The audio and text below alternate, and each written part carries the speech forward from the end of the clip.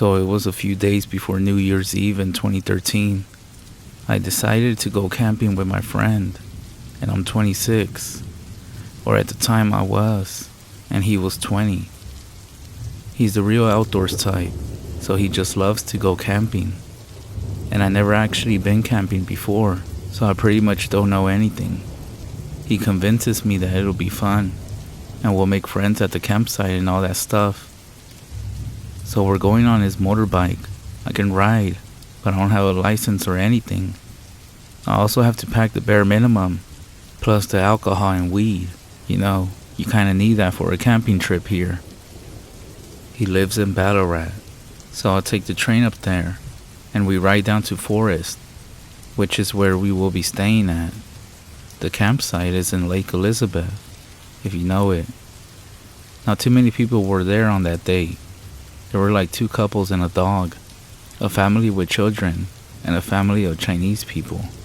And so when I see all these people, I'm like, what the hell is this? I thought we were gonna have a big New Year's Eve party. But my friend says, don't worry, I've been here before.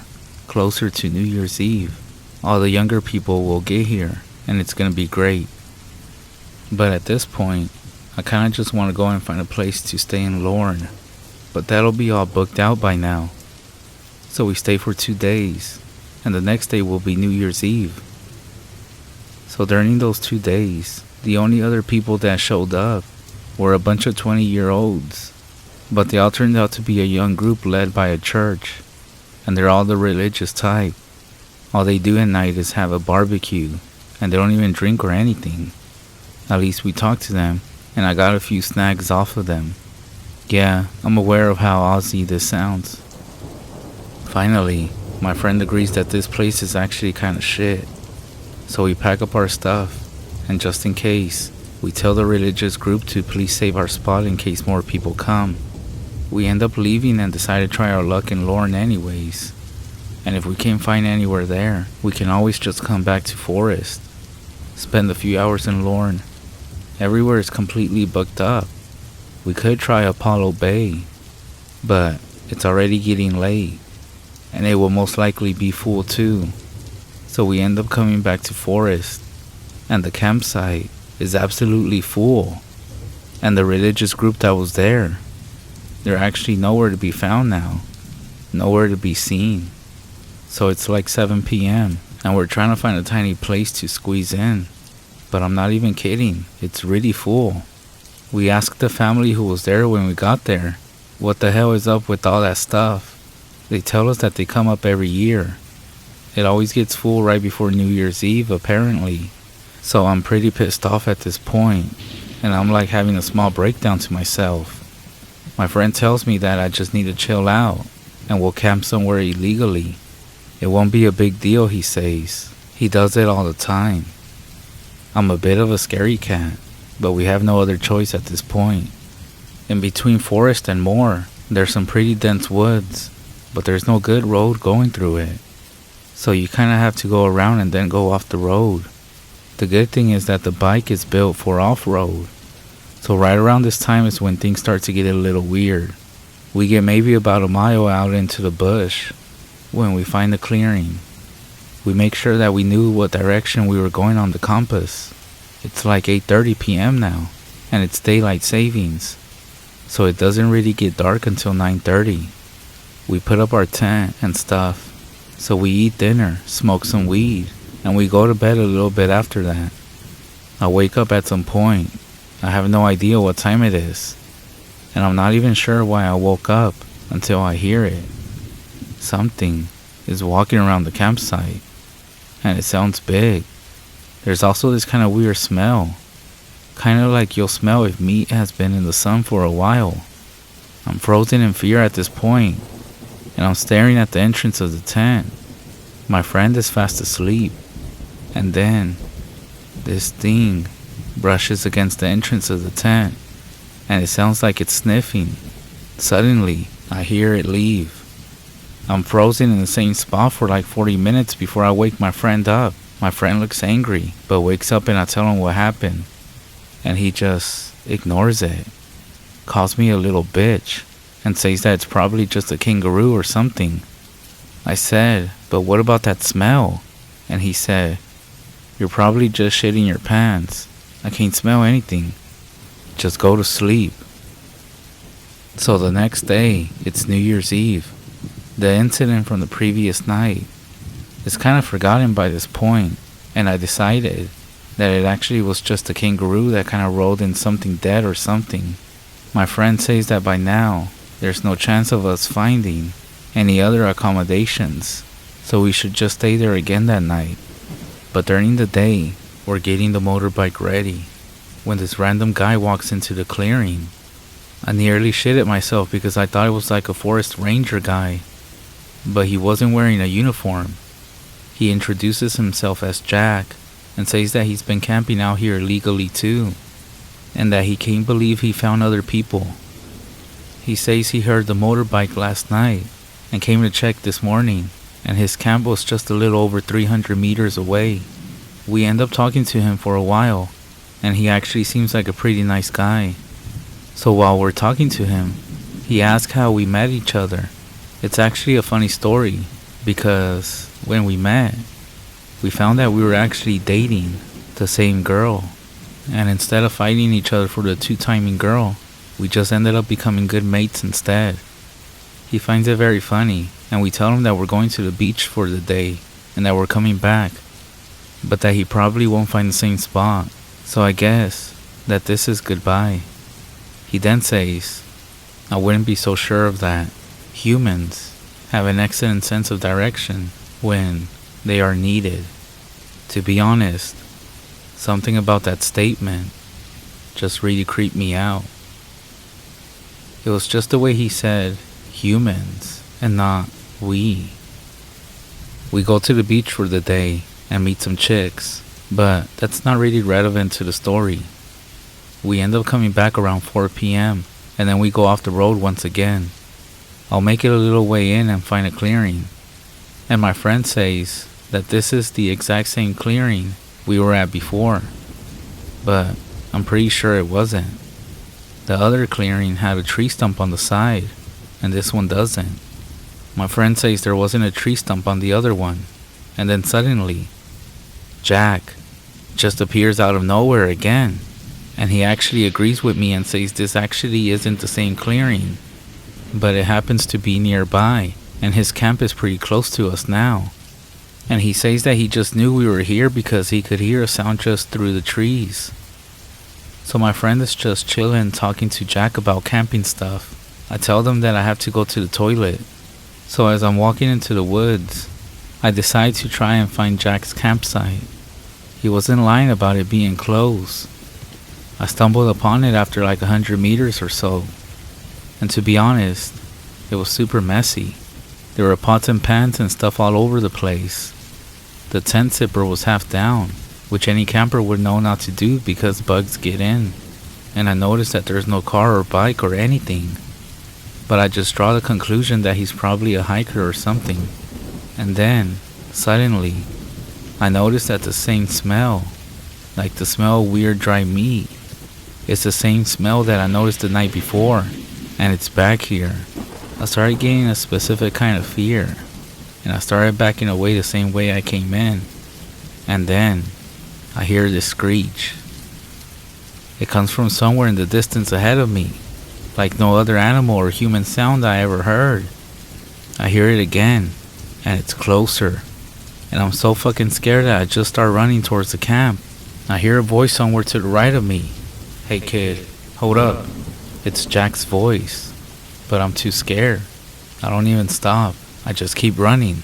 I burst into the clearing and see my friend. I'm really upset, so he knows I'm not just fucking making shit up. And he listens to my story. He tells me that Jack told him that he was leaving, and that he had gone back the way to his campsite about 10 minutes ago. I say that's impossible, because I saw the campsite, and it was all messy and stuff, and Jack wasn't even there. And I also mentioned that I heard him in the woods. My friend says that Jack was probably in the middle of packing up and went for a piss or something when I was at his camp, and that I definitely imagined his voice in the woods.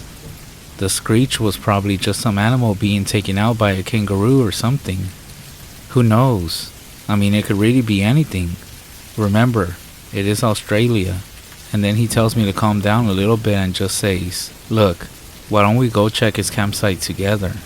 But I definitely don't want to go back there. But after some convincing, I end up leading the way. We end up getting to Jack's clearing, and everything is gone. My friend smirks at me and says he has to go piss, and to wait there because he doesn't know the way back. He disappears into the bushes. Now, this is normal for him. He hates pissing in front of other people. But suddenly, I see this flash of white that I hadn't noticed before. And I look up, and it's like a ripped t-shirt hanging from a tree branch. It has blood on it. I start freaking out and yell for my friend. And all I hear is that fucking screech again. I start running and somehow I end up going to a different direction to the campsite. So I stop at about 200 meters. Otherwise, I know I would get lost. I end up sitting down to catch my breath.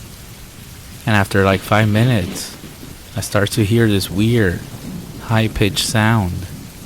It becomes clear, and I realized it's my friend's voice calling my name. And I'm just thinking, oh, thank God. I call out to him, and we both find each other through the sound of our voices. I say to him, did you hear that fucking screech? It's the same one I heard earlier at Jack's camp. And he says, yeah, I did, man. It's weird, right? Do you know where our camp is from here? And so I tell him, I know the general direction. And so we end up back at the camp. I tell him about the white shirt, and he agrees with me that it's super creepy. And then he says, well, at least Jack's gone now, so we can spend the night here. And for some reason, I get that feeling of fear again, the same one that I had at Jack's camp. So I tell him, no man, we should definitely get out of here. This place is really starting to creep me out. And suddenly, my friend gets irrationally angry. He says, what the fuck, man? I can't believe you're gonna back out of something just because you think it's a bad situation. I remember when we first met, and that girl was playing with both of us. But instead of fighting each other, we just kinda turned that bad situation around and became friends. And I think this is a weird thing to say. It doesn't really fit into the context of what was going on, you know? And so I tell him, no, I really think we should leave. We barely have any food or water left as well. Why don't we just go back out to Ballarat and hang with Jesse and them? And so he finally agrees. Hey, before we go, can you just come with me into the woods for a second? I need to piss again. The screech scared the fuck out of me. So I kind of follow him a few steps until my brain clicks. And I remember that my friend is the kind of guy who needs privacy when he pisses, even if he's scared. And I say, no man, just hold it in. I don't want to go anywhere out in these woods again. Hesitating. He agrees. So as we're packing up the tent, it's mostly me doing all the work. He's just sitting there watching me, which is actually weird because it's his stuff, and he's really protective over his camping gear. I pack the saddlebag for the bike and wait for him to get on. He then gives me this weird look, and he says, can you ride this time? I'm feeling really weird now. I tell him he knows I can ride, but I don't fucking have my license. And he just says, I'm really tired. Can you just ride today? We'll be fine. And so I agree and just want to get the fuck out of there. He gets on behind me and puts his hands tightly around my waist, which he knows you don't do because we have a back plate. I make sure to keep an eye on the compass, and after a while, we get onto the road. And after about an hour, I'll pull over because we'll be getting onto the highway soon. I tell him we need a switch in case I get pulled over. He gets on but then is asking where we're going. And I'm thinking, I can't believe this. We're going back to his house. I end up having to direct him back. I knew something seriously weird was going down with him. And he also knew that I knew. Because what kind of person forgets where they live? Basically, after we got back to his house, I just left because I couldn't stand to be in the same room as him anymore. But on the trip, things kind of clicked together in my brain. Like he only knew things after I said them. And he only knew about how we met because he told Jack. And I feel like Jack is definitely involved in this somehow. He's also been really different since that camping trip. Like he's had this dog which is there for 12 years. And he loves that dog like it's his best friend. And when we get to his house, he didn't even greet it or pat it. Seriously, just not right for him at all. And also, he's like a really social guy. But after our camping trip, he just didn't go out on New Year's at all. And when I was leaving the house, he didn't try and convince me to stay or anything. And my real friend would have. But whoever it is now, it knew at that point that I knew that something was going on. And he's tried texting me since then. But they're all full of spelling mistakes and stuff. Everything's just really weird. At this point, I don't even reply to him because it just pisses me off. And I even deleted some of them because they just make me upset. Some of my other friends have actually gone to his house after this. And they say that it's just kind of messy now. They said it kind of smells like when a possum dies in the ceiling or something. And that's pretty much it. My other friend told me that he's always asking about me, and that I haven't spoken to him since all this happened. I have another close friend who's gone to visit him a few times, but lately I haven't heard from him. So I'm pretty sure that he's probably dead, or maybe they went out into the woods somewhere. It's really hard to say. So when you go camping with friends, be mindful of how they start acting around you. Be mindful of any stranger that approaches your camp. Or if anybody starts acting different.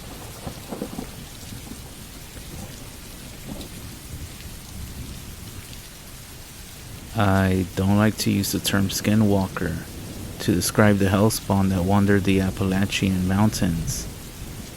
I say this because the only people that believe in skinwalkers are the ones who have actually seen them. I sure didn't believe in any such thing until about 2 weeks ago. The Appalachian Mountains had always been a place that I wanted to visit. The pictures on Google, on the internet, were enough for me. This place is fucking beautiful.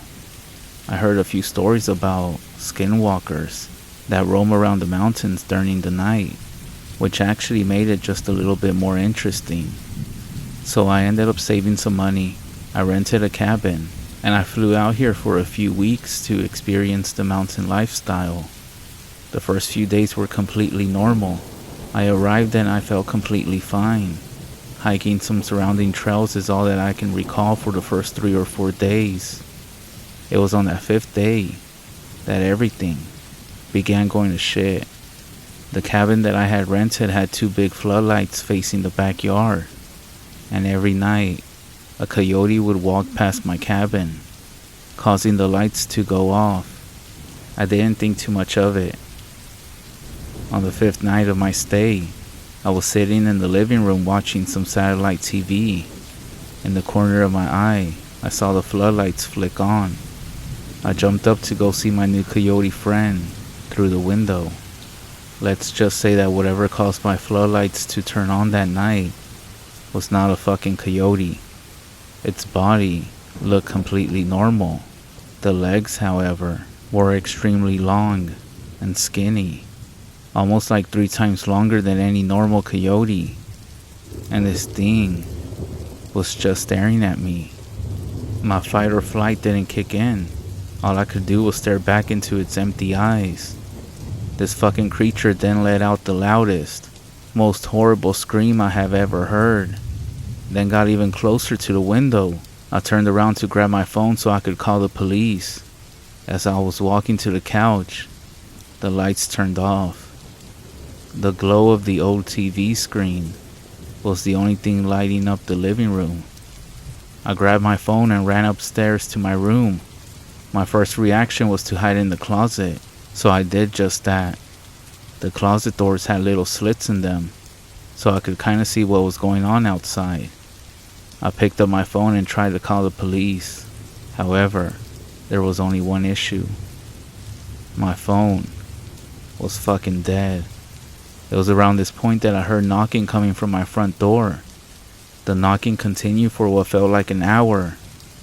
I had no idea what to do, so I just sat there, hoping that it would stop. And then, it eventually did stop. But shortly after, I heard the door open. No kicking the door in or anything. It just opened. That's when I started to cry. I could hear faint footsteps getting louder and faster as it went up the stairs. It eventually got to my room, where I thought I was dead for sure. I could hear it opening the drawers and messing with my bed sheets. I peered through one of the slits in the door, but I couldn't really see anything. That was until the creature put its disgusting, rotting face right up against the door. It was breathing so loud that it was hurting my ears. I pushed myself into a corner and used one of my jackets to cover me. It was my last option. I'm not sure how long I sat there, but it felt like an eternity. I eventually peeked out from behind my jacket to see some light coming through the doors. I stood up and looked out. It was daytime. I couldn't hear the creature anymore. I assumed that it got scared by the sunlight and left. I slowly opened my closet door. It was finally safe. Needless to say, I got the fuck out of there, and I'm never going back. I don't want to see my psychologist, because they won't believe me. They'll think that I'm crazy. Maybe that I'm insane. I'm not sure. All I know is that whenever the locals of the Appalachian Mountains talk about these things, they're not lying.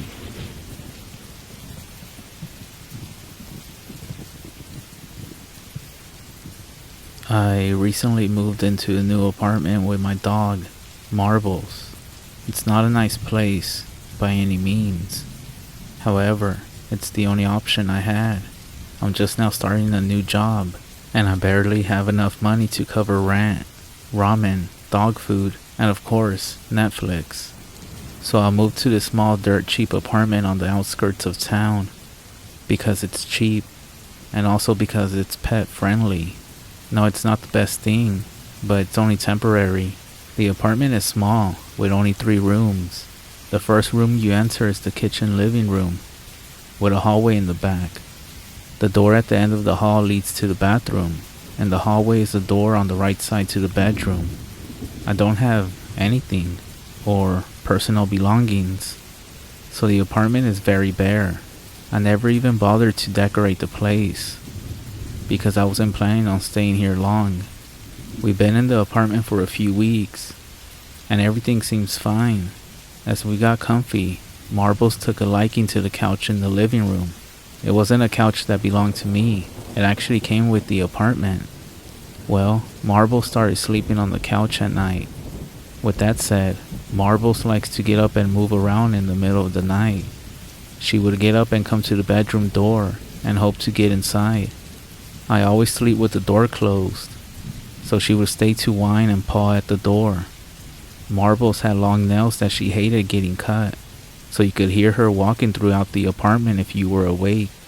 After a few nights of this, I just started leaving the door open for her. From then on, she would come and get in the bed with me at all times of the night. This never bothered me. Many more weeks went by with nothing happening. However, one weekend, my Netflix session lasted a little bit longer than it normally does, and I was still up at around 2 a.m. in the morning. I was just wrapping up Stranger Things Season 2 when out of the corner of my eye, I saw it in the doorway to the hall. There was something peeking at me. I turned to look directly at it. It looked like the top half of a face, peeking from the left side of the doorway. The only thing I could see were 2 eyes, beady and black, staring at me. I was frozen. Not sure if it was fear or shock stopping me from moving. I blinked, and it was still there. After a few more seconds, I started panicking and yelled out, "Who the fuck are you? Get out!" For a few more seconds, it kept staring, and then slowly began to pull away and out of view. Once I could no longer see it, it took a few moments to regain control of my body. Once I had, I jumped up and slammed the door, locking it. Marbles, who had been laying on the bed with me, was now sitting up and alert. I called the police and told them someone had broken into my apartment. After a while, I heard them knocking on the front door. Eventually, I mustered the courage to step out from the room and run to the front door. They investigated, and the landlord was called. No one was found in the apartment, and when the police had arrived, the front door was still locked from when I got home. There were no signs of breaking and entering, but I insisted that I saw someone. The police did one more sweep of the apartment before leaving, telling me that there was nothing more they could do. The landlord, to whom I must give credit, swapped out the locks the next day, giving me all new keys. He told me that it was possible that a previous renter still had a set of keys to the room and had possibly come in. The thought of that unnerved me, but the more I thought back on it, the less human the thing seemed to be. It took a few weeks and many sleepless nights to go back to normal, if you could call it that. I told myself that I could handle the stress, that we would only be here a little bit longer. During that time, I also bought a baseball bat, which I now kept beside my bed. Now, I still kept the door to the bedroom open at night, but only slightly open, so that marbles could slip in or out. I didn't feel comfortable seeing the doorway where that thing had been, but one night, Marbles came in and hopped in the bed like she normally does. She settled down and rested her head on my thigh, which is very common. I had been asleep and never bothered to open my eyes. I started drifting back off to sleep when I heard a sound. It was the sound of the nails of Marble as she walked. It came from the living room and was approaching the bedroom door. I was facing the side of the room with the door, and I opened my eyes, and Marbles was there, pushing the door open and coming in. A chill ran up my spine. Slowly, I looked over and down at the bed. It was there. The thing was resting its head on my thigh, looking right into my eyes. For a quick second, I got a look at it. It had a humanoid form, but it was impossibly inhuman. Its face was horrific, with those beady black eyes, long greasy black hair. Its body was elongated, and it looked as though it was made up of only bones with skin wrapped tightly around them. Its face then started to creep closer to mine, and I was finally able to move. I threw the blanket over the thing and jumped out of the bed, running to the front door. I could hear it scurrying behind me, along with Marbles running behind. When I got to the door, I turned to see both Marbles and this thing following. Marbles made it to the door first, and once she was out, I slammed the door shut. I heard and felt the thing slam against the door, scratching and banging against it. I could also hear its raspy breathing. Eventually, it all went quiet.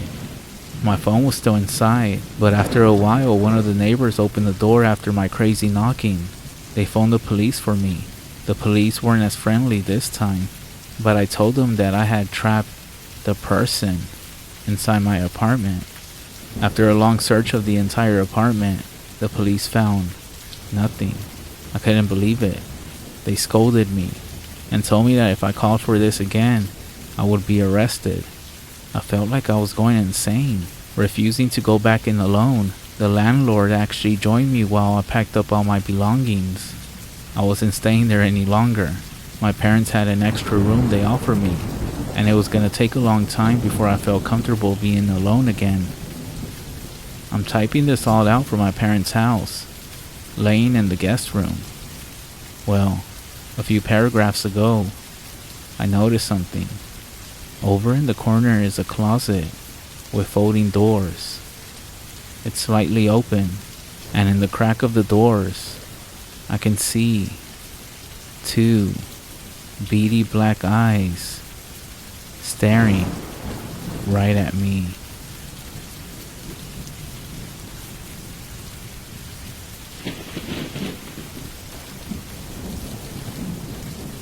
the time stops at 1:09 a.m., roll over and pray that they think that you're asleep.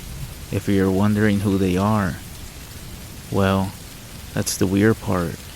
It's your family, or your roommate, or whoever you live with. I never heard of this happening before, so I'm not sure what I can really do about it, other than pretend I'm sleeping, of course. That's the only thing that really seems to keep them docile. Let me explain what's been happening in a little more detail. This has been going on for the past 3 nights now. I didn't really think too much of it the first night, because, honestly, I thought my family was pulling some prank on me.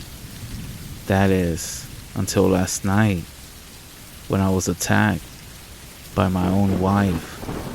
The first night was a pretty early night for my wife Kelsey, and my twin boys Eric and Aaron.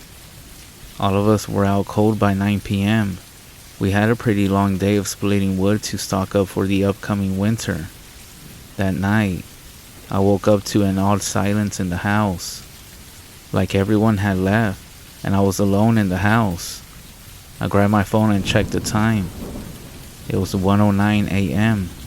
I looked over just to check if my wife was still asleep, and when I found the bed empty, I sat up and looked around. The house was pitch black other than the hall light by my boy's room that we left on, and with that light, I could see 3 shadows cast along the hallway wall as my bedroom was left open.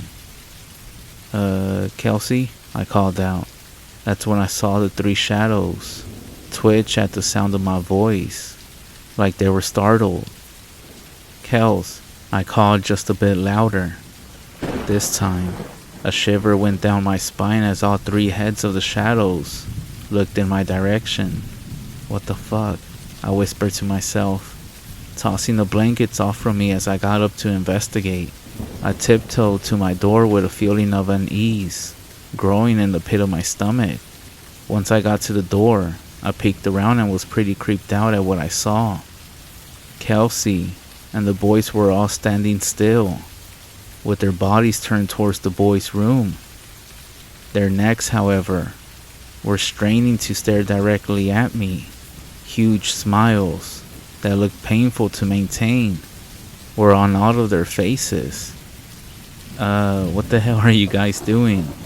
I asked with a chuckle, thinking they were playing a joke on me. Now that I think back at it, it doesn't even make much sense thinking they were joking. After all, why would they get up in the middle of the night for that, when there's no guarantee that I would even wake up? Their bodies made a twitchy, unnatural movement at the sound of my voice, which made me jump back in surprise. This was when I really started to think something might be wrong.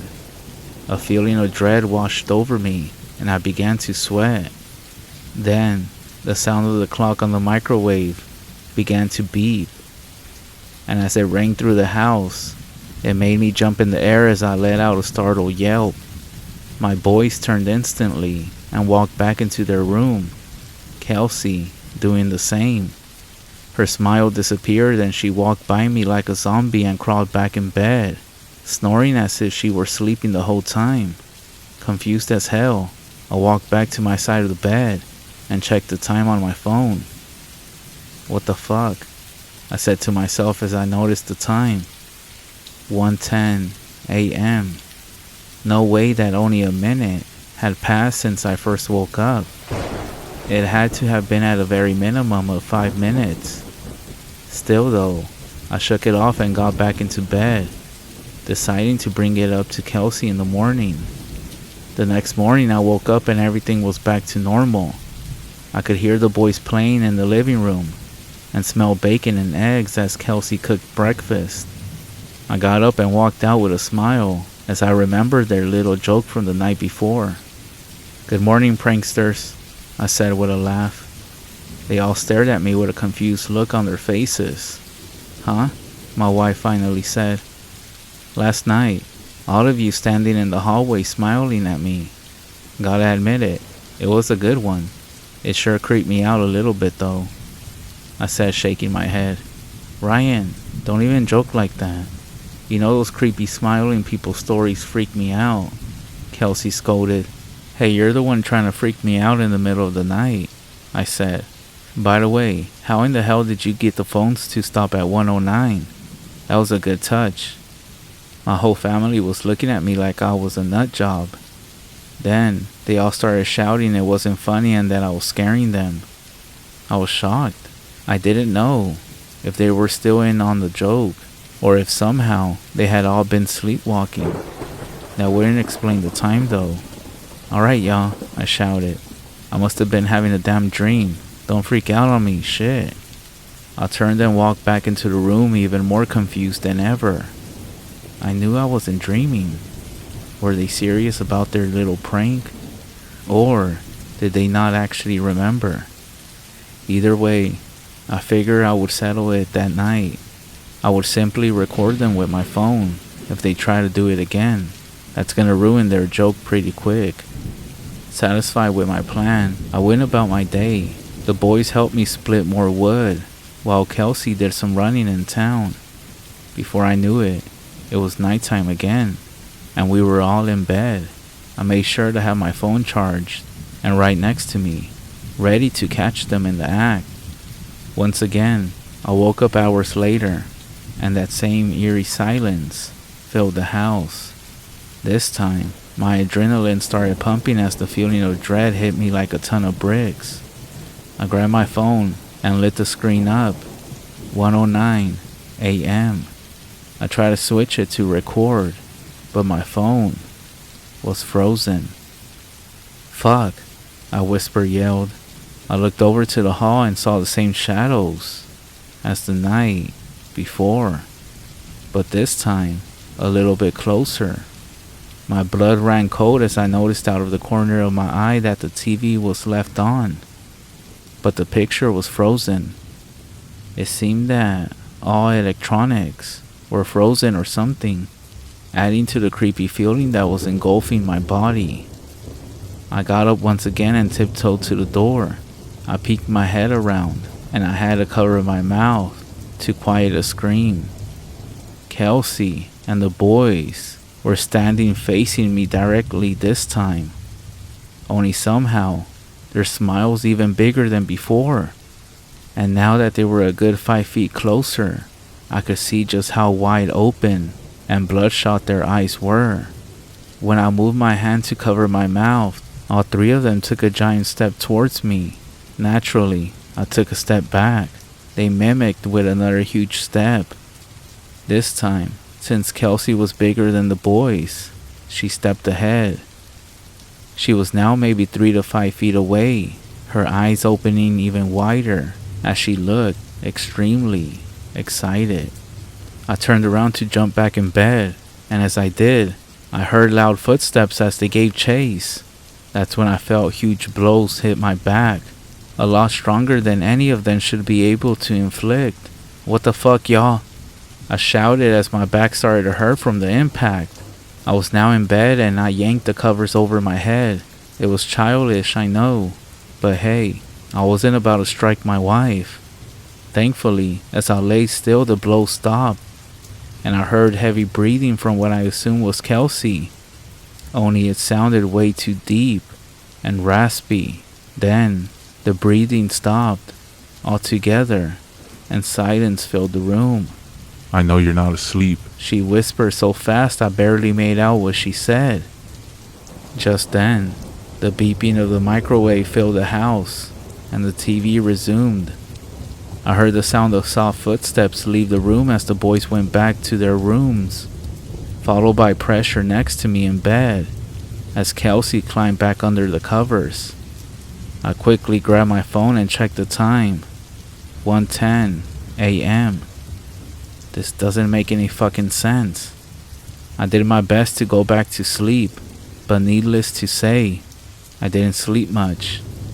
I tossed and turned as I tried to figure out what the fuck was happening. I tried to figure out what steps to take next.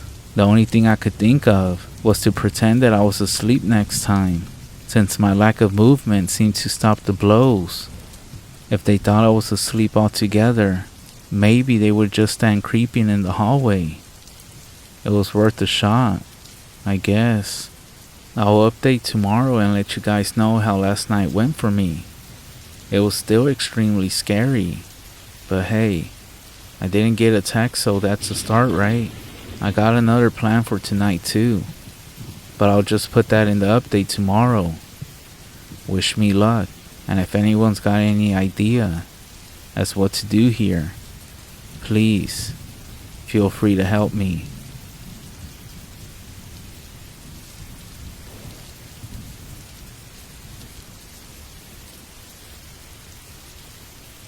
This is my first post, and it's a true story. I was living in Oklahoma with my mother at a small lake house, and I'm around 10 or 11 at this time. I'm sleeping in my bedroom when I randomly wake up for no reason. This was not normal for me, and I felt very uneasy. The only sound I could hear was my mother snoring in the next room. I turned over and tried to go back to sleep, but my need to use the bathroom was growing, so I forced myself to head that way.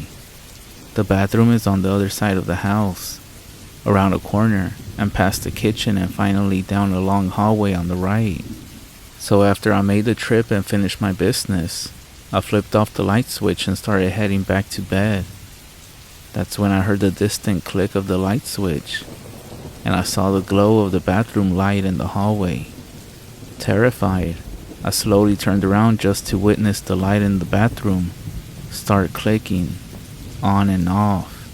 Finally, it turned completely off. In the dark of the hallway, my eyes began to make out a white shape near the end of the hall. It was around my size and crouched to the floor. At this point, I'm frozen to the spot as my mind begins realizing that no one else is home except for my mom and myself. Then, this white figure began to whisper in a quiet voice of a man, Help me. I'm lost.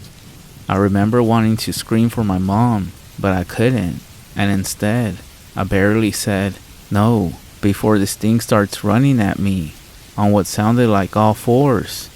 I quickly ran through the kitchen and around the corner before running to my sleeping mother, shaking her awake. I remember saying, "It's coming, Mom, it's coming," and my mother's eyes going from dazed to alert in an instant.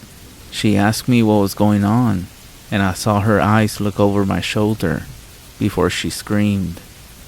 Remembering her scream still makes my blood run cold. Never had I heard pure fear like that in my life, even to this day. She then grabs me by the arms and pulls me into my room and slams the door shut. She holds me in her arms with her back pressed against the door as we listen. It sounded like this thing was running around in circles in the kitchen. We could hear hands and feet slapping against the tile. The kitchen had a sliding glass door to the outside, which sounded like it was thrown open then slammed. We sat there horrified until daybreak. I was sent to my grandmother's in the next town for a while after that, and never set foot in that house again. Years later, my mother said she went walking around the property after the incident and came across a small burial site with 3 headstones that each belonged to children from the early 1900s. It freaks me out because what I heard that night was a man's voice, but it was very unnatural. My mom still won't tell me what she saw behind me and what it was that made her scream. She tells me that she's afraid it will know that we're talking about it and it will come back. This is the first of many weird things that have happened in my life.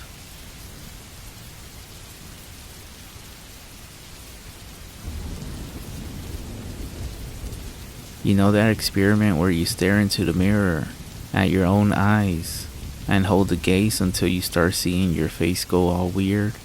If you haven't, please don't try it out. I'm begging and warning you.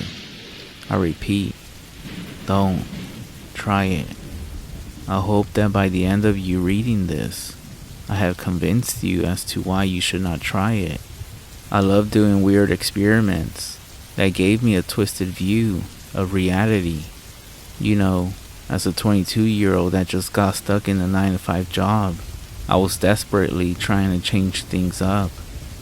I didn't want to do drugs, so I tried experiments like the one above.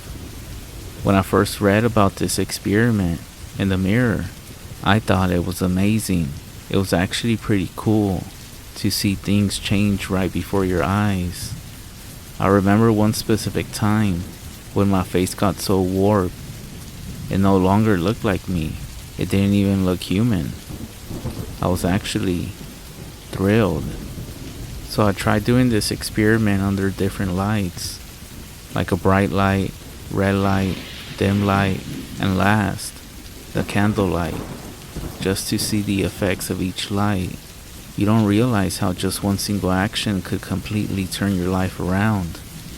Like not being able to answer questions in your chemistry exam, which made me get a C for that course. As a result, I could not get into medical science, which actually changed my degree completely, and as a result, even my job. My life could have been completely different if I had gotten into medical school. Anyways, the point is, it's always the smallest of things that can have a major impact. And for me, it was 3 simple lit candles. So one day I decided to try out the experiment in candlelight. Strange. This time I felt scared. Don't ignore your gut feeling. Honestly, it's like a second brain. In fact, I think studies have proved it. So I felt quite strange, but I decided to go ahead anyways. I lit up 3 candles, enough to illuminate just my face. I started the experiment as usual and stared into my eyes. 20 seconds had passed, and instead of my face changing, as usual, it remained the same. I decided to continue for longer, despite the sensation of unease. Then, my face started changing. Slowly and clearly, my eyes came too close to each other. They had become red. I didn't realize I had been smiling, but I could see myself smiling wide. It was one of those smiles where you can see the gums in your teeth. They looked so red. I got so freaked out and closed my eyes. When I opened them, just for a split second, I saw that warped image of myself again. I thought it must have been one of those images that are sort of retained in your memory and then played after. Like when you see a negative image on your computer screen, and then when you see a white wall, you see the image. I brushed it off and did not see myself in the mirror the whole day. But that night, I decided to brush my hair in front of my mirror, and I swear, for a second, I saw my twisted version standing behind me with that same smile. I quickly turned around almost screaming, but I didn't see anything, thankfully. After that, I didn't see anything strange for a while. I did end up stopping that stupid experiment. Then, after a while, at my friend's house, I saw it. I saw it when I was drying some silver pots and I saw my own face, sort of out of sight. But then, I also saw that warped image of myself. I almost dropped my pot. From then on, this image made a daily appearance on any reflective surface. Windows at work, puddles on the street, bathroom mirrors, laptop reflection. If it reflected an image, that warped image of myself would make an appearance. If you're wondering how I kept my sanity, well, to be honest, I'm not sure. I stopped looking at myself in the mirror and got rid of all reflective things in my house and tried staying away from reflective things.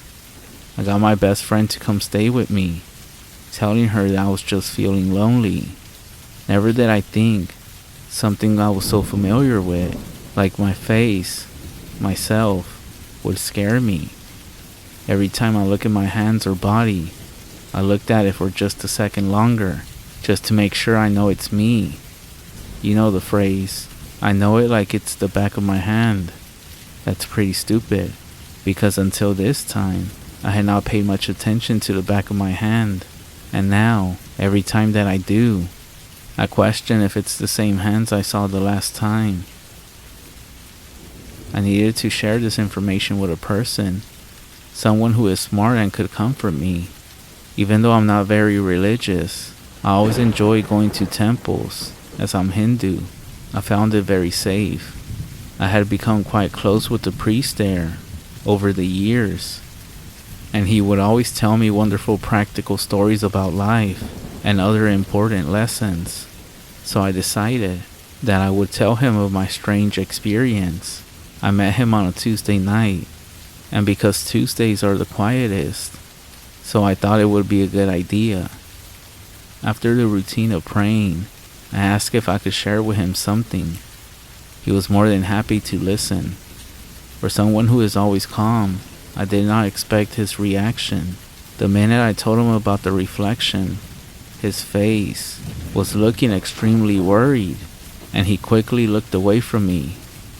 Once I finished telling him the story, he took the golden jug of holy water and literally emptied it on me right then and there.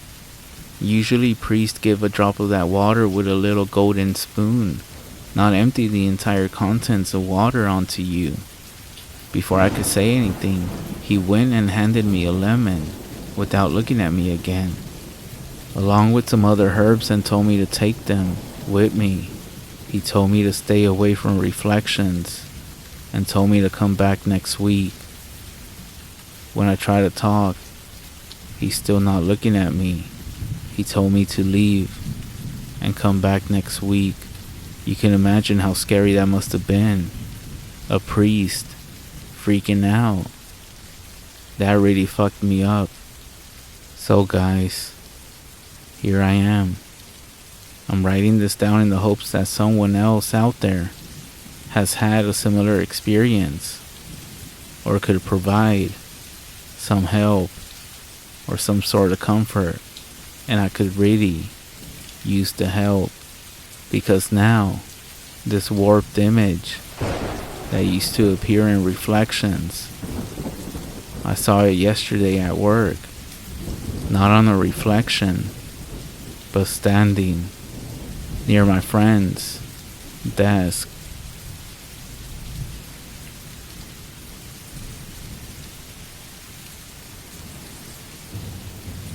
We made a huge mistake.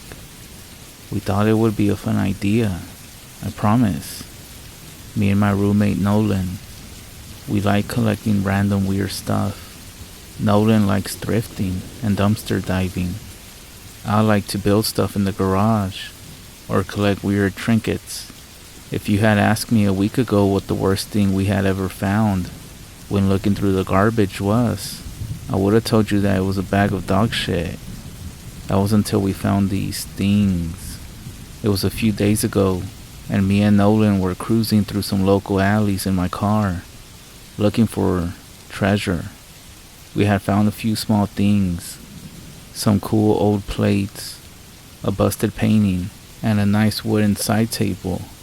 We were driving behind a strip mall, passing some dumpsters, when Nolan grabbed me by the shoulder. "Dude, look," he said, pointing to a dumpster just ahead of us, where a set of white feet were poking up from the top. I immediately pulled the car over and parked it in front of the dumpster. We got out, hopped up on the ledge of the dumpster, and peered inside. "Mannequins. Sick," I grinned. "You think we can actually fit them?" Nolan asked, looking at me. "We'll make them fit. Here, you fish them out, and I'll make space," I said, as I stepped down and popped the trunk of the car. I moved a few things we had found so far into the trunk, and pointed out that the mannequins could actually be stacked horizontally in the back seat. There were 3 of them. Definitely not brand new, but not too bad for a dumpster find. A few scuffs and scratches here and there, but it wouldn't be an issue. This was a good enough find to make us return home satisfied with what we got, which we actually did. We unloaded and stacked everything in the garage. and brushed off our new treasure, the mannequins. What should we do with them? Nolan asked. We both pondered for a moment. You know what would be hilarious? I started. What if we put speakers in them and made them say creepy shit to scare people? That's fucking genius, Nolan smiled, nodding his head. We spent the next hour or two cutting holes in the backs of the mannequins' heads and taping some small Bluetooth speakers into them. We found an app that would let us broadcast our voices from our phones directly to the speakers. So we spent the rest of the afternoon playing around with that until we got bored. We sent a few pictures and videos of them to our friends, who actually all thought that we were crazy. The other two roommates we had were not thrilled at the idea of the weird speaking mannequins being part of the household, but we waved them off and told them that they would get used to it. However, I wish we would have listened to them. It was the next morning, as I was having a cup of coffee and browsing Instagram at the kitchen table that Nolan had brought, laughing as soon as he saw me. Yeah, you got me good with that one last night, man, he said. Huh? You know, the mannequin you put outside my bedroom door. Real spooky, huh? He said. Wasn't me, I said. It must have been Amy or Sunny. Yeah, sure, whatever. I'm gonna get you back though, just you wait, Nolan said with a dismissive wave of his hand, as he took a cup of coffee for himself and went back upstairs. That day passed as any Saturday would, mostly doing nothing. A bit of cleaning around the house. Later in the evening, we invited a couple of friends over so that we could crack open a few beers and have a fire in the backyard. We showed off the mannequins, and everyone actually hated them except for me and Nolan. We didn't really care though, but we actually put them back inside so that they wouldn't bother people too much. I'm going to the bathroom, y'all. Does anyone need anything? I asked everybody standing up from the fire. One or two people wanted beers, so I nodded and went inside. The bathroom door was slightly open and the lights were off, so I figured that nobody was in there. I pushed the bathroom door open. I jumped back suddenly as I saw one of the mannequins standing in the middle of the bathroom. Boo, Came a voice from the speaker in its head. Oh, fuck off, man, I said as my fear turned into laughing. I picked up the mannequin and carried it to the living room. put me down, put me down. The mannequin cried as I carried it. Unhand me, Rylan. Shut it, Nolan, I said as I propped the mannequin in the corner of the living room. I went back outside with the requested beers and flipped Nolan off as I stepped down the deck stairs. He laughed and waved me off. We spent the rest of the night drinking and laughing. The fire was turning into coals and most of our friends had left by about 2 in the morning. I finished my final beer and I told everyone good night as I threw the can on our pile of empties. I stumbled back inside and pushed my bedroom door open. I was too drunk to be scared this time, so I merely chuckled to see all 3 mannequins lined up on the far side of my bed. One of them had its arm extended, the hand pointing to the bed. Sleepy time, Said one of the mannequins. I sighed and moved all of them back out to the living room, wondering if rescuing these things was going to make more of a hassle than worth it. I went back to the room and closed my door and crawled into bed, falling asleep to the peaceful hum of the air conditioner. I woke up late and rolled over to check my phone. I scrolled through a few Instagram notifications, checked the news on Reddit, and then almost had a heart attack when I got out of my bed to make my way to the bathroom. rise and shine. Said the mannequin standing at the foot of my bed. The faces of the mannequins we had found were now blank, almost very smooth, without details. But Nolan had drawn a smiley face in Sharpie on this one. I reached over to my nightstand, and I threw a copy of the Game of Thrones at the mannequin, which hit it square in the chest and made it fall over backwards to the ground. Ouchie. It said from the floor. I threw on a bathrobe and left the room. I showered and went about my Sunday. When I returned to my room to get dressed, The stupid mannequin was still sprawled on the floor, with a stupid smile on its face. I grabbed it by the arm and dragged it to the living room, where I propped it up with the other mannequins, which now also had smiley faces drawn on their blank faces. Sonny actually worked late that day, and Nolan and Amy were out doing something, so I had the house to myself. After I spent most of the day reading and playing some video games, I decided that I would finish off the last few beers left in the case from yesterday. I grabbed one out of the fridge, took a cigarette from my pack, and stepped out into the back deck. Alright, fuck these things, I said as I saw the 3 mannequins were standing in a circle around the fire pit in the backyard, holding empty beer cans in their hands. I set my beer down, walked back inside, and picked up the baseball bat that I kept next to my bed. I walked back outside.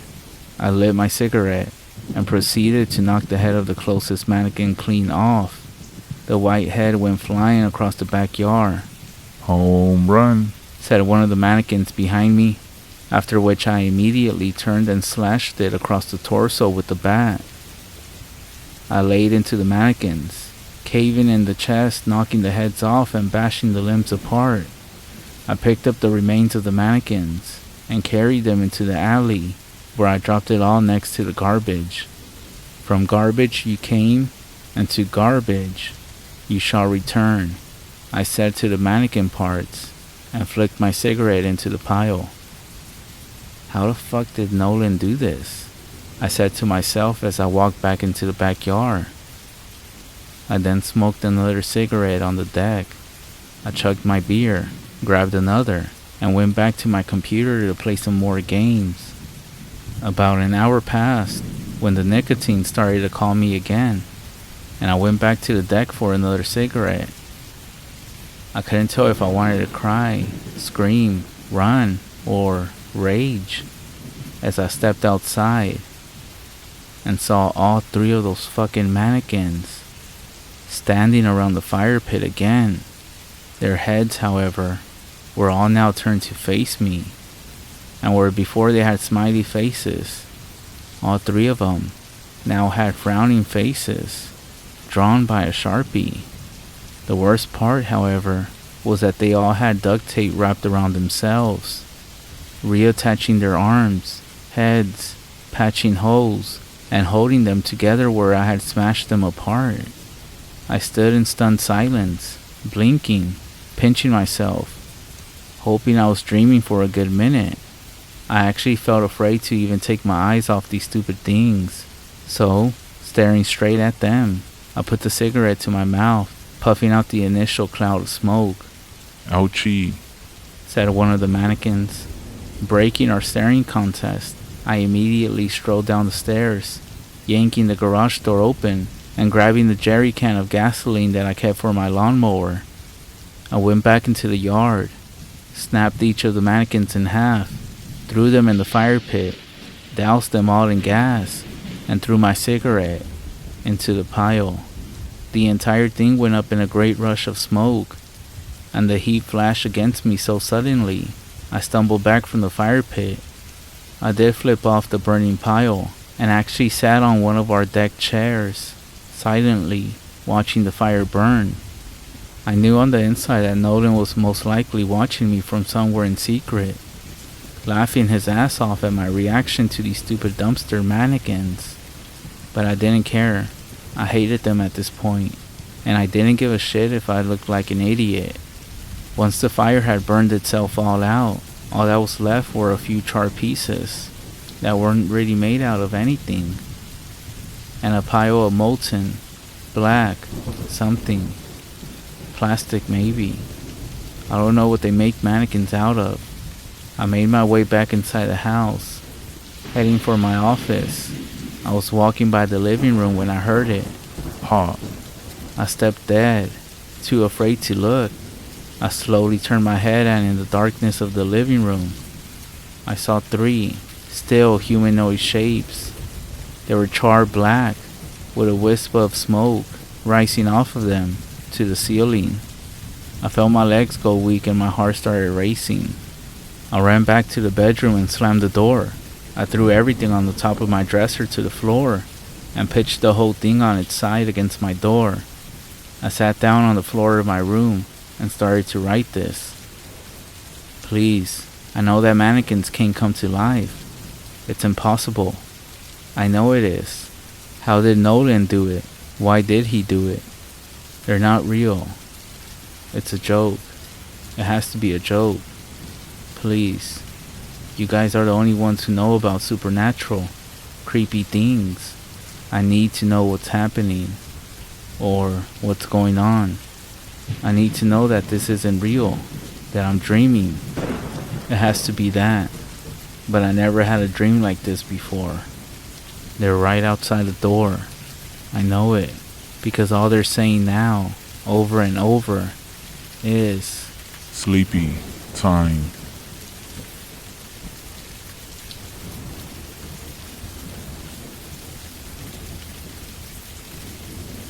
If you're reading this, congratulations. I'm most likely dead, or maybe worse. My name is Daniel, and I own quite a bit of land up in the Appalachian Mountains, left to me by my great auntie. So far, in the years I lived here, paranormal and downright disturbing things have happened to me here. People told me to just leave or report it, like I never done that before. To them, I'm just a young guy that went crazy a little too early. It bothers me that normal people have no idea what goes on up here, all alone. You see, my first encounter with them, I didn't know how to deal with them. I didn't even know what they were called until recently. It's important, or at least it's important to me, that some of the tricks I have learned throughout the 3 years I lived up here could be of use to somebody one day. My second, or maybe third time I was being stalked by a skinwalker, it felt like I was walking in circles. I had a camera with an SD card pretty deep in the woods, but when I tried to walk back to my cabin, I kept passing the camera. I was walking in circles. This went on for hours. The sun was setting soon, and I was quite thirsty at the time, I remember. I sat up against the tree my camera was mounted on, and actually started crying. It was watching me, I guess waiting for me to fall dead. I hit myself in desperation a few times, trying to think. I sat up and took a very deep breath, wiped the water from my eyes, and it dawned on me. It's gotta be messing with my equilibrium. I have to be off balance, there's no other way, but I could still walk. But my depth perception was slightly off. All I had to do was tilt my head as far as it would go into my shoulder and walk back to my cabin. My ear was pressed into my shoulder, but even with one ear, I could still hear how anxious the creature sounded, pacing in the woods, hoping I didn't get away. Once I made it inside my cabin, I didn't come out for a couple of days, for safe measures. Another trick they know is mimicking animals. I found that they like coyotes. I actually used to hunt coyotes back home, but never up here in the mountains. I seen a couple of my deer cameras that it looked like, right after I left my camera, a coyote would follow me a while, if not all the way home. I had to stop that real quick and set out some snares.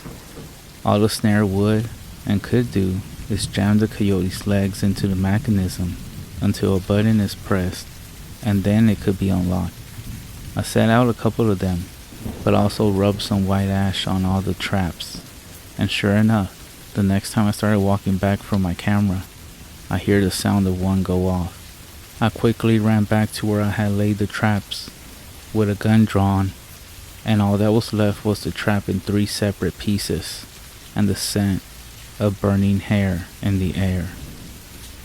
Every time I checked the camera after that, a coyote with a nasty burn scar on its leg would stop where the camera was mounted and turn around and walk back into the brush. And lastly, Do not engage in any type of combat with them. Warding them off is one thing, but actually hunting them is a mistake. I wish I would have known that sooner. I had 2 buddies back in town I used to tell my stories to. Alcohol loosens the lips. Their names were James and Cole. I'm pretty sure they were cousins, but I never asked. Thinking about it now, I wish I would have gotten to know them better. But long story short, they're dead. And now, I'm dying. This morning, they came and pounded in my door insisting we hunt these skinwalkers. I told them it was a very bad idea, but they even took the liberty of buying silver bullets. They told me how much they cost, but I can't remember right now. I finally caved and we got ready all day. We first started making a large amount of white ash, cleaning our guns. Heck, they even packed MREs and special high-dollar spotlights. We set off right as the sun went down. We weren't 3 hours in when disaster struck. We were all sitting around a tree. I could tell that the skinwalkers were watching us. They're all around us, multiple. I'm scanning everything with my spotlight, not even realizing that Cole wasn't with us anymore. I asked James where he was, but he didn't seem nervous at all, and told me he may have had to go pee. I turned back to face my front, and there I see Cole. He's a good distance out, but something wasn't right.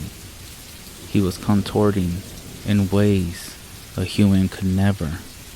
I started to turn around to ask James what we should do, but halfway around, I heard James, guttural, sounding, breathing, like his lungs were filling with blood.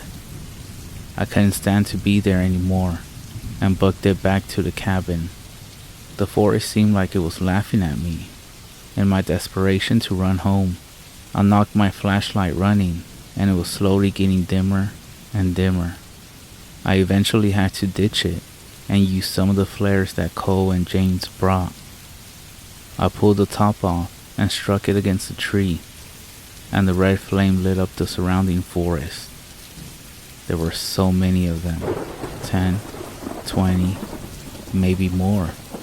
But as luck would have it, they never attacked me. I could see the cabin and flung the door open and shut it behind me. I ran for the upstairs bedroom and quickly got into the old wooden closet where I'm currently typing this. I don't hear them, but they're outside my house. Unfortunately, in the midst of running away, I did end up getting clawed, or maybe bit. It's not a terrible wound, but it's bleeding black. If you're reading this, if you can, please send help. I really do need it this time.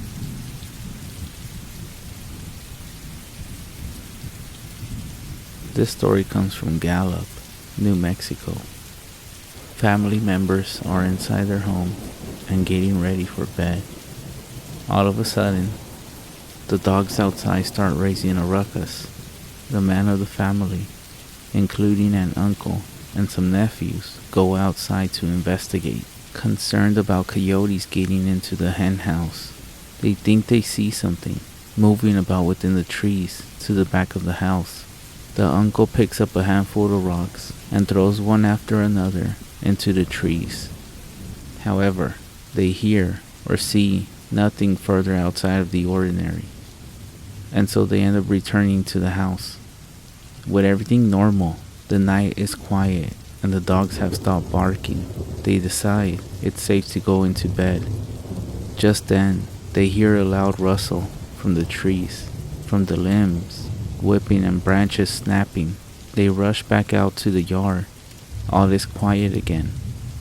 For 30 minutes or so, they stand guard, but not even the wind is blowing. The next morning, they go back outside and see that the gate to the hen house, as well as the door, is wide open. All of the birds are gone. The men end up searching the yard, and out by the outhouse, they discover, instead, an odd set of tracks going back and forth, as if something upon 2 feet was pacing between there and the trees. Finding no signs of the chickens, they return to the area around the hen house to look for similar tracks, knowing that only one person or someone similar could have opened the gate and the door. But the only marks they find are within the pen, and they all belong to chickens. The grandmother, who is standing at the back door of the house, tells them that it was a skinwalker. She says a prayer, and together they yell in a loud voice and in Navajo, "Go away, go bother someone else."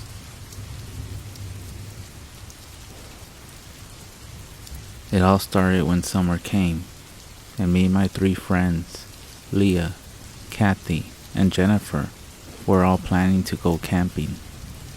Leah asked her dad if he could drop us off, and he agreed.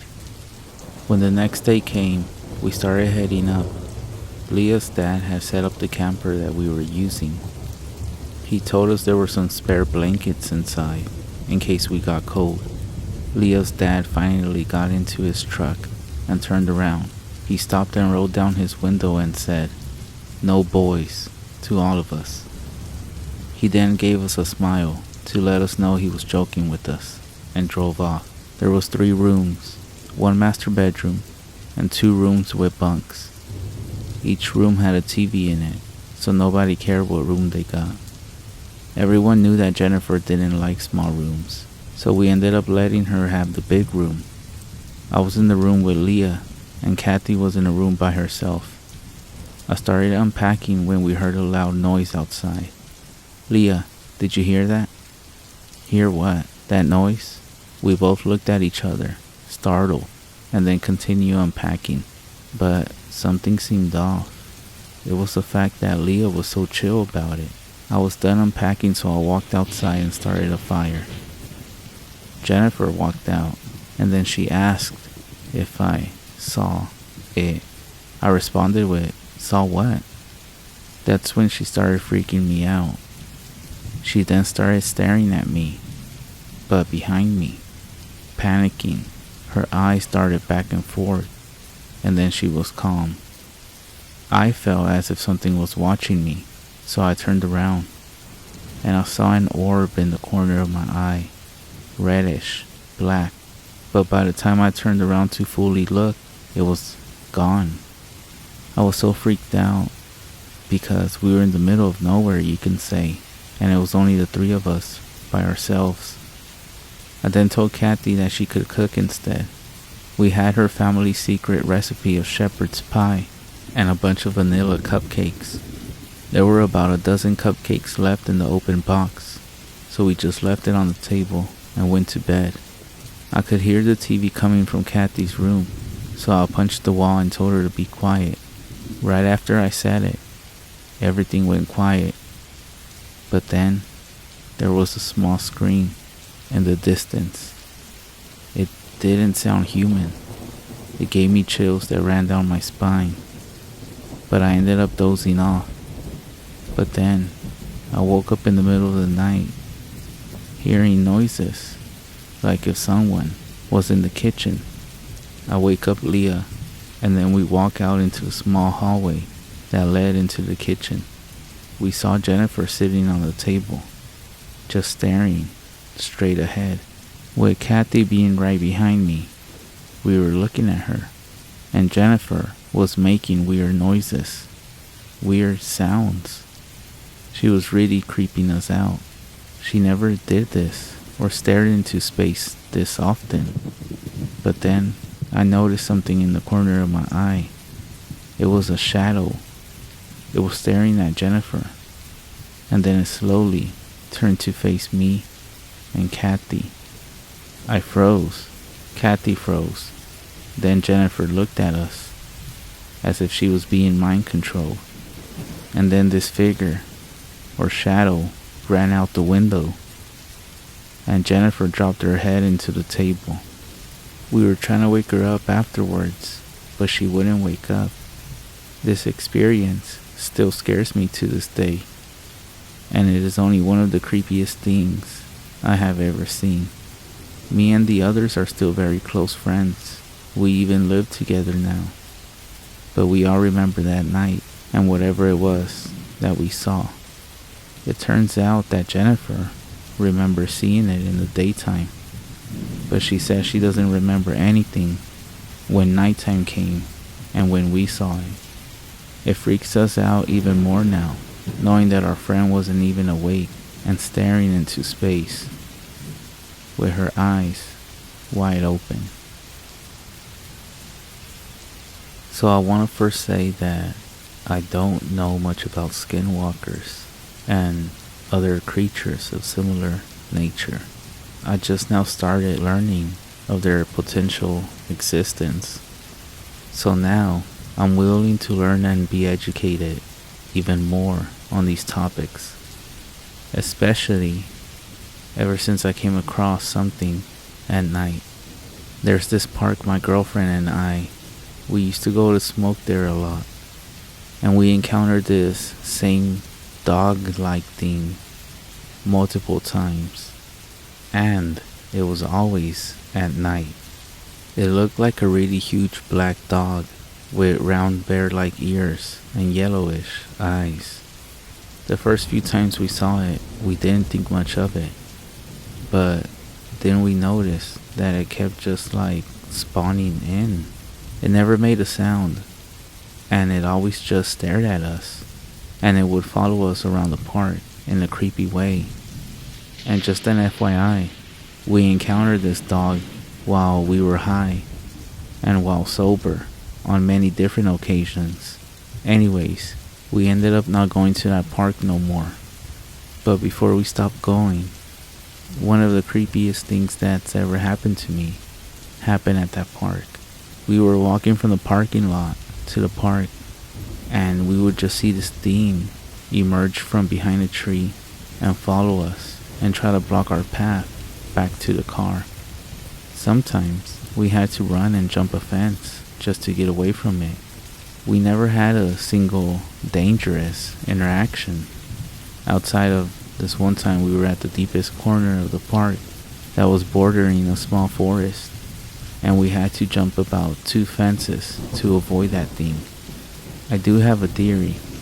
It could be a stray, but it really did not act like a dog at all. It didn't even feel alive. I felt like it was just actually watching us for some reason, but it was really eerie.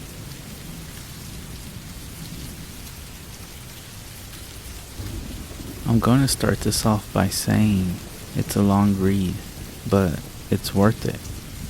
My friend and I were talking about this creepy experience we had, and I'm trying to get to the bottom of it.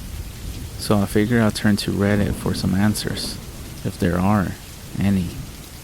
People might think that this is fake, but I don't care whether you believe it or not. I have no clue if this animal or creature is a skinwalker or just a very creepy animal. This took place around 2019, and I do live in Tennessee, right on the outskirts of the Appalachian Mountains. So here it goes. 2 of my friends and I were driving on a desolated back road at night.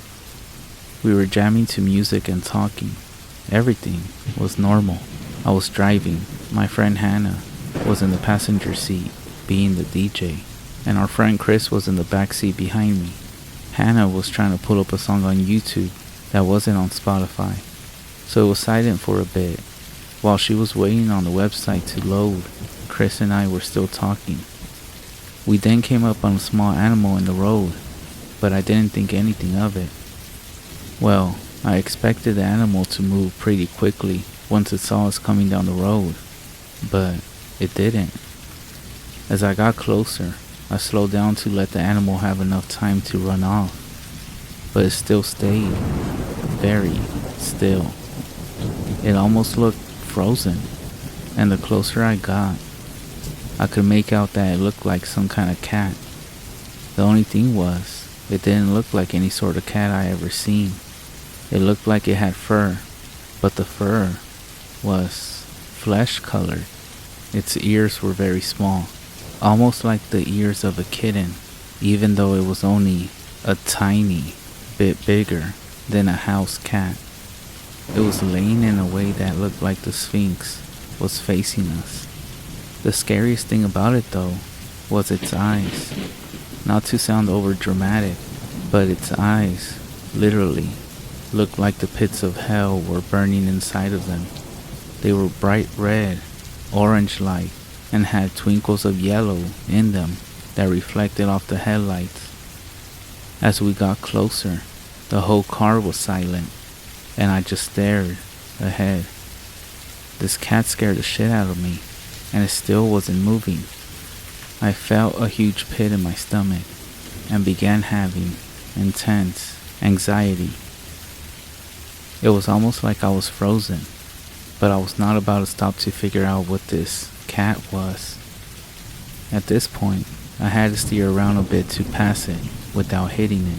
I was like 3 inches away from touching this thing, and as I slowly crept by it, I watched it through the window the entire time. And it didn't even flinch, and the eyes still had the same glow, even without my headlights directly on it. After we passed it, about 5 seconds later, Chris yells, "What the fuck was that?" I immediately start freaking out and shout, "I don't know." Hannah looks up from her phone and says, What did y'all see?" She looked behind us and kept asking. We explained what happened, and she said, "I didn't see anything behind us." Chris and I looked back, and sure enough, it was gone. We drove up the road to a church and turned around in the parking lot. We now wanted to get back to Hannah's as soon as possible. When we got back, we rushed in and told her mom what we saw. But we didn't mention that it looked like a cat. We described it as a small animal. Her mother stops for a minute and says, "Was it a cat?" We were blown away. We told her it was. And she said that her and a cousin came across the same exact thing when they were teens, only it was in a different area, and they saw it peeking out of the bushes. She still to this day doesn't know what it was, and she said that she thinks about it from time to time, even after 30 years. So I guess I want to know a few things. What was this? It didn't look like a bobcat, mountain lion, or fox. Is it a demon, skinwalker, wendigo, or unknown creature? I heard all of the legends regarding the woods at night. Don't look up in the trees. Don't respond if your mother calls your name. But everyone I have told this to tells me it was most likely a scared bobcat, or that they never heard of anything else before. So if anyone makes it this far and has some answers, I would greatly appreciate any answers.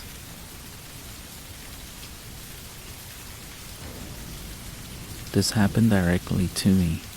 At the time of this story, I was a 12-year-old male who lived in California. For a summer trip, me and my family flew to Idaho for a week to stay with my cousins.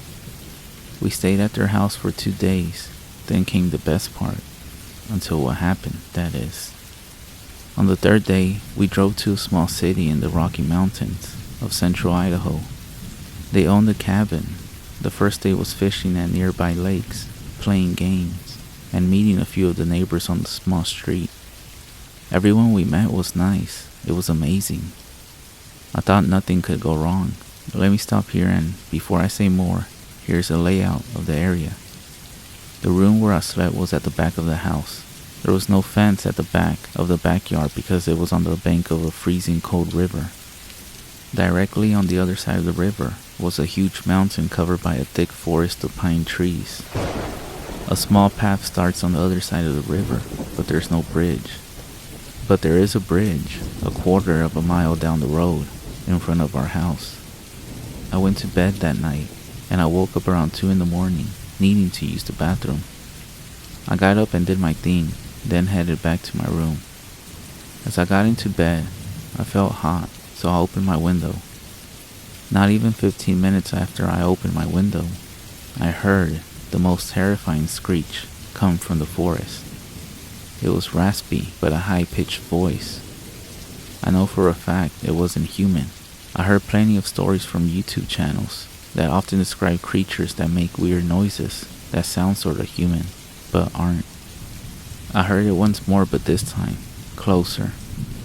I eventually fell asleep after not hearing it for a while again. In the morning when I woke up, we explored the town. At around 7 p.m., me and my sister and my cousins got permission from our parents to go explore the forest. I felt uneasy, considering the creepy human-like noises in the night that I was hearing. The oldest cousin, Alex, who was 16, took a loaded pistol, a lighter, and backpack of snacks. I carry a hunting knife and a flashlight. The cousin my age, Julia, took just a flashlight. My sister Brianna and the other cousin Karina, who were both 10, took some extra batteries and a small bag of candy each. We made our way across the bridge at the end of the street and back to the path on the side of the river across from the house. All of us began the hike to the top of the mountain. We made it to the top of the mountain in an hour and a half. The view from 9,000 feet was incredible. We then stayed a little bit longer up there, and at 8:55, Alex and I figured it was time to head down, and we ordered the group to the path. At this time, it was dark now, and the sun had fully set. Julia and I turned on our flashlights and shined them ahead as we walked. When we were halfway down the mountain, which was about 45 minutes into the walk, I got this dreadful feeling you get when you're being watched and followed. Seconds later, I heard something coming from the bushes, a few yards into the side of the path that we were walking on. I brushed it off as some type of small animal, and about 5 minutes after this, we heard a noise, and it gripped me with fear, and my heart dropped to my stomach.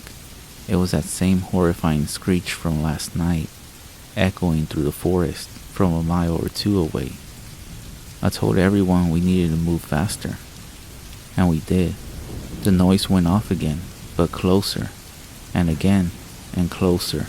Whatever that thing was, it was moving faster than us. We were full on speed walking by then, but it still wasn't fast enough because soon the screeching stopped, and we heard loud steps 30 yards off to the right. I got that feeling that I was being watched again. Alex took his gun and fired 2 shots in the general direction of the steps. The creature backed off, but even though we thought it was gone, I still sensed we were being watched. As the river came into sight, it caught me and everyone else by surprise. I heard the path of gravel crunching behind us. As I looked back into the darkness, I saw the outline of something that resembled a human. I told Alex, and his face went pale when he looked. We told the rest of the group quietly, and on 3, we all broke out into a run towards the river. Whatever that thing was, it was extremely fast. When we reached the river, we figured there wasn't enough time to get to the bridge, which was still a quarter of a mile further along the side of the river. So we jumped in and swam across the ice-cold water. This thing got to the river just as we made it up to the bank and into the backyard. Julia and I shined our flashlights and finally got a good look at it. It was a massive, hairy creature that was about 7 feet tall. It had huge, razor-sharp claws like a bear. Its eyes glowed red when the flashlight shined on them. Alex then took a shot at it, and it darted off within one final screech. We all looked at each other scared. Alex then explained everything to our parents. They didn't know what to make of it and had never heard of anything like it. I'm thankful that nothing happened to us, and also that I had noticed the creature behind us. If I hadn't, one of the others might not have noticed it until it was too late. The next time I stay at that cabin, I'm never going into those woods again.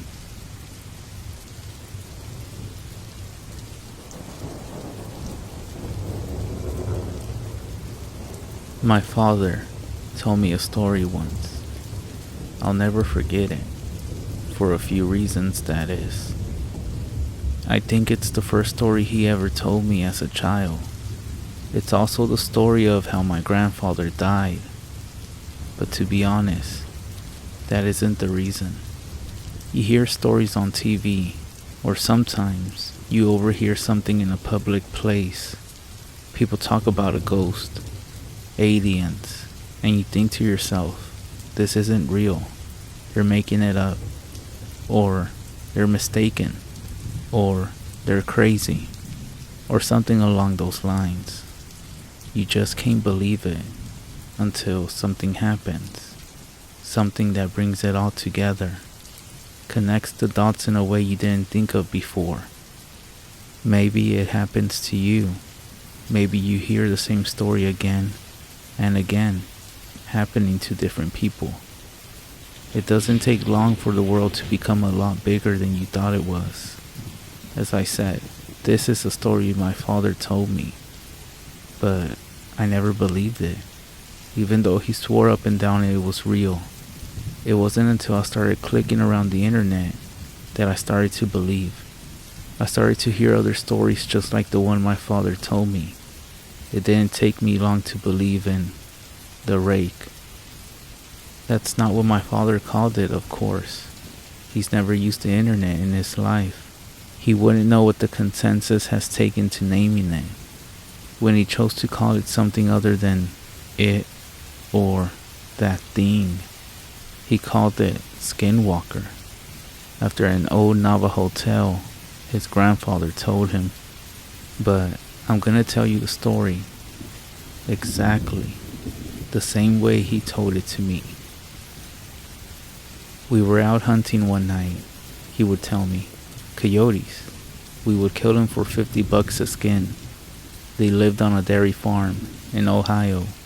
We would do it every night because we needed the money. Sometimes, while we were out, we would come on a deer and kill it. The landlord didn't mind it, and it could feed our family for a few nights and save us some money. Anyway, we were done making our rounds and heading home, walking, cause we didn't have a car or some four-wheeler back then. We would cut through the woods. That's when we came up on it. Blood everywhere, splatter on the trees, in the grass, in the creek, everywhere. At first we figured it was a pack of coyotes. We had seen it sometimes. They can scavenge and start hunting deer or cattle. The worst was when they bred with feral dogs. But this was nothing like that. See, when a pack of dogs or wolves or coyotes attack something, they'll do it the right way. They'll pick one that's weak, or sick, or old, or just small. They'll hunt it, draw it into a corner, some place it can get out of, and they'll run it right to the biggest one, the alpha. And that deer will never see that alpha. It might hear it, but it won't see it. It'll just notice that its own throat is gone, and then it'll drop dead. It's quick and it's clean. But that wasn't what happened here. Something had run up on a den of deer. Coyotes won't attack a den, nor would a pack of wolves, because they'll get too much of a fight. There were three bodies, just torn apart. A leg here, a torso there. A predator doesn't do that. They don't leave behind scraps. Whatever had done this hadn't done it for food. It had done it for fun. But we didn't know that. We saw a bunch of corpses, torn bodies, and we think it's something we gotta take care of. I remember my dad telling me to go home. He thought it was a pack of feral dogs, but I wasn't gonna leave them, and I damn sure wasn't walking through 2 miles of woods alone, with nothing but a .22 and a pocket knife. He was only 13 at the time, so a .22 rifle was about the only gun he could use. Dad had the shotgun, and I wasn't going anywhere without it. It took me a while to convince him, but finally we began tracking whatever did that. It wasn't difficult either. We just followed the blood. It seemed like that thing bled a deer before it got away, or it dragged one for a mile. I don't know. I know that I never seen my dad scared before that night. We started hearing noises, and I've been in a lot of woods my whole life. I've been all over the world, and I ain't never heard noises like I heard that night. I heard things screaming. Deer, fox, rabbits, raccoons, birds, just scared. Keep in mind, this is maybe 12 or 1 o'clock, except the fox and some birds. Nothing was supposed to even be awake, but they weren't just awake, they were moving. I saw a flock of birds that night fly straight into trees just trying to get out of there. We came up on a pack of coyotes, nearly shot a couple thinking it was what we were looking for, but then we saw they were running towards us, and they ran right past us. Didn't even notice. Then some of the deer did the same. Then some rabbits, squirrels, foxes, even a couple of wild hogs. These things were supposed to be eating each other, and the only thing they cared about was getting out of there. We should have put it together that maybe whatever we were tracking, it wasn't something we were supposed to see, and maybe it wasn't something we could kill. I don't even know why we didn't just go home. I guess we were curious. I think that was my dad's nature, to go towards trouble, to fight. And knowing what I knew about what my father did during the war, my nature was to stay close to him. We finally get into an open valley. It was normally a soy field, but it wasn't in season, so it was just flat dirt. We saw the tracks then. A lot of the animals fleeing the forest had paved over the land, but where that deer blood was, nothing had taken a single step. It's almost like they were leaving it for us to find. The tracks were shallow. Whatever it was couldn't have weighed more than 100 pounds, but that didn't mean much. A bobcat weighing 40 pounds wet nearly tore out my damn throat once. All that means is that it's quick and hard to hit. So we follow the tracks, and it doesn't take us long to find out where it is. There's this old schoolhouse that sits on top of a hill. Half of it had been ripped out by a tornado, but nobody lived there. Not for a long time. We caught homeless people in there, sometimes, or druggies looking for a safe place to shoot up. We figured maybe that was it. Maybe it was some sick kid riding a high. But we didn't think that for long. We get within 50 yards, and we hear this noise. A screeching kind of sound. It was sort of made up of two different sounds. One was a high-pitched screech. Another was a low-pitched growl. It was making both at the same time. We get within 20 yards and we hear the sound. I can remember thinking that it sounded like paper being torn apart, while someone was swinging water in a bucket back and forth. Dad looks at me, kneels down, and whispers, "I gotta stay behind him, 'cause we're about to corner him. Any animal will fight when it's cornered, especially when it's a predator. But we can tell by the tracks that it's just one." He tells me it's most likely a single feral dog, most likely rabid. The plan is to sneak up on it while it's eating, shoot it, and then keep shooting it till it don't move anymore. Then we slit its throat. If it gets to Dad, it's my job to shoot it or stab it to get it off of him.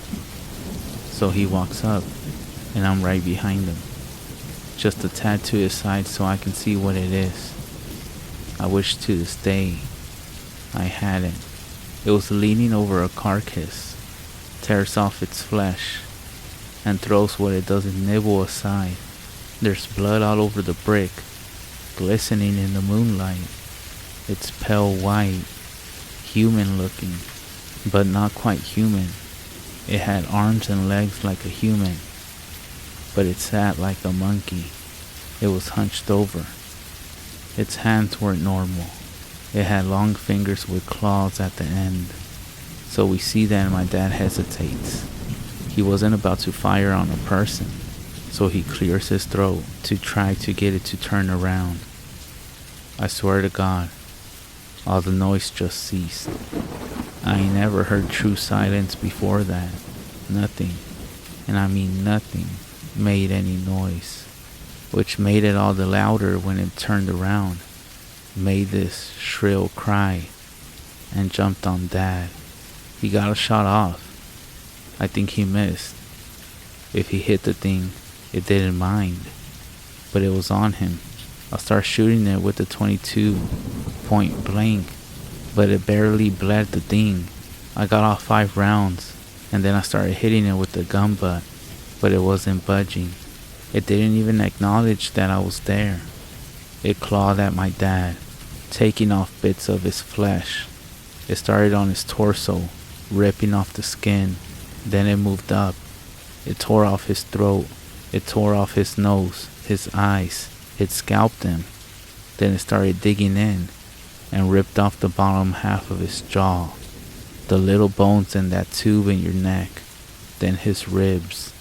I don't exactly remember what happened, but somehow my dad's knife ends up in this thing's shoulder, and my dad ends up on my back. I'm running, and by God, I'm running faster than I ever run before or after, and it's following me. I end up back in the woods, opposite the ones we've been in. I'm heading towards the landlord's house, 'cause it's half a mile away. I can hear this thing screeching and moaning. I hear the tree branches crack and get thrown around. It sounds like someone's taking an axe to every single tree I pass. It's cracking so loud and often, but I just ain't looking back. Finally, I trip into gravel. I look up, and there's my landlord and a bunch of his buddies drinking around a campfire. I scream and I cry, and they come over. I'm telling them to call an ambulance, and he looks at me, and I'll never forget what he said. "What is that on your back?" he asked me. Just as he said it, he saw one of those god-awful flannel shirts my dad wore everywhere. It was what was left of my dad. Most of his head, his torso, but nothing after the waist. Suddenly, we hear it, screeching. He grabs me. My dad gets thrown on the ground. I'm fighting him, crying, 'cause I think we can still save him, somehow. But my dad had been gone before I ever picked him up. He has to pick me up and throw me inside before I come with him. He and his buddies were all inside, and they're locking doors and getting guns. The landlord's asking me, what happened? But I just don't know what to tell him.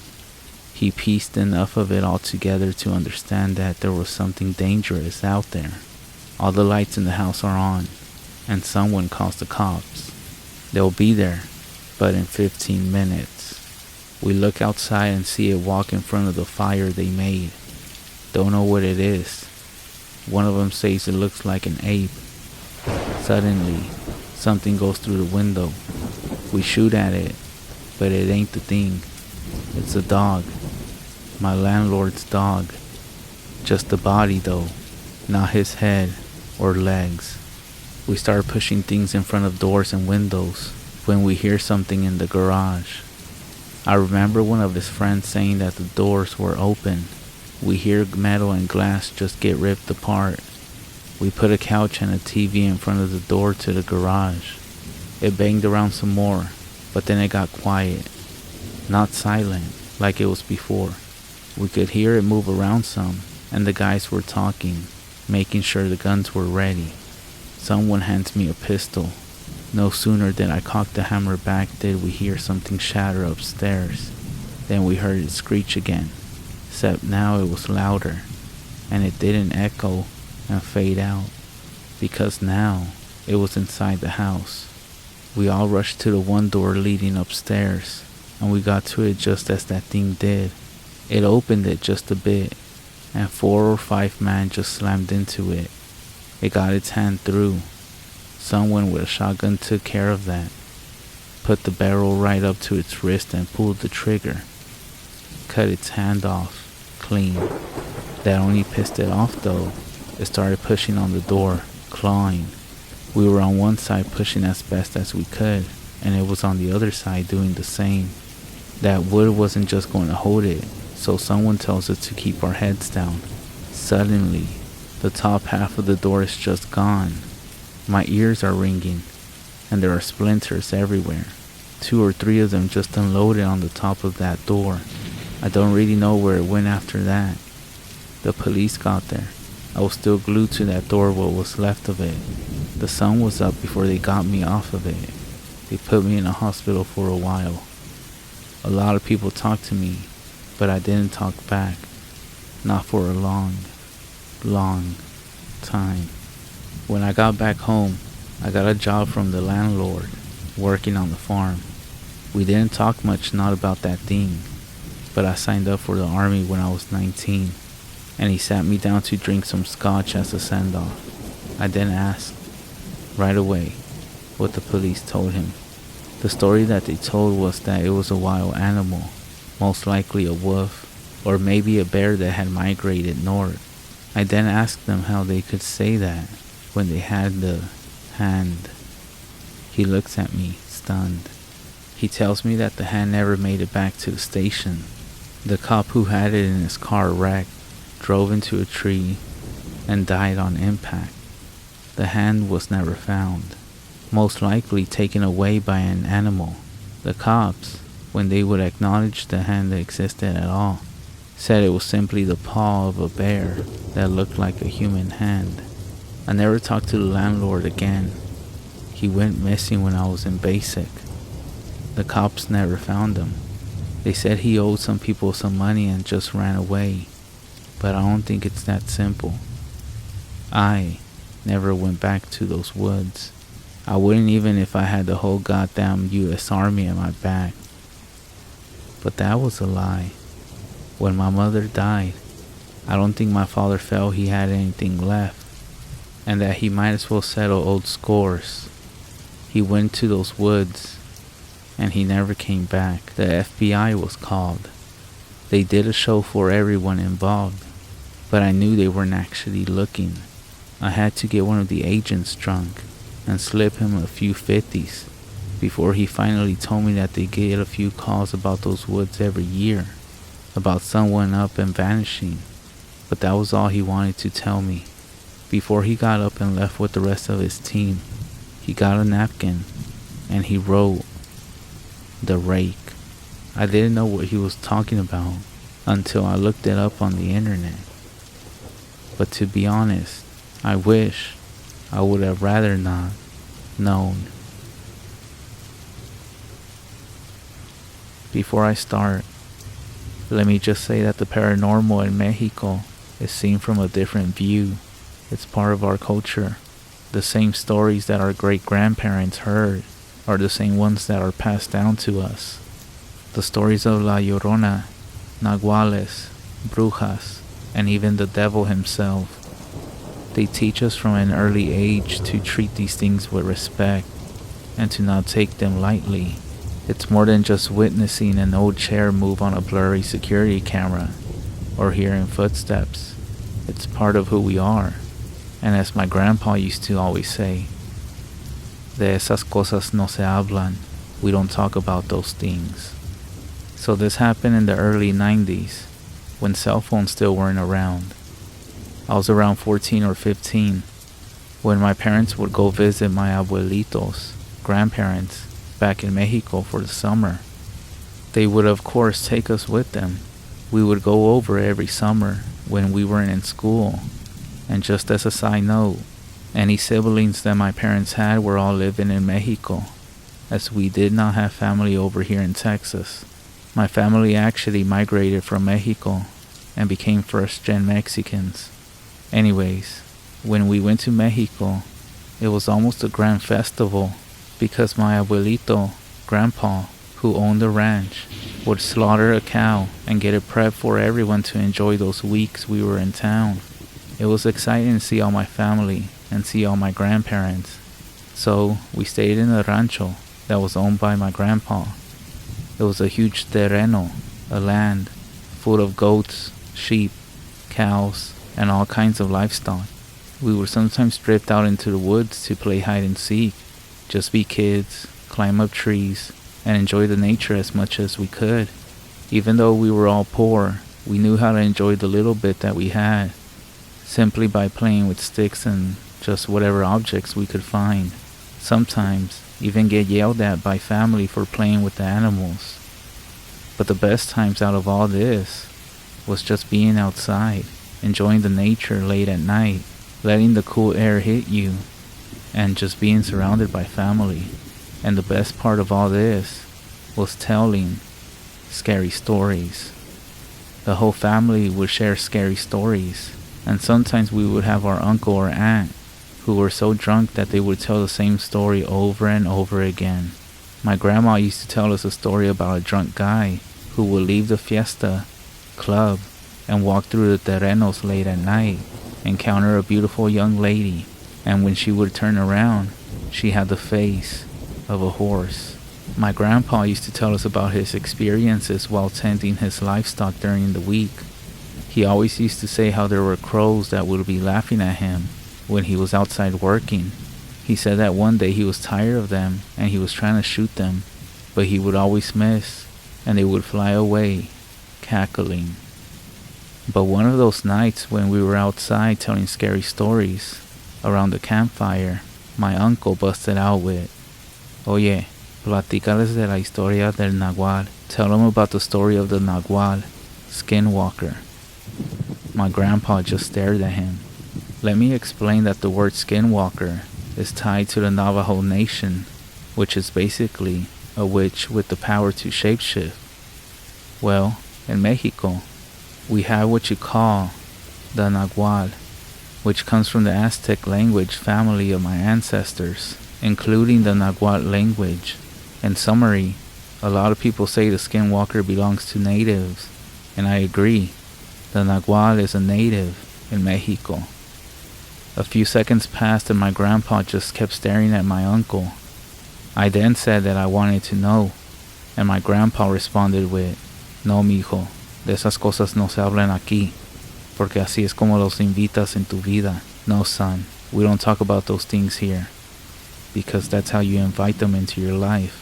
It was an awkward silence, and the conversation shifted to something else. After some jokes and laughing, it was around 1 a.m., and it was decided to go inside and hit the hay.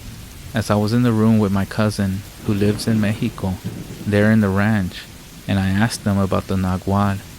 He told me that they had encountered a nagual a few weeks ago and chased it but ran away. Last week, before we all arrived, they found some goats, almost decapitated, hanged on his fence with their tongues ripped out. And a few days ago, when he was sleeping, he said he heard what sounded like loud footsteps outside their house. When he went to wake up our grandpa, he went outside and didn't see anything. Since then, he said he's been calling a priest to come bless the house and the ranch itself. The next day I woke up to the sound of my uncles and others making noise and banging on my door, telling us that it was time to get to work. Yeah, for those who are wondering, we still had to work simply by helping out with the livestock.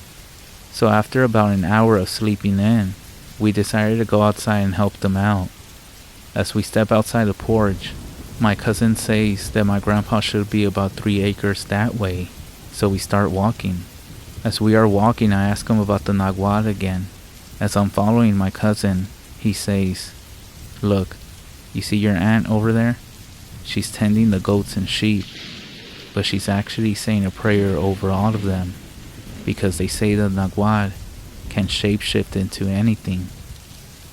Now it makes sense as to why this year, when we went over to the ranch, Grandpa wanted us to not wander out in the woods this time when we went to visit them. Nothing happened after that, and that was the whole talk of the Skinwalker. To be honest, I just didn't feel safe no more in the ranch. Even when we were outside gathered around the campfire, I would always be checking my back and staring deep in the woods. Now that I think about it and reflect back on these moments, I always felt like something was drawing me out there, almost calling my name. Unfortunately, that was the last year we went to the ranch. Apparently, there was some dispute between my grandpa and some drug cartel leaders that wanted to, quote, purchase the land from Grandpa.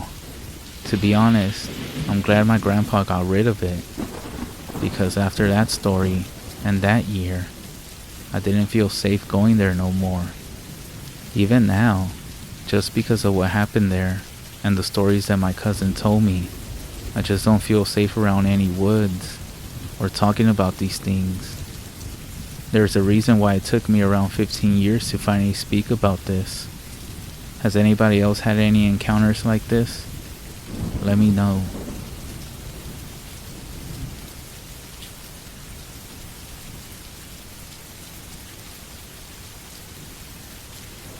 These incidents occurred over a period of time when I was younger. However, it was only until recently that I connected the dots. I grew up in Louisiana, right on the outskirts of New Orleans. The city itself has so much history, stories and intrigue surrounding it, that I would be remiss to say that I didn't have other experiences involving spirits and all that. But that's a story for another time.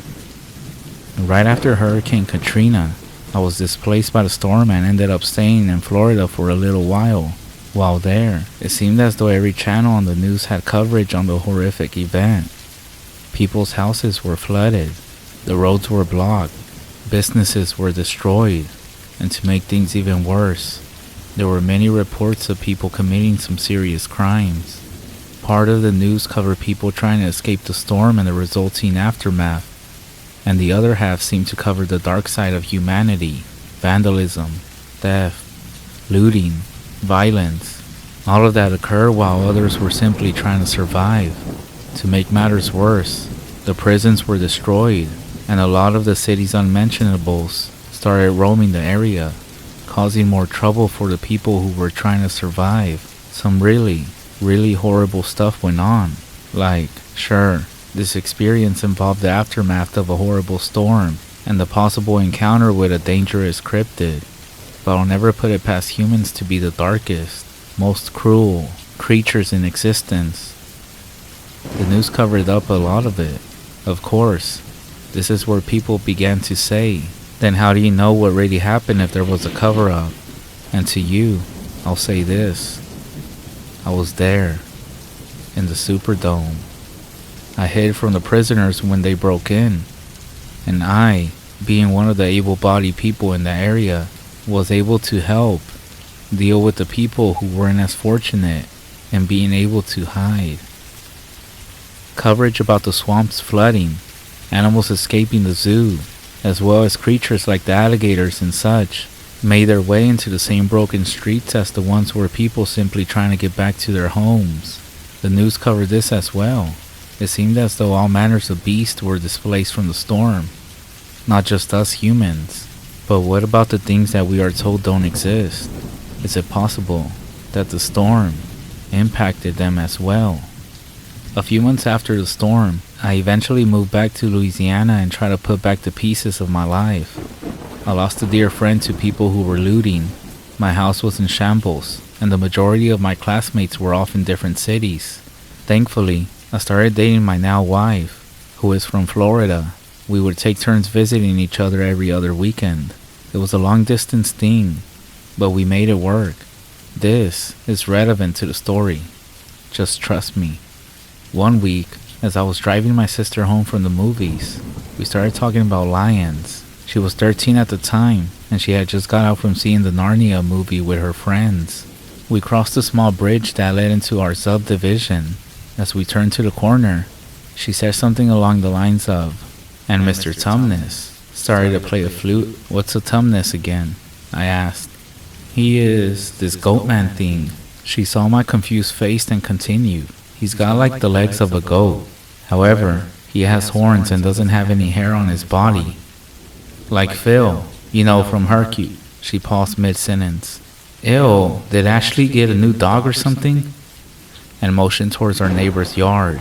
I glanced to the left and saw what looked like a grayish dog, sort of like a greyhound, sitting in their front lawn.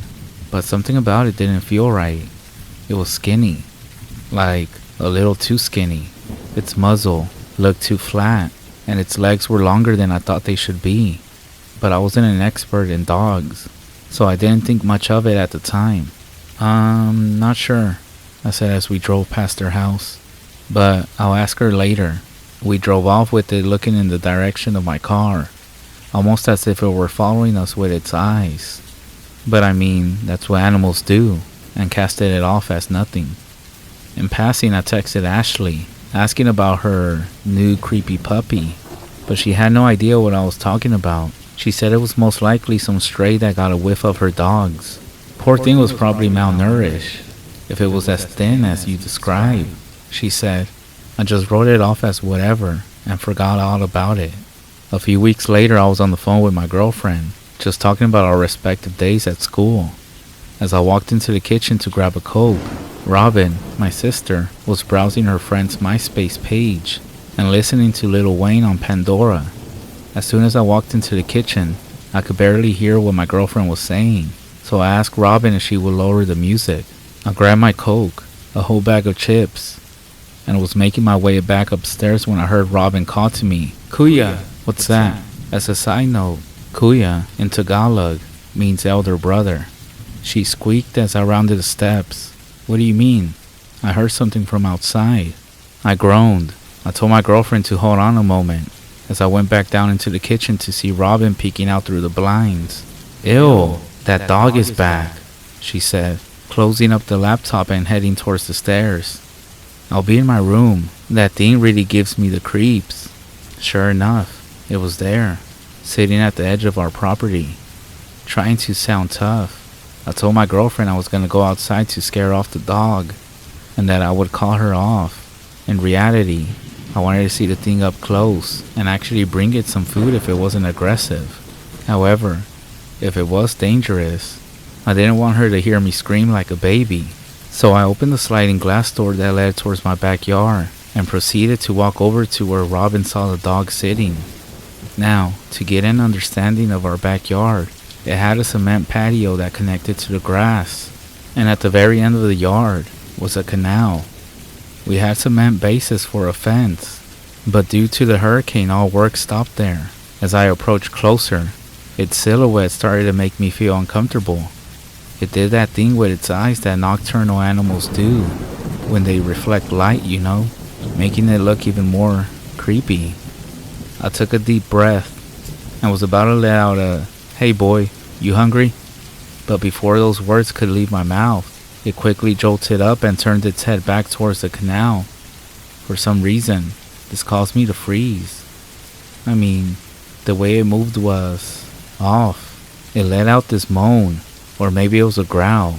It sounded like the combination between a dog howling and a screaming goat, but more in sync, if that makes sense. I saw its eyes flash that eerie glow again as it spun its body around and darted down towards the canal. It was creepy, sure, but once more I wrote it off as whatever. Another week or so, one of Ashley's dogs was found dead in her backyard. Now, I didn't see it myself, but from the way she described it, the poor thing was torn to shreds, with pieces of its fur scattered all over. The general consensus was that a bobcat or some other wildcat, but she wasn't convinced. Jackus was a mastiff, she kept repeating. There was no way some bobcat got to him like that. Now I know what you're thinking. It's most likely related to this thing, right? It was outside of her house that one night too. I mean, the thought crossed my mind, but I didn't want to bring it up around her. Later that same day, I was sitting on my roof. I would crawl out of my window from the second story and recline on the rooftop that hung over the garage, giving me a good view of my neighborhood, and telling my girlfriend about all that has happened so far. How I kept hearing strange sounds at night, and about how Jackus was found dead. I was in the middle of telling her how these sounds have been increasing in occurrence these past few days, when I heard it again. It sounded louder and much closer. Before I could ask my girlfriend if she heard it as well, she asked, "What the hell was that?" confirming that she also heard it. I then proceeded to tell her my theory on how it was connected to the creepy dog. When the weekend came and my girlfriend was in town to visit, I took her and my sister out to dinner. It was a nice meal: steak, potatoes, soda. The latter isn't important because none of us had any alcohol during this meal. On the drive home, we were discussing religion and fate when Robin screamed, "What the fuck?" pointing to the roof of a nearby neighbor's house. In my shock, I slammed on the brakes to get a better look. That's when we saw it.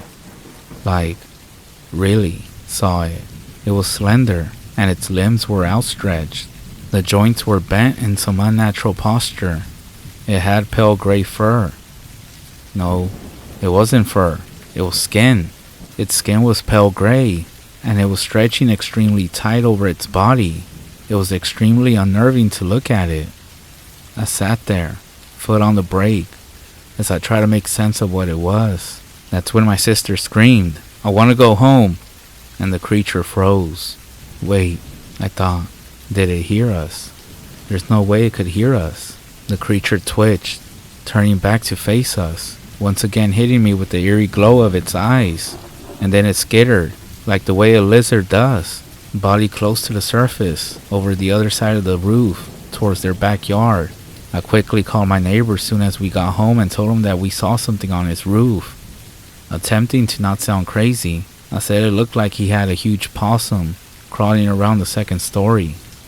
His reply, "The wife and I have been seeing this monkey-looking thing hanging in the trees at night. We called animal control, and they said it was most likely a possum who had escaped from a preserve. But I know what a possum looks like, and that thing ain't no possum." I was more than a little confused, I guess. I mean, it looked like a long, skinny dog or something.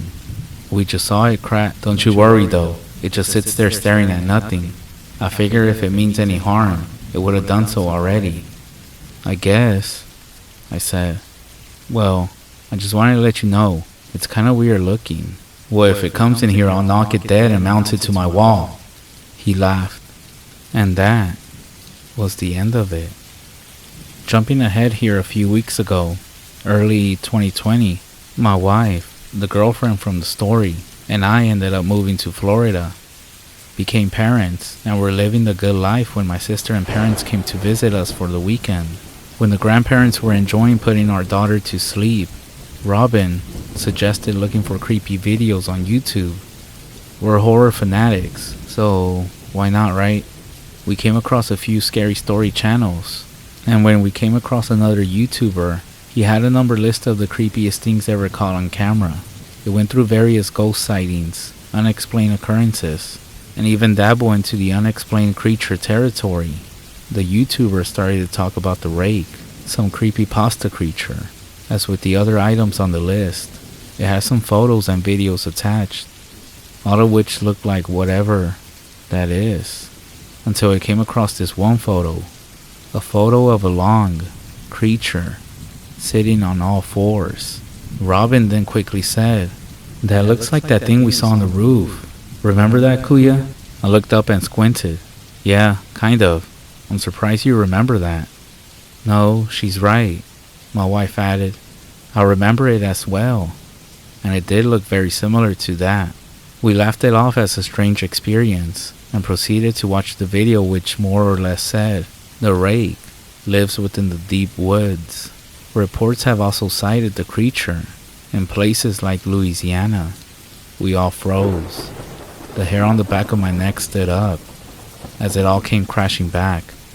I looked up to see my wife and Robin in similar instances of awe. "Holy crap," I said.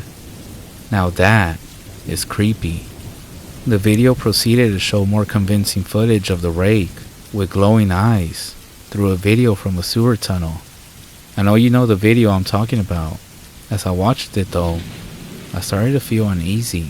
Those eyes, they pierced through me. I mean, that's exactly what I remember staring back at me from way before. Then the creature in the video then ducked out of view, moving in the same fluid, yet jittery motion as it did on the roof. My wife and sister froze, both visually shaken. This sparked a big discussion on cryptids and the like, ending with both my wife and sister telling me to share our story. Someone has to know something, they said. Something I forgot to mention earlier was the smell. There was always this dry, musty, rotting smell lingering in the air whenever we remember seeing it. but I couldn't find anything that talked about how the rake smells. Guys, did we really encounter the rake back home? Is it possible that there's more than one out there? I mean, what else could it be? I know it's hard to explain, but the creature in that video, its movement was so similar. And those eyes, one doesn't forget a sight like that. Not at all. Especially once you've seen it on your neighbor's roof.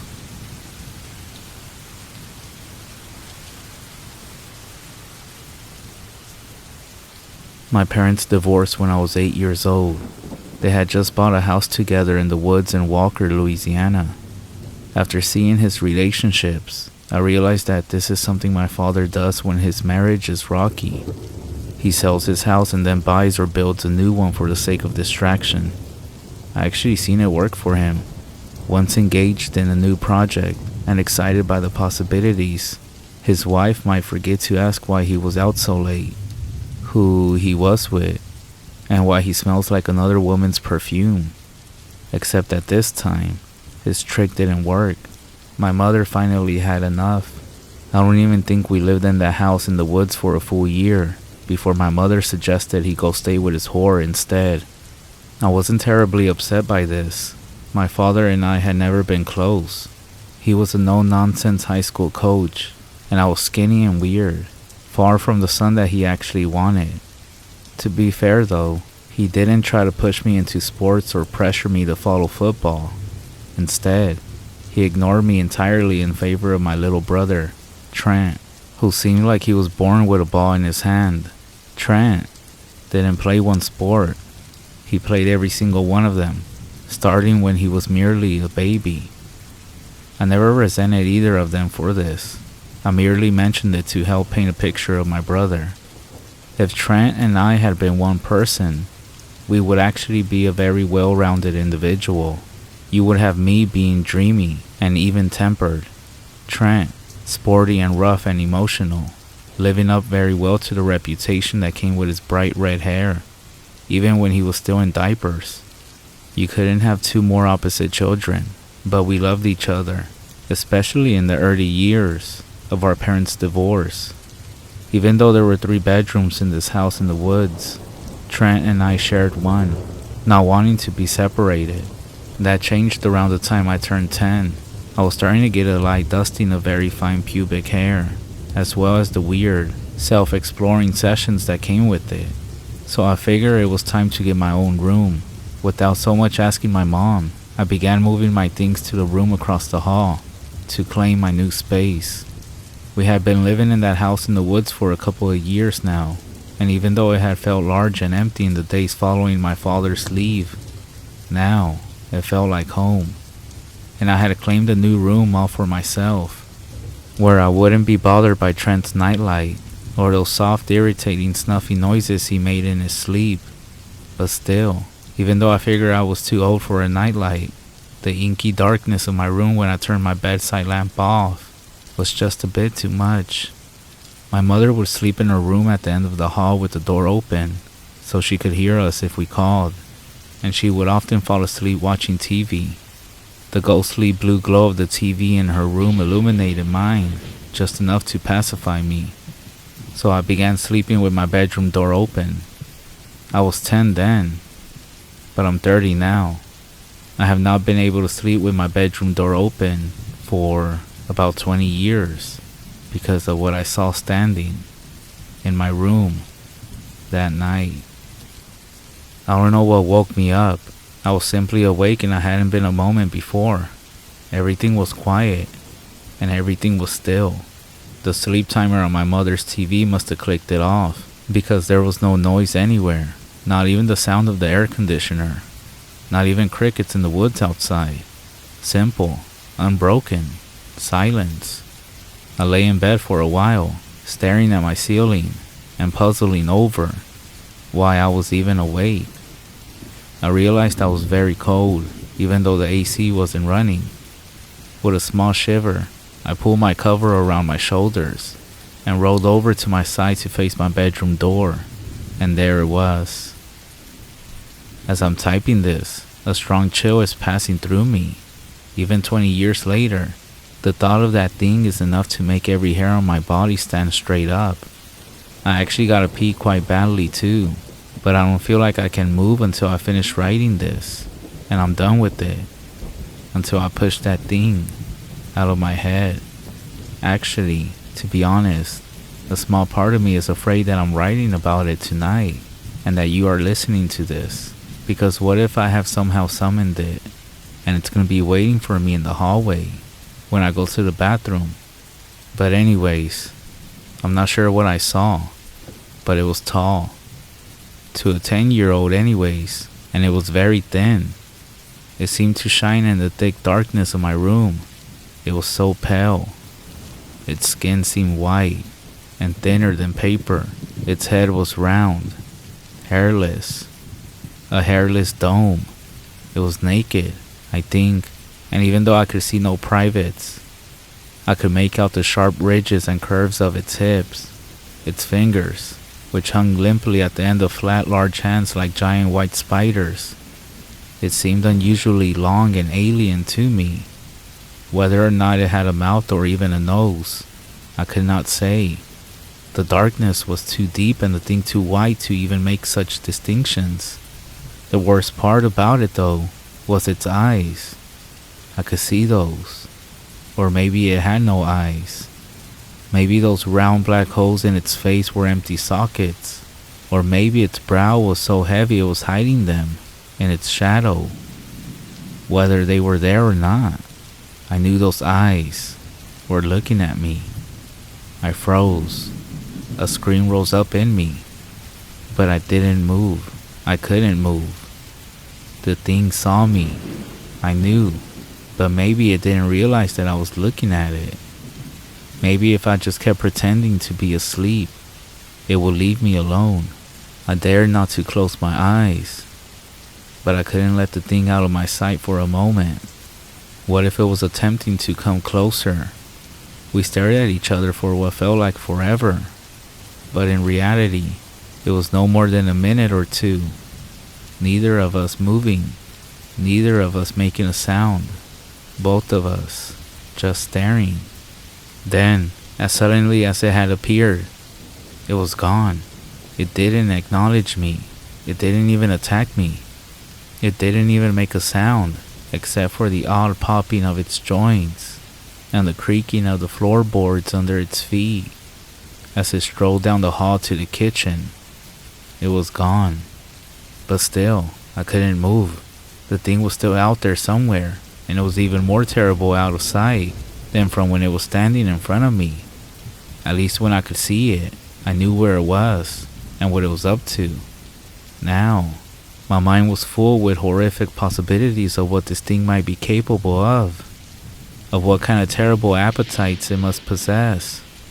I lay there in the dark for over an hour, fretting over this strange creature and listening to the dark, looking for any sign that it was still around, but nothing came. I took a deep breath and got ready to do the bravest thing I had done in all my 10 years. I got ready to run to my mother. I slowly slipped out of bed, expecting the moment my feet hit the floor for the thing to snatch them, but it didn't.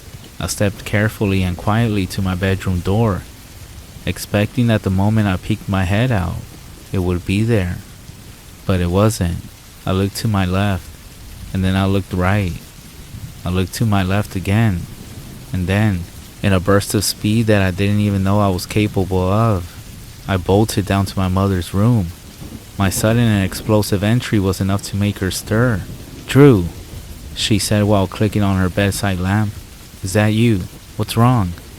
Mom, there's something in the house. I saw something looking at me. It was standing in my bedroom doorway and it was looking at me, and I think it kind of looked like the kid from Powder, like a bald albino or something."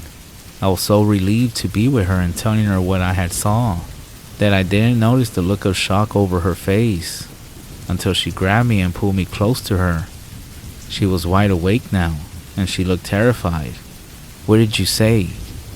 You said someone was standing in your doorway looking at you?" I nodded. She turned and looked over her shoulder, and that's when I realized for the first time that she wasn't alone. My brother, Trent, was asleep in the bed beside her. My mother leaped out of bed and went over to her closet, where she kept her handgun. My mother hated that thing, but she insisted on having one. A single mother with only a 10 and a 6-year-old needed to protect herself. "Mom, what's wrong?" I was starting to get scared again. She snatched the cordless phone off its cradle and called my grandfather, who lived about 2 miles away. "Dad," she whispered into the receiver, "I need you to stay on the phone with me. If something happens, call the police. About an hour ago, Trent came in and got in bed with me. He said he couldn't sleep because somebody was standing in his bedroom doorway watching him. And now, Drew just came in and told me the same thing. I think somebody's in the house." I had never heard my mother so scared. Maybe it's Tommy, or maybe it's somebody else. If it's Tommy, I'm getting a restraining order. Apparently divorce wasn't enough. "Mom, it's not Dad," I said. "It can't be. It was too thin. Dad's got a big belly." "Sweetie, shh." "Okay, Dad, I'm walking through the house right now. Yes, I have my gun. Drew, follow me. If anything happens, run back here and lock the door and do not open it until Grandpa or the police get here." I nodded. My mother began to move down the hall, turning on light after light as she did so, checking every room, every closet, and within a couple of minutes, the whole house had been searched. Only one room left, the kitchen. My mother entered the room and flipped on the light, seeming to fully expect my father or some crazy killer to be standing there. But no, the kitchen was empty too, and we were alone. We were safe. With a sigh of relief, my mother said goodbye to my grandfather and put the phone down on the kitchen counter. "There's nobody here, Drew. You must have had a bad dream, that's all." "No, Mom. I know what I'm dreaming. This wasn't a dream and Trent saw it too. Did you both watch that Powder movie recently or some—" "Mom!" I shouted. She jumped and startled. "What? What is it?" I pointed. The kitchen door, which led out to the backyard and to the thick, old woods beyond it, stood slightly open. I'm still not sure what I saw that night. I have thought about it and discussed it with my brother and my mother. In recent years, I even questioned my father about it. He wasn't doing too well for a couple of years following the divorce. He was doing some weird and creepy things. But no, he wasn't there that night. And to be honest, I never even thought he had. But I still had to ask, because the other options are too frightening to consider. I don't suppose I'll ever know what that thing was. Maybe that's for the best. What I do know is, I haven't slept with my bedroom door open since that night. Even if for some reason I forget to shut it all the way before I climb in bed, I won't be able to sleep until I go and close it. Because now, in every dark doorway, I see that white face. And I also see those terrible, dark eyes staring at me.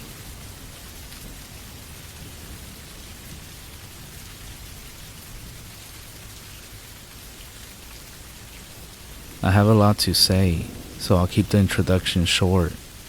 Have you ever heard of Congaree National Park? It's a beautiful res, bordered by a large body of water in the south side of South Carolina. To celebrate completing the senior year of our high school, some friends from school and I decided to go on a camping trip. I wasn't the one who organized it, and I ended up showing up late. When I arrived at the park, I had to wait at one end of a trail until my buddy Harry came and got me. After about an hour of trekking through the woods, we arrived at the campsite. It was a lot cooler than I expected. We were sitting right next to a stream, and we had 4 large tents between us. There were exactly 14 people there, more than I expected. There were my 2 close friends, Harry and Tom, and a few I knew from school. There were also 3 people I didn't know. They were cousins or something like that to the others, so I was fine with it. Anyways, that night we're all camping out, roasting hot dogs over the big fire we got going, when some dude comes stumbling through the bushes. Harry gets up and hugs the guy. Hey, I'm glad you made it. Apparently he was camping with his family who had their RV back on the paved road, and he decided to come up and spend the night with us. We were fine with it because he brought us all some more food and some drinks. He introduced himself as Jeremiah. That's when he starts asking about our friend. He said on his way up he saw some girl off the trail a few feet in the woods, just sort of standing there. Immediately, we knew something was up, because there was only 3 girls with us, and the rest were guys. None of them were gone at any point. So he continued telling his story about the girl. He went up to her and asked if she was part of our group. He then asked if she was sort of slow or something, because she just stared at him, slack-jawed, with a glazed-over look in her eyes. He tried asking her a few more questions, but she never answered. So he just decided, screw it, and continued hiking up the trail. All the while she followed him, only no matter how slow he walked, she was always a little bit behind. He even tried getting her in front of him, but no matter what, she would always fall behind him. Eventually she disappeared, and he figured she just took a different way up to our camp. Anyways, we were like, no, there's no girl with a slack jaw look up here, man. We were all sort of weirded out. He said she must have been from some other camp, and this made us all relax a little bit. The night wore on slowly because it was midsummer, nice and humid. It was around 11 or 12 when we decided to pack it inside the tents. The girls had their own tent, and I was with Tom, Harry, and Jeremiah. The rest of the dudes split off into different groups I can't exactly remember. So we're just chilling, goofing around when this sudden smell hits us. It's real nasty.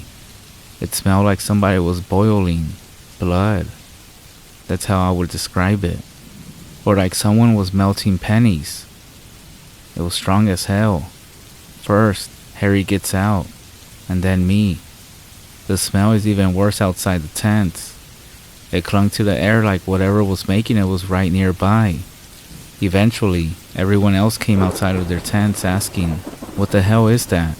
Covering their noses with their shirts and just complaining about it. One of the girls even started to get a little sick.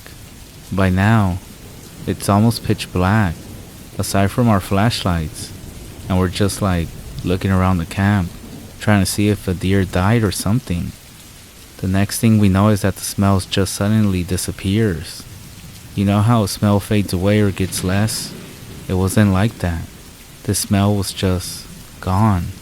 It was there 1 minute, and then missing the next. To this day I never experienced anything like it. So after a bit of confusion and theory crafting that doesn't go anywhere, we all just get back into our tents. Then one dude starts complaining there wasn't enough space inside, telling the other guys to move over. All of us started laughing. Me, Tom, and Harry were close, and Jeremiah was just an easy guy to vibe with, so we found almost everything funny. In hindsight, we probably should have guessed something was wrong by that comment. So I only got a few hours of sleep because I was real tired when I woke up, like my body just entered deep sleep and got pulled out. Then I realized why I was up. Some dude was screaming like mad in the other tent. We get out as soon as we could, and the guy who's yelling is facing towards the woods, all like, in the name of Christ we compel you away, and stuff like that. Jeremiah, who's basically you can say the leader of our little group, since he brought all of us some beer, starts talking to the dude. What the hell, bro? What's wrong? He turns around, and there are tears streaming down his face. This guy whispered devil words into my ear. He's cursed. He's cursed. He's an emotional wreck. We sort of look at each other and Harry's like, what do you mean? Devil words. He said that he was sleeping and he awoke to one of the other dudes in the tent whispering words into his ear. He said it wasn't normal language, but just a bunch of sounds that didn't fit together. Then he shoved him and the dude bolted out of the tent, taking off into the woods. At this point, everyone except for one of the girls was out of the tent listening to his story. We were all creeped out. That's when we noticed that the hot blood smell from before was back. This time, it was a lot weaker, but still strong enough to make you think it was nearby. So we're trying to piece this all together as the dude who told our story is calming down. Each of us only knew a few people, and we couldn't really tell who it was that ran into the woods. We got our flashlight set up shooting up into the air so we had a decent amount of light. That's when Harry brings me aside. "Bro," he says, "there's 15 of us." At first I nod, before realization kicked in. Our group had 14 people. Then Jeremiah came, so we had 15. If someone ran into the woods, there should only be 14 of us. Real quiet, we asked the guy if any of the dudes here was the one that said the weird stuff. Right away he's like, "No, definitely not." And so me and Harry kind of freak out. So we decide to tell the group. They're all confused at first. Then Jeremiah stands up. "So you're trying to say when we got into the tents, there was another person with us?" Me and Harry both just sort of nod. That's when one of the girls starts crying. She starts going off about how it was the goat man and we were trespassing into his woods. She starts telling us that she went to school with some First Nation kids who told her about the goat man. He gets into groups of people to mess with them. She starts bawling her eyes out, so the other girls go to comfort her. I'm just hoping she'll shut up about the damn goat man. One of the other guys starts saying that we should just book it out of here, and Harry's like, "No way, not while the sun's still down." Eventually, we agreed to go first thing in the morning, and everyone packed it back into their tents. That night was really weird. Every couple of minutes you would hear this noise from the woods, like a laugh, only it was inverted. It was a really hard to describe sound. Anyways, we made it to the dawn, so we started to get packed up like we promised. Then, of course, one of the kids started being like, "You're not actually serious, right? He thinks we're just playing a joke."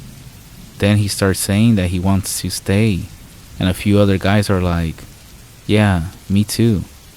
So me and my boys were kind of split on what to do. The idea of the goat man, or whatever it was still there in our minds. All of the girls and the dudes that were in the tent, with the one that the goat man had spoken to, decided to go. So there was only the 4 guys and the guys in my tent. Ultimately, we decided we either go or stay as a group, and since it was Tom's friend, we decided to stay another night. We weren't crazy. We didn't want to run into that thing again, so we moved campsites. We trekked back down to where Jeremiah's family was. Real nice folks. We set up our tents about 20 meters away from the RV. We figured whatever it was wouldn't try to mess with us down here, close to other people. With his family in earshot, we began to relax. Just sort of chilling out, drinking, throwing darts, stuff like that. We didn't intend to let the bad night ruin this trip for us, and we were able to forget about it, for the most part. We noticed the smell was back. Very slight, but it was definitely the same copper and blood smell from before. It hung around all through sunset. One of Jeremiah's parents came over to our camp asking if we were cooking blood, 'cause they could smell it too. Eventually, it came time to go to bed. I'm not kidding. As soon as I finished sipping up our tent, the smell just got like 40 times stronger. It was like being hit with a blood-based stink bomb. It was just so rancid. We all climbed out. That's when we saw the damn thing, weaving between the trees outside of the camp. There was just enough light in the sky to make out its figure. It was probably 7 or 8 feet tall. It was so quick, I could barely get a good look and couldn't make out any features. I might have thought it was a person if it wasn't moving so inhumanly fast. We all freaked the fuck out and booked it back towards Jeremiah's RV.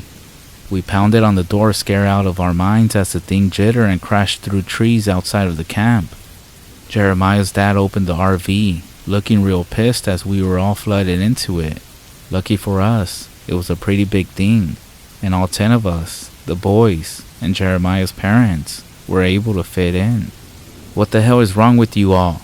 Jeremiah's dad was really mad at us, and Jeremiah started venting. "The goat man! He's out there!" "The what?" Jeremiah was about to reply as there was a loud bang at the door we just locked. It sounded like the door was hit with a metal ram, like the kind that cops use to bust into places. "What the hell?"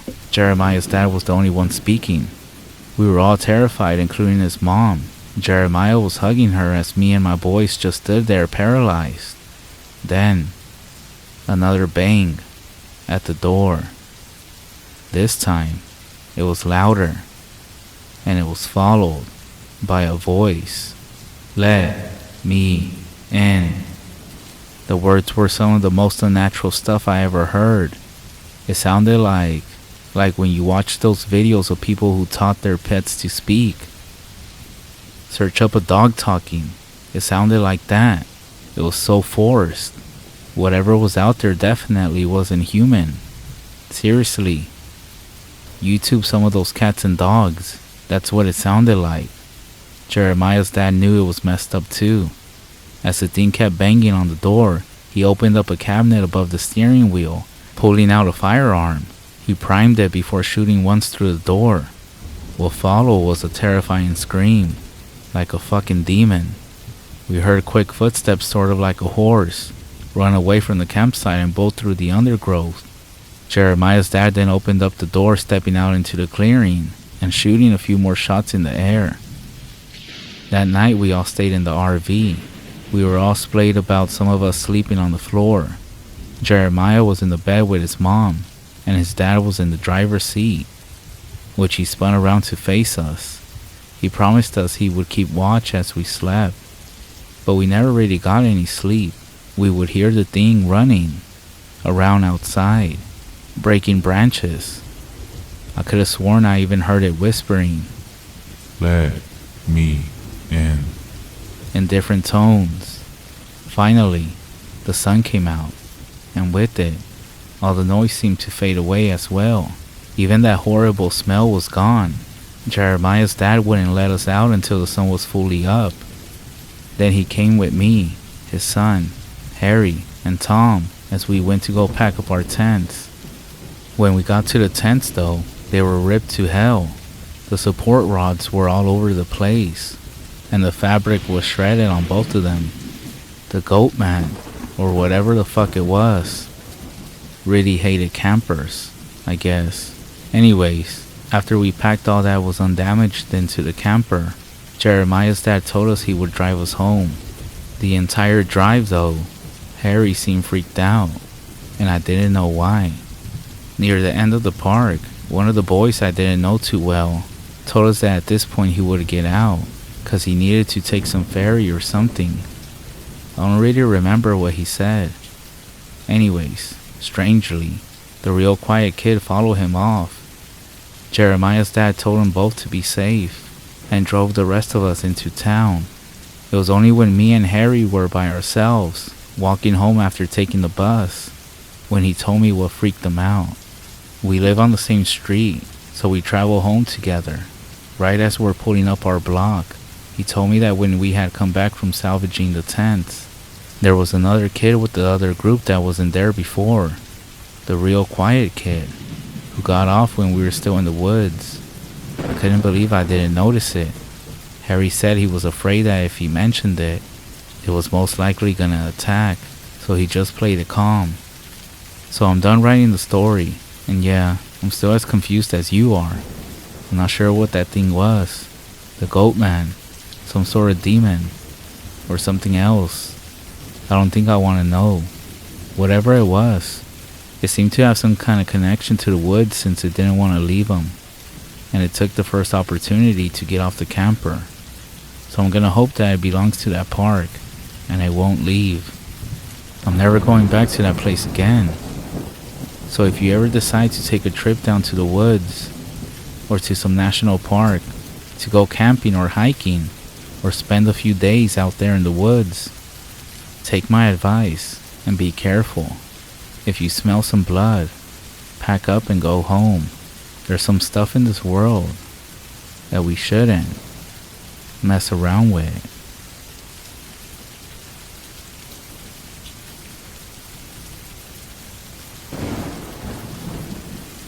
My girlfriend talks in her sleep. She's been saying the most horrible things recently. I'm infatuated with her, and it wasn't at a healthy level. Far from it. I would think about her every moment she was away. I would sometimes sit on my couch and just stare at my phone waiting for her to text. I'll tell myself, don't contact her. Don't. It will come off as too strong. But then I would still find myself clicking her name on my contact list before my inner voice would continue. You don't want her to know how desperate you are for her. It's unattractive. It will scare her off. No, you must wait for her to call you this time.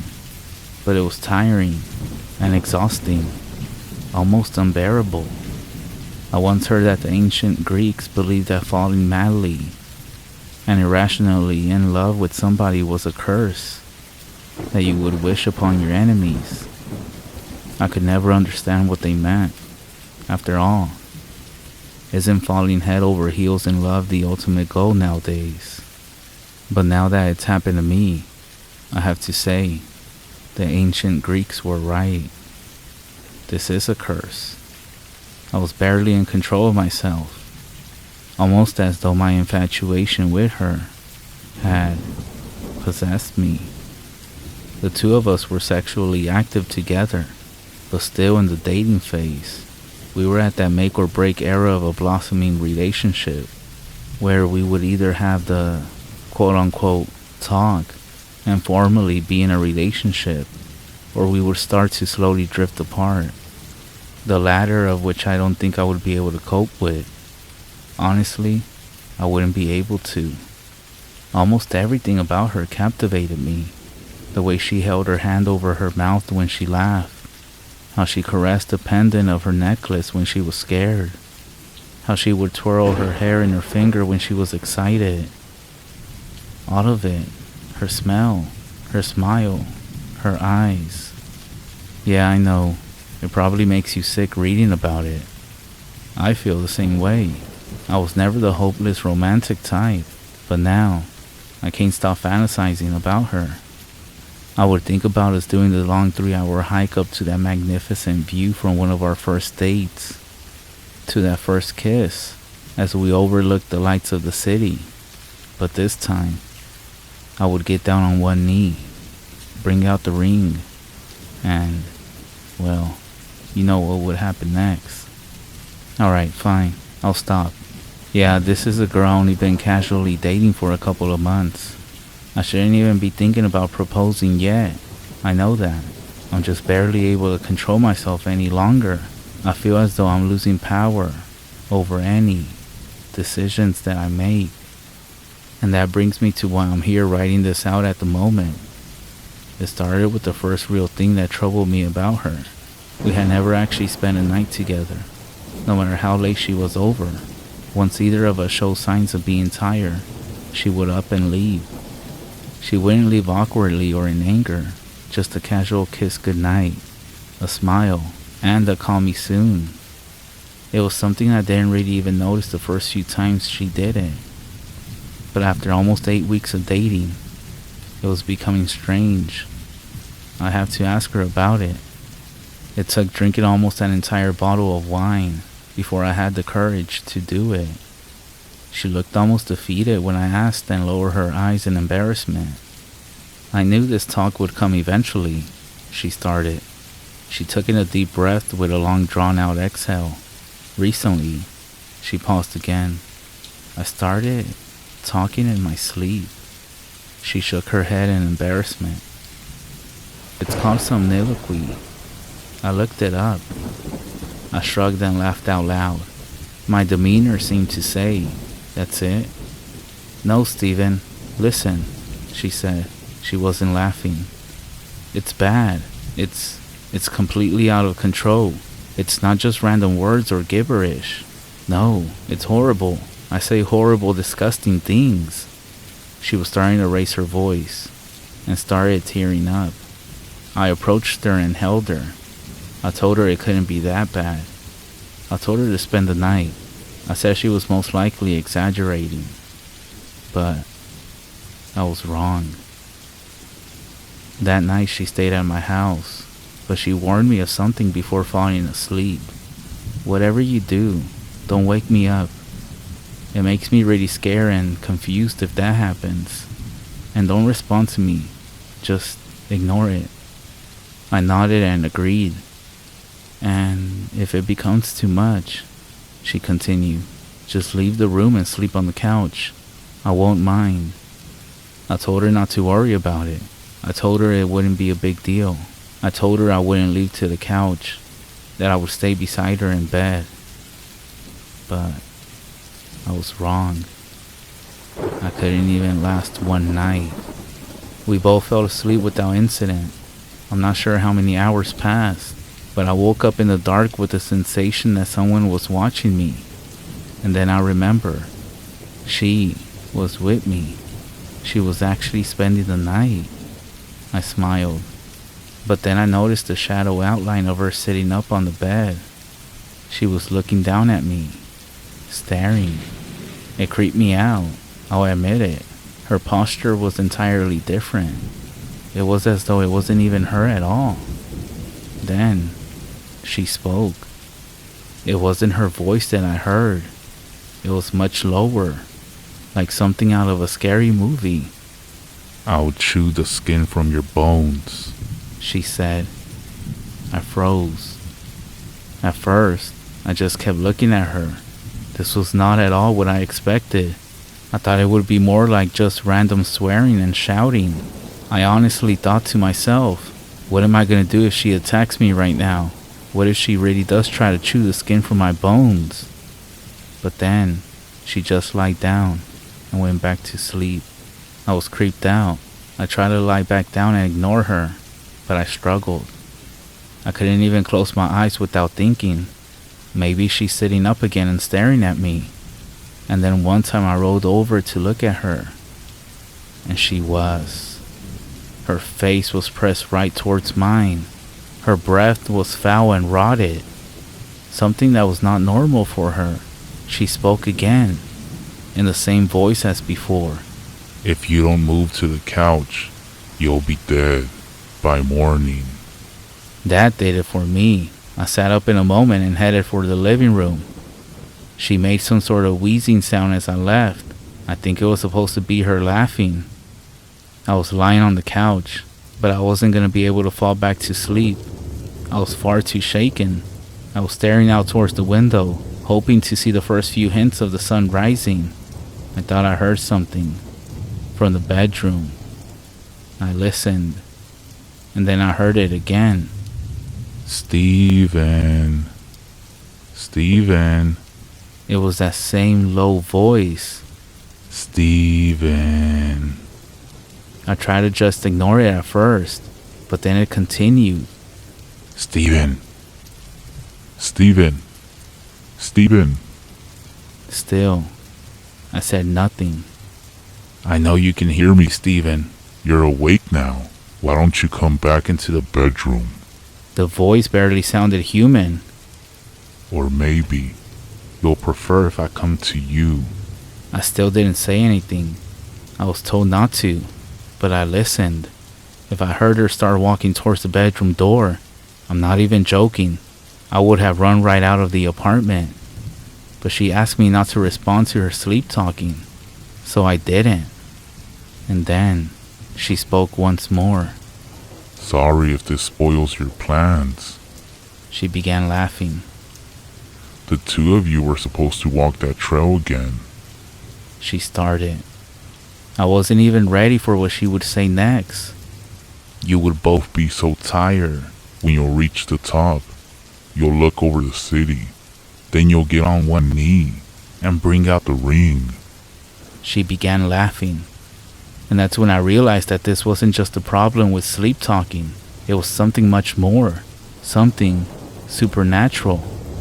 I had never told anybody about my proposal. There was simply no way she could have known about any of it.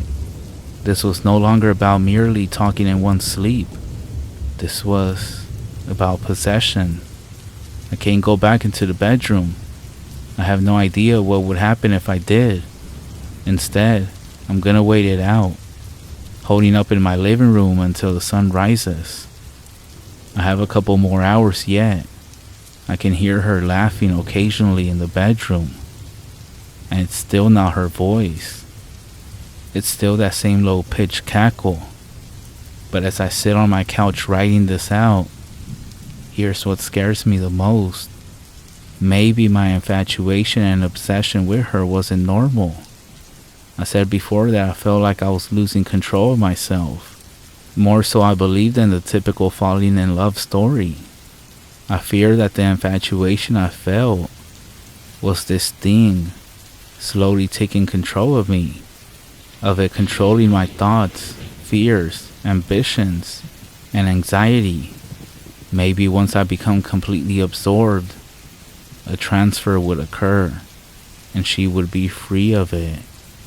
I know I should leave, that I should open the front door, get in my car, and drive away from here. But I can't leave her.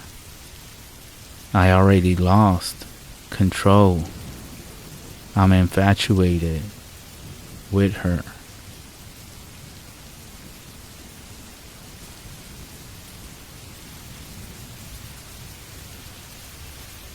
This happened when I was growing up, around 2004 or 2005, when I was about 13 years old. It took place in a good ways outside the town of Uvalde, Texas. The town itself was really small back then, and not much to look at. It's just one of those towns that really isn't on the way to anywhere important. My father knew someone who owned a deer lease that was around 1,000 acres down outside of that area, and was complaining about a ton of hogs that were tearing up their land. Being open season on hogs in the south, my dad figured that he would surprise me that summer and take me down for a week to go hunting for them. Not only did this help him with networking for his job, but also gave us some quality father and son time. I remember the drive down from Dallas was torture. It was about 7 hours in my dad's hardtop Jeep. That car was so uncomfy. I absolutely hated it. The only thing I could do was stare out the window or try and beat Super Mario Land 2 on my Game Boy Pocket, something I was never able to accomplish when I was younger. The drive obviously took most of the day, so we got there in the early evening. The owner of the land had told my dad that he didn't have anyone lease it that year yet, and the cabin and the property might be a little rough and dusty. I didn't really care. At this point in my life, I had been in scouts for a couple of years and spent a lot of my free time in the woods or fishing with friends. Needless to say, I was pretty comfortable roughing it out.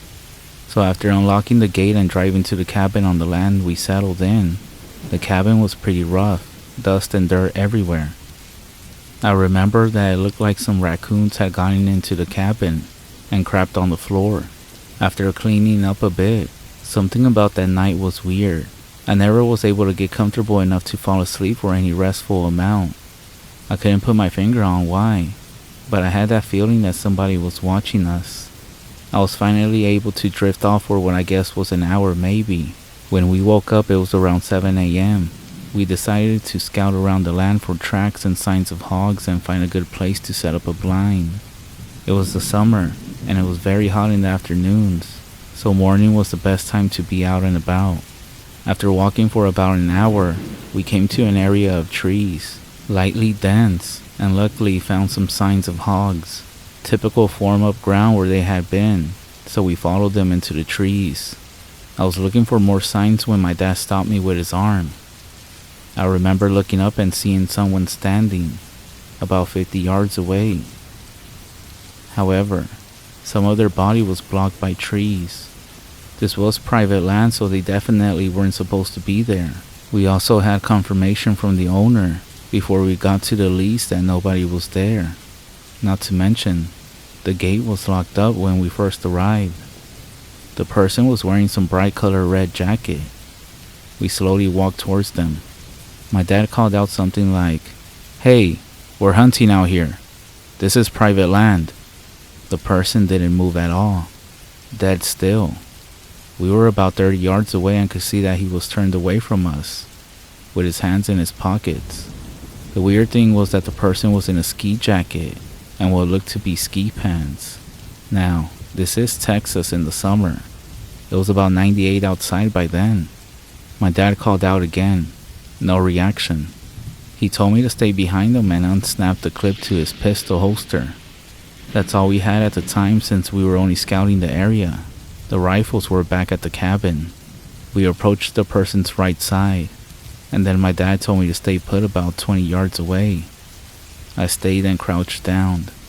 I watched them circle around to the form of the man, all the while talking to him, asking if he was okay.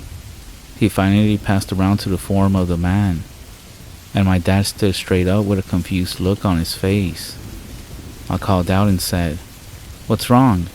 And he called back saying, "It's a mannequin." I walked over to it while my dad stood there staring at it, and as I got closer, one thing stood out the most. The clothes it was wearing were brand new. No dust, sap, bird droppings, or signs of it being outside for more than one day, at the most. At that moment, I looked at my dad and could see him get worried. Almost immediately after, I felt that feeling again, like we were being watched, like somebody was watching us, and I knew my dad was feeling it as well. I wanted to start crying. I remember feeling suddenly so scared. My dad whispered, "We're leaving right now." He grabbed my hand and drew his pistol. He scanned the area the whole way back while I was trying to hold back panicked tears. We got back as fast as we could. I was terrified, so it felt like an eternity, but it was only about 45 minutes max. After returning, we packed up and left. We drove back home that day, and we didn't talk much on the way back. I remember right after we left, my dad called his buddy, the owner of the land, and he was confused. He said that he would go check it out next week when he was in the area. He also said that he never had an issue with people because his property was high fenced. My dad normally isn't a paranoid person, but me being young, and the lease possibly having someone there we didn't know about, he decided to be cautious and just get out of there. After we got back home, we talked, and my dad wasn't able to sleep the night before as well. He had the same feeling but didn't want to wake me up because he thought I was sleeping too. Turns out that next week, he got a call from his buddy and he checked the whole property and never found any trace of anyone. No mannequin or anything. This experience still makes my hair stand on end. I have no idea what that was, but the paranoid man in me thinks it was some kind of trap or something. This isn't the creepiest thing that's happened to me in the woods, but it's definitely in my top 3.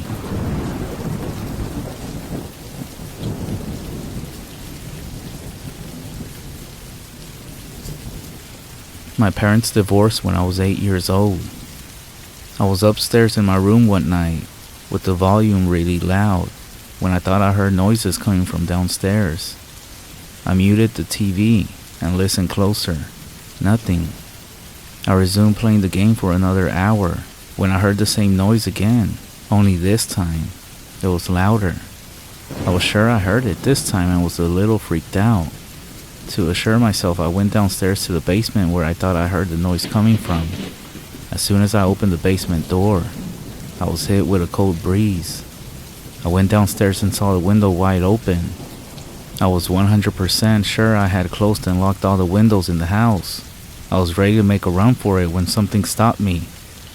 I turned around and for the first time noticed that the closet door was slightly cracked open. I stood for what seemed like 30 minutes in front of that door, debating whether I should open it or not.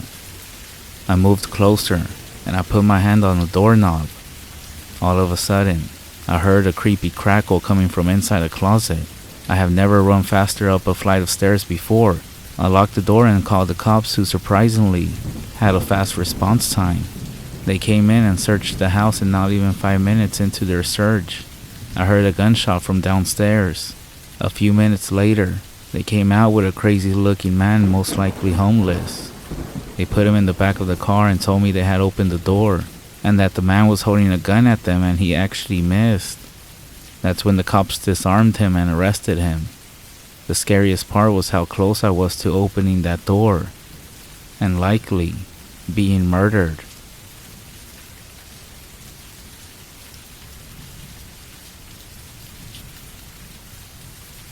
I never told this story to anyone, and I don't really intend to tell it again. I have a pounding migraine today, and this thread has kept me good company as I drifted in and out.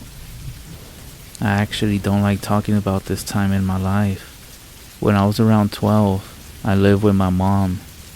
We were below the poor level. We lived up in the mountains around Santa Cruz, California. My mom had a friend that owned a large bit of property up there, and he let us stay in a trailer up there. Our trailer was very small and was right beside a garden. A chain link fence ran around the garden to keep the dog the owner had out, along with other animals. All kinds of deer and things are very common in the area. Also, along the fence area was a single room. It was like a tiny house, but it was only a single room on the inside. This room had light, and since our actual trailer didn't, I spent a lot of my time in there. By the way, sorry that the story will be fairly long. I'm actually pretty bad at writing. I just want to say that first, as this will be the only time. So there's this one thing you should know right now. This small fenced-in area was only a small part of the property, but most of it was just a bunch of woods. Also, I refused to leave the fence area because the owner's dog had been mistreated by children in the past and was very sketchy towards me all the time. If I was alone, it would try to bite at me, even through the fence. The fence was tall, at least 7 feet high, and wasn't even movable. So as long as the gate was closed, I was safe. With that being said, there is no one else around us for miles and miles. Now I'm telling you all this because I think it's important that you understand what kind of scene this was before I really get into the story. So we have a fenced-in location that seems fairly safe. It contains a trailer and a single room with power that is not connected to the trailer. Nothing else around for miles. My mom's van is parked out in front of the gate to the fenced-in area, and a single unpaved road runs from this garden for about a mile to the main house. Now then, I would bring friends up there to sleep over here and there. We all thought it was pretty cool, you know. Besides, we would get our own room to stay in, to play video games all night long. It was like a dream come true. The only downside was simple. When it would get dark outside, it would get really dark. No city around, and the trailer would not be lit up. There was no bathroom to use in the room, and you would have to walk through the dark garden in order to get to the trailer to use it. Strange things would happen out here from time to time. It was always something that could be somewhat easily explained away though. Noises like people working at night, or once me and a friend were sitting out in the garden and we saw a shadow as big as a small bear bound up a tree, but the tree didn't shake like there was weight on it. The dog also creeped me out, but you know, angry dog, and I was a kid. It happens. Now, I do get scared pretty fast. I always been that way. For example, I have trouble walking through a lit house if I'm alone. My friends, however, tend to be more outgoing, just the kinds of people I get along with. This time, I had a friend over. His name was Jacob. We were staying up all night and playing Sonic the Hedgehog 3 on my Sega Genesis. We started playing as the sun went down, and by the time we were finishing up the game, it was around 2 a.m. That's when we heard it. We turned off the game, getting ready to find something else to play. There was a rumbling in the woods behind the room we were in, like somebody was rolling something really heavy around. We hadn't heard it before, because the noise from what we were playing was loud. I immediately got goosebumps. Jacob was not really worried about it, but it's not like there was someone else's house a yard right over there. It was just a forest for miles, and it sounded like someone was constructing something or some shit. dragging and rolling something really heavy. Eventually, Jacob convinced me to just play some more games. I agreed on the condition that we turn the volume down so we could hear if something happened. We started playing, and I didn't even notice that the noise had stopped because I was into the game. A couple hours later, Jacob said he had to use the bathroom. I was feeling fine by then, so I was fine when he left to the trailer to relieve himself. He was taking a while, so eventually, I decided I was going to go check on him. Besides, I could use the bathroom and grab a snack while I was at it. I got up and opened the door to leave, and when I opened it, he was just standing at the doorway, right outside the door, facing it. It scared the shit out of me. That's when I asked what he was doing, and he just stood there, blocking the exit. I realized he must have sneaked up to the door because I could hear him walk away from the room, but I hadn't heard him walk back up to it. It was super quiet out there, without the noises of the city. I should have been able to hear, but he refused to say anything or respond. He just stood there. I told him he was really creeping me out, but it wasn't like him to try to scare me like this. Finally, I decided to just go to the trailer and use the bathroom myself. I told him what I was gonna do. Then I moved past him, but when I pushed him out of my way a little, his skin felt freezing to the touch. I jumped a little, but it was a cold night, and he had been standing out there for like 30 minutes, so I figured that was to be expected. I walked as quickly as I could over to the trailer, and that's when he followed me, like, right on my tail. It was unnerving. I joked a little, saying that he already surprised me by scaring me at the door. The joke is over already.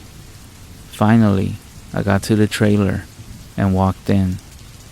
He didn't follow. He just stayed at the doorway. Now, I want you to picture this.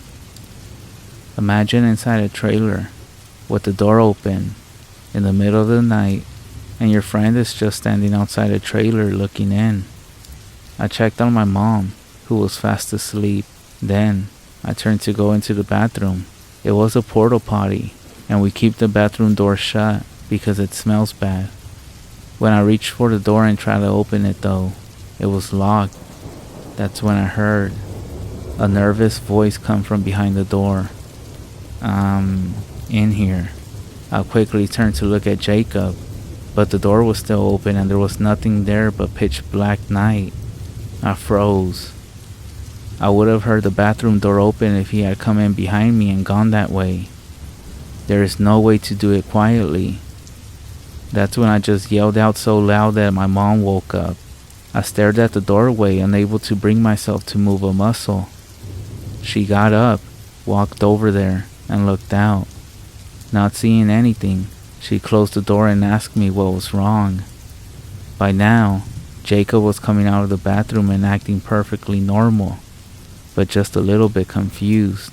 I explained what happened, and Jacob said he was just taking a long time in the bathroom, basically. None of them believed me at all, no matter how much I insist. My mom is sure that I just got sleepy and imagined it, and Jacob thought I was trying to prank him. So my mom gets out a big flashlight and walks us back to the room. She tells us to go to sleep, then she leaves and goes back to the bed herself.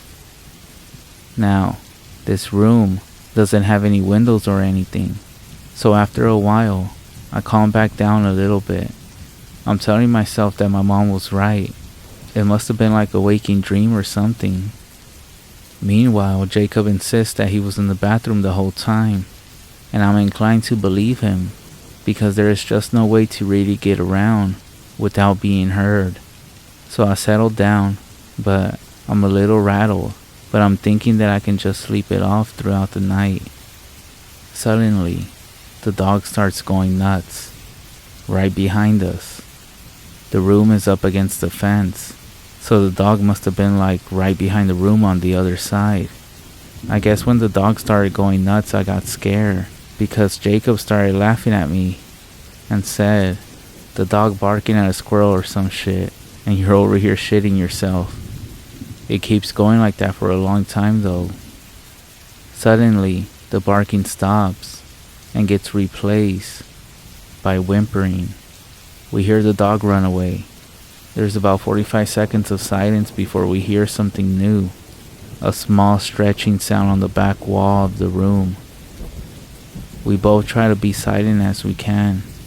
Eventually, it stops. After 5 or so minutes of silence, Jacob decides to be brave. He decides that he's gonna wake up my mom to tell her something crazy is going on. I wish he wouldn't leave me alone, but there's absolutely no way I'm gonna go out there. He arms himself as best as he can with a tennis racket we had in the room with us. Then he takes a couple small steps and opens the door and dashes out. I close it as quick as I can behind him. In less than 30 seconds, I hear a scream. Not long after, the door flies open, and he comes back in looking pale as a ghost. He looks tired and his breathing is like he just ran a marathon. His eyes look as big as dinner plates. I then ask what is going on like 4 times before he finally starts getting words out. He tells me he walked out there and he was walking through the garden as quick as he could, and then he saw my mom just standing there. He tried to talk to her, but she stared at him with a blank expression. Getting super creeped out because of what happened to me earlier, he took a couple more steps towards her, telling her that he thought something was in the woods. Suddenly, her face turned to an awkward smile. Then he realized something terrible. He hadn't noticed sooner because of the darkness. She was on the other side of the fence. Now, the door to this room does not lock, and as I explained earlier, this room had no windows.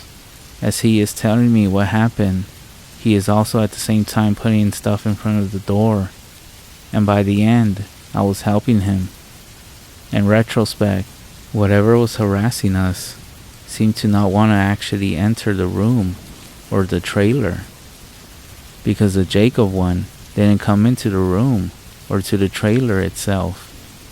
Either way, we stacked everything we could against the door, thinking somehow, like in cartoons, this would actually definitely keep the creature out. So for the rest of the night, we heard scratches coming from all around the room. I, of course, ended up crying. Jacob looked like his mind had left his body with fear.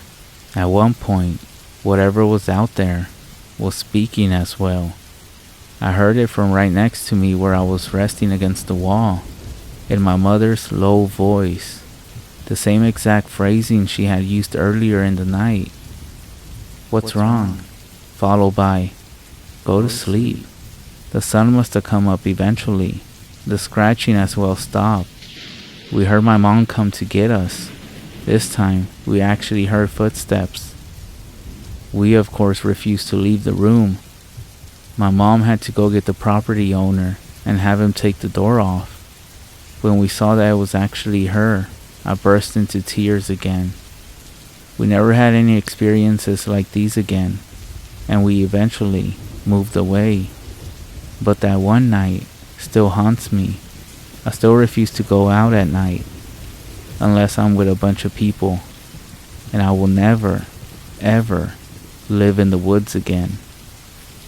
Anyways, I hope you all enjoyed hearing about this, as I probably won't tell the story again. Thanks for listening.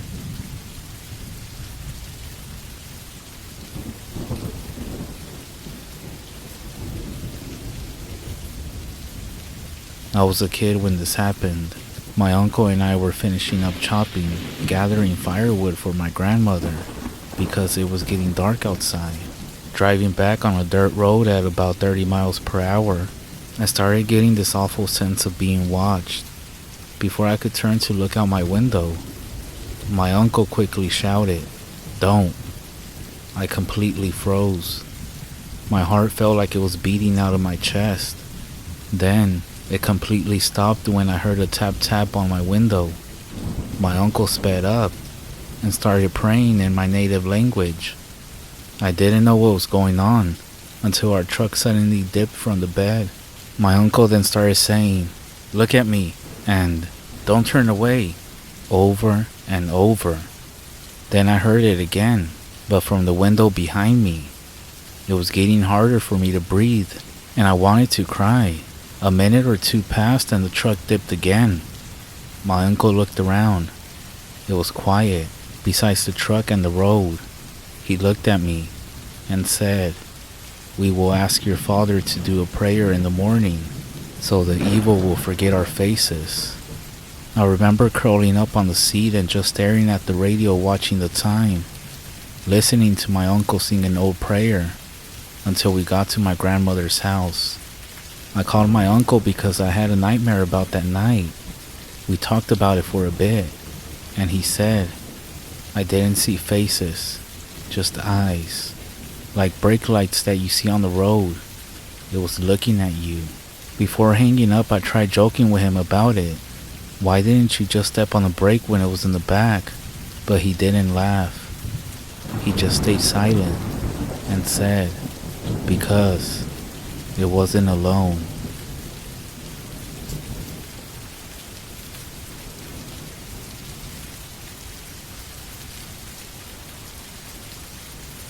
Living in a small town has its advantages.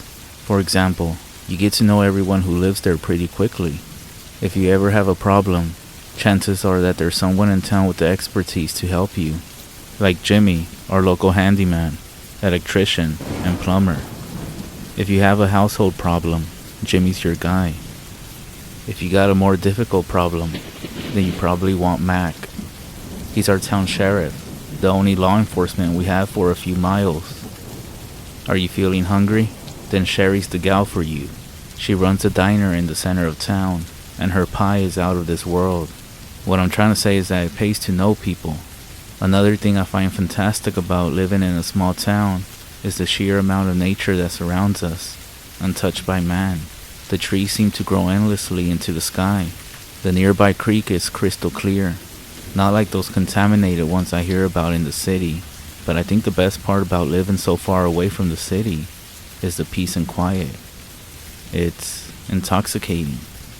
Occasionally, sometimes you'll hear the rumbling of a semi-truck passing by, but that's about it.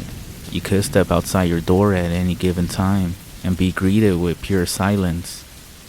I have always found the silence peaceful, like our town was secretly tucked away from the rest of the world. Even though I do enjoy the peace and quiet, that's not always the case for a lot of people. I work in the only gas station for miles, and we often get a lot of people stopping by there to refuel before heading back onto the road. Even though most of the people tend to fill up at the pump and continue their journey, sometimes I'll still get people to come inside, and they'll mention how unnaturally quiet it is in this town. Since I only lived in this town my entire life, I never noticed how different it is from the rest of the world. But I'll just take their word for it. It just makes me uneasy, is what one of the customers said to me when I inquired. They said they couldn't put their finger on it. Just something about the silence of our town made them uncomfortable. Well, this town makes me uncomfortable too, but it's not the silence that drives my fear. It's something that happened to me when I was a kid. My friend Tommy and I were always together as children. We would do everything together, explore the forest, fish in the creek, play in one of the many meadows that littered our town until the moon signaled our curfew. It was early October when it happened. We were playing together as usual, riding bikes up and down the town, until he got the bright idea to pay a visit to the Blackbriar farm. Now, this farm has a bit of history, but I'll try to sum it up. Basically, the Blackbriars were the first to settle in this town. They were a working class family, and their main export was corn. They had cornfields as far as the eye could see. The town itself was in the early stages of forming next to the farm. Then one day, in the middle of October, the entire Blackbriar family disappeared. Nobody knew why. Some people said that the head of the household, Michael Blackbriar, took sick and passed away, and at that point, the farm was too much to maintain without him, so his family left the farm for greener fields. Others think a pack of wolves or some other animal got to the family and tore them apart, and they were never seen again. Regardless of what happened, the farm was abandoned and had been left untouched for decades. For some reason, our town either didn't have the will or the means to tear the farm down and start something new. So the old farmhouse was just left, standing there. Even though the house remained empty, the cornfield seemed to continue to grow year after year. They would produce, and even our local market owner would pick fresh corn from the field and use it. There's no point in letting it go to waste, they would say. Then the field would wither and die, only to regrow all over again the following year. So Tommy wanted to go exploring in the field. He had this absurd notion that the Blackbriars had a stash of treasure, somewhere on the farm itself. After all, they were a supplier of produce for a while, and the town didn't have a bank during those times, so they had to do something with all that money. Well, the sun was quickly setting as we approached the edge of the farm. Reluctantly, I followed Tommy into the looming forest of dried corn husk. Our footsteps crunched beneath us as we marched further inward. It was deafening how loud our footsteps were in comparison to the rest of our surroundings. As we pressed on, we began to hear a new sound. It was faint, over the crunch of our footfalls at first, but as we walked closer, the sound grew louder. It was crying. Someone was sitting in the cornfield, softly crying to themselves. Unsure of the situation, I asked Tommy if we could head back, but he shook his head, mentioning that someone might need our help. We found ourselves in a small clearing in the field. On the other side from where we entered, we saw it, or I should say, her. It was a woman. She was sitting on the cold ground. She was wearing a silky white dress, which had been stained by the dirt she rested on. Long brownish black hair covered her face and shoulders. She sat facing away from us, and the sobs that she was doing seemed to reverberate off the surrounding stalks of corn. Tommy fearlessly approached her and asked her if she was alright. When he did, her sobs instantly stopped, and the overwhelming silence returned. She rose to her feet, still facing away from us. I took a step backward, while Tommy took a step ahead. Then she turned, but how she did it triggered alarms off in my head. 1 second, she was facing away, and in the blink of an eye, she was turned towards us, as if she were a glitch in a video game. She raised her head, and her hair parted from her face, revealing a gory facade. Its flesh clung to her skull like tape. Half of her jawbone was exposed. Her eyes were gray and lifeless. Dirt seemed to pepper the remaining parts of her skin, which combined to form a sickly brownish color. Tommy and I both screamed. I immediately turned to run away, but then I heard Tommy call out to me. My body reacted on its own, and I turned back. Tommy had been grabbed. Her hand gripped his wrist so tight that even from where I was standing, I could hear the bones in Tommy's wrist begin to splinter. Her mouth began to open and separate, as if she were some sort of snake-like creature. She pulled him closer and raised him up. Tommy struggled to turn his head away from the creature to look at me, and managed to say one thing to me, the last thing I would ever hear from my best friend. "Run!" And I did.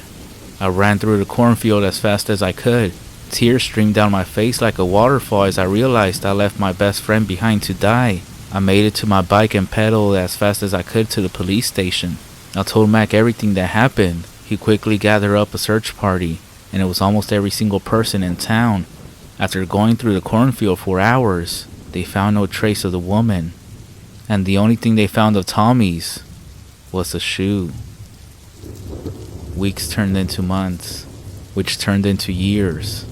Eventually, everyone in the town started to forget. It was just another tragic missing child's case to everyone, aside from Tommy's parents and myself, that is. New children began telling stories about the cornfield, how anyone who goes in is never heard from again. Those stories aren't entirely accurate, because I was there with Tommy that day, and I made it out, alive. Not a single day goes by that I don't regret what I did, and not a single night goes by that I don't have to drink myself into a drunken slumber. Ever since I started working at this gas station, I saved up enough money to move away from this town for good, to start a new life somewhere, far away from the cornfield, and away from the tragic memory of my dear friend. I plan on leaving at the end of October, but 2 nights ago, after I was closing up the gas station, I heard it. The silence broken by some faint sobs coming from the other side of the road. My body seized as I saw her, standing there on the other side of the road. I wanted to believe that I was just seeing things, but I knew better than that. She was facing away from me, and without even giving her a second to turn around, I ran to my car, got inside, and drove away. I'm at home right now, and I wanted to type this up before I leave this place for good, just so whoever hears this knows how sorry I am for Tommy, and to stay away from the Blackbriar farm. I'm not really sure where I'm gonna go, but I need to hurry. I left my window open, and I think I just heard some crying coming from outside. So if I don't make it, remember, if you hear a woman softly crying to herself, just stay away and call the police, or you might end up just like my best friend, Tommy.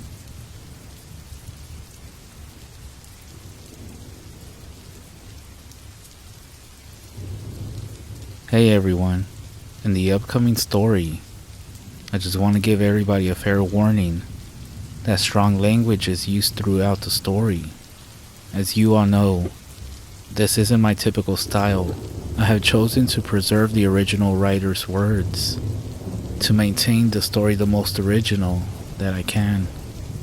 So again, please be aware that the story contains strong language.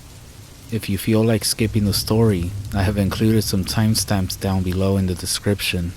Again, thank you all so much for listening. Happy Thanksgiving. I think there is something living or walking around in my ex-best friend's skin. I will tell the tale and the nopes that led up to it. It was July last year. Me and my friend are both 18. Decided to go camping for a week. End up not liking any of the lame, paid campsites. We are doing this the old way, goddammit. Illegally camping in this amazing area. Far away from houses and properties. The nearest town is at least half an hour drive away. Fuck snakes and spiders. We're both Australian. The first few days of camping are great though. It was pretty rainy. Every night we end up talking for hours and being hilarious. Then go to sleep in a massive swag that I brought. The place is great, but for some reason we stick together. It made me uneasy to be alone, and for some reason, we always make sure we were within viewing distance of one another. One night, we ended up huddled in fear. We could hear something walking around the fucking swag. Walks around us for hours while we both nope the fuck out of there. Then we hear a fucked up screech from a distance. Noise like wind going past really fast and footsteps stomping. We're camped in a clearing. No wind can get through the trees like that. It hasn't this whole time. My friend then starts laughing. Holy fuck, man. That was scary as fuck. We end up eventually going to sleep. The next day I'm cooking. Oh shit, we need more firewood. Can't leave this food because it'll burn really fast. My friend volunteers. First time one of us has gone into the wooded area alone. My friend pauses before going in. Finally summons some fucking courage and disappears from sight. I'm a fucking master chef. Not wearing my watch, but it's been like an hour. I'm nearly done cooking the stuff. I assume he's taking a shit, so I'll give that fucker some privacy. The fire begins to fail, so I have to ninja get some wood and finish the meal. Eventually, I realize maybe some inbred fuckers have raped and ate my friend. Damn it, I spent ages cooking this meal. I grab my big ass knife, rifle, torch, and a bite of my delicious damper. I walk into the woods yelling for my friend, but I feel something watching me. I begin to get scared, but I'm not about to admit it. Come out, you fucker. It doesn't take that long to shit. Then I see someone in the woods in front of me, and then I hear my friend laugh, but at the same time, I hear a screech behind me. Oh, fuck that. I started running straight towards where I saw my friend. That fucker is unarmed. As I'm running, I lose sight of my friend. I called out to him, "Motherfucker, if you're dead, I will kill you." I end up breaking through the wooded area into a padlock. I see something move in the woods across the padlock. It looks big.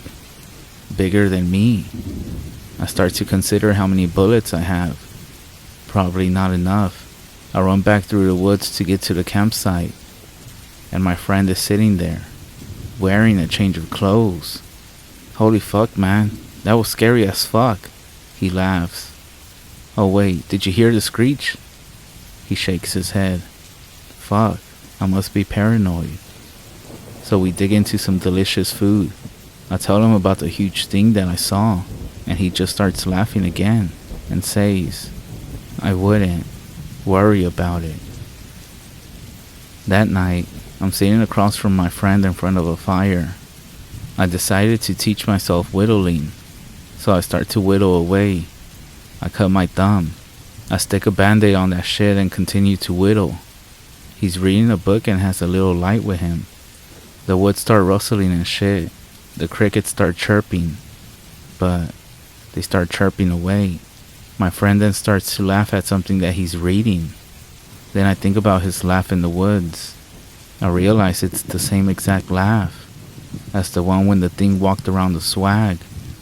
The same laugh that he did just then. Same as the first thing he said when I found him with different clothes on back at the camp. He also said the same words. Weird. I eventually decide to drink a bit, but he's a lightweight. We both crawl into the swag laughing. I have the knife attached to my belt. Then, at some point in the night, I wake up and I find him staring at me. My drunk brain suddenly worried that he might be going homo for a second while drunk. I start to talk about this girl that I really like. He seems to be really aware and listening to everything I say. Suddenly, I feel like my bladder is gonna burst. I stagger out this little river that goes past our campsite. I take a piss in the early morning light while I'm in awe of the majesty of nature. That's when I see something gray sticking out of the riverbed.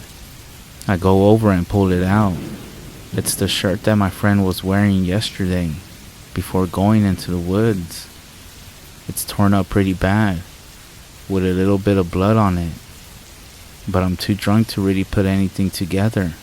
I rebury it, because my drunk brain thinks putting the cotton back to nature to decompose is a great idea. I clean my hands on my pants. I climb back into the swag, and I realize that my friend is fucking gone to La La Land. I pass out and wake up a couple of hours later. My friend is still asleep. I begin to have a feeling about weird shit that's been happening. I realize that the fire needs restarting, while pushing the coals and ashes around to add more wood. I find the button of the pants that he was wearing yesterday, and a bit of a gray cotton fabric, like the stuff from his shirt. What the fuck? Today is the day we pack up and leave. When my friend wakes up, he's being as weird as he was yesterday. I start to pack, and he gives me a weird look. So I just tell him to start helping me. He then gets to asking if I can go get some firewood because he's hungry. I tell the bitch once we're done packing, I hold his hand and go into the woods with him. Once we packed up, we both carry shit up to the car, which is heading up near the bush track to get out of here. I check my car every day, and he follows the whole way because the dumb fuck has probably forgotten where it's at. We load up the car. I turn it on to make sure it's all good. I'm able to tune the radio, but there's a weather warning about storms hitting the area. We go back to the campsite to grab the last stuff. Can we go get firewood now? He asked. My friend is standing just inside the edge of the woods. Suddenly, I get this feeling deep in my stomach, like fear or something. I really want to get the fuck out of here. Nah, I don't think so. There's a weather warning. We can eat some food we got left over, and we'll buy something hot when we hit the next town. It's an 8-hour drive home. While I finish up packing, he doesn't even eat anything, but the fucker has been acting weird. I then ask him if he's alright. Yeah, I'm fine. Are you sure we can't stay another night though? I don't think the storm is gonna hit here. That's when I see something move in the woods behind him. What the fuck is that? He doesn't turn around. I pull out my knife and for some reason he goes almost into a defensive pose. He gives me a weird look. Dude, there was something fucking behind you. He turns around and says, I'm sure it was nothing. While we walk up to the car, he looks behind us a few times. So I'm trying to act normal because he sure isn't. So when I was cleaning up the fire, I noticed bits of your clothes in there. He says he wrecked them while collecting firewood and didn't want to add to the rubbish to bring back. Fucking weirdo, dude. You never done shit like that before. He shrugs and looks around as we get up to the car. That's when I feel like something is watching me. But once we're in the car and back out the road, I started to feel better. I keep trying to make conversation, but he doesn't put much into the conversation. I turn on the radio. Every so often he repeats things some of the radio presenters say. While we aren't talking, I have time to think about it. Him not worry about anything is what starts to worry me. I start to think about the weird looks he's been giving me in different situations. I feel sick and horrified, and I realize the faces are most likely the faces I was putting at him at those moments. He's been mimicking my expressions. Realize he's been repeating phrases I say, and his laugh doesn't even change. His clothes all torn up and him trying to bury them, finding them burnt after I found them, wanting me to go back into the creepy fucking woods for some reason. I decide to give a little test, talk about some stupid shit we did as kids. So I start to ask questions, and he just says, "Oh, I don't remember that part," or just simply agrees with me. The more I think about it, I start to realize that he hasn't been acting like himself at all since he went missing while I was cooking. When we finally get to a town, I turn my phone on and I call my mom. She's glad we had fun and stuff. She can't wait for us to get back into town and spend some time with her before I go back to work. I ask him if he's gonna call his parents, and he gives me a weird look again. Then he gets his phone from his backpack. I then grab money from our joint cash fund and buy us both lunch. He eats the almost raw steak from his burger, but doesn't want his chips or the rest of the bun or salad. He then goes in. He then comes out with 2 more big pieces of red steak, done rare. He starts to wolf those fuckers down while I finish my meal. He then pulls out his phone again and fires off some texts. That's when I notice some wicked bruises covering his upper arms. What the fuck happened there, man? He shrugs and says that they don't hurt. Well, okay then. I then change clothes and shower there, and he is waiting by the car. I notice him staring and watching other people, and he says he doesn't want to shower. I call him a smelly fucker and he disappears for a bit. He comes back with new clothes, and he even smells like he took a shower. So then we keep on driving, and it's now nighttime, only an hour or 2 out away from home. He slowly begins to join in the conversation, but he doesn't sound the same as he used to. None of his speech habits are the same. No talking about the girl he's crazy about. I decide to bring up the creepy shit that happened out at the campsite. I swear, I thought about shooting that horse or whatever that big thing was out there, but I decided I like my chances of not knowing. And he starts to laugh and says, I wouldn't worry about that. I begin to feel uneasy and think that maybe this isn't my friend next to me anymore. What about that thing that walked around our tent? He gives me this weird smile. Maybe it was a werewolf. I laugh. Or a hot chick who was lost. He grins wider. Or maybe something that was just checking us out. I then feel weird again, so I force a laugh. Why would anything do that? Like some cannibal or rapist? He looks out the window, and I can't watch him because I gotta keep my eyes on the road. Maybe they wanted to get out of there as badly as you did this morning, he says. What the fuck did he just say? I glance at him, but he's not looking at me. I can feel my knife on my hip in its holster. The rifle stored away in the back, like a Skinwalker or some shit. Something like that, he says. We both go silent. Then he starts to laugh, and it's the same fucking laugh. But that would be impossible, right? I laugh. The radio goes on, and we don't even talk for the rest of the drive. I get to his house. I start to help him get his shit out of my car, and then I drive home. As I get inside, I start to shake. I'm a man, for fuck's sake. Keep it together, motherfucker. Seriously, I think my friend died out there, and there is something else living inside of him now. Not only this, but weird shit has been happening. Like his dog and cat have mysteriously disappeared. He doesn't even hang out with us as much anymore. And even the girl he liked tried to hang out with him, and she says he was really fucking weird. He apparently acts almost robotic and only eats hardly cooked meat like a fucking caveman.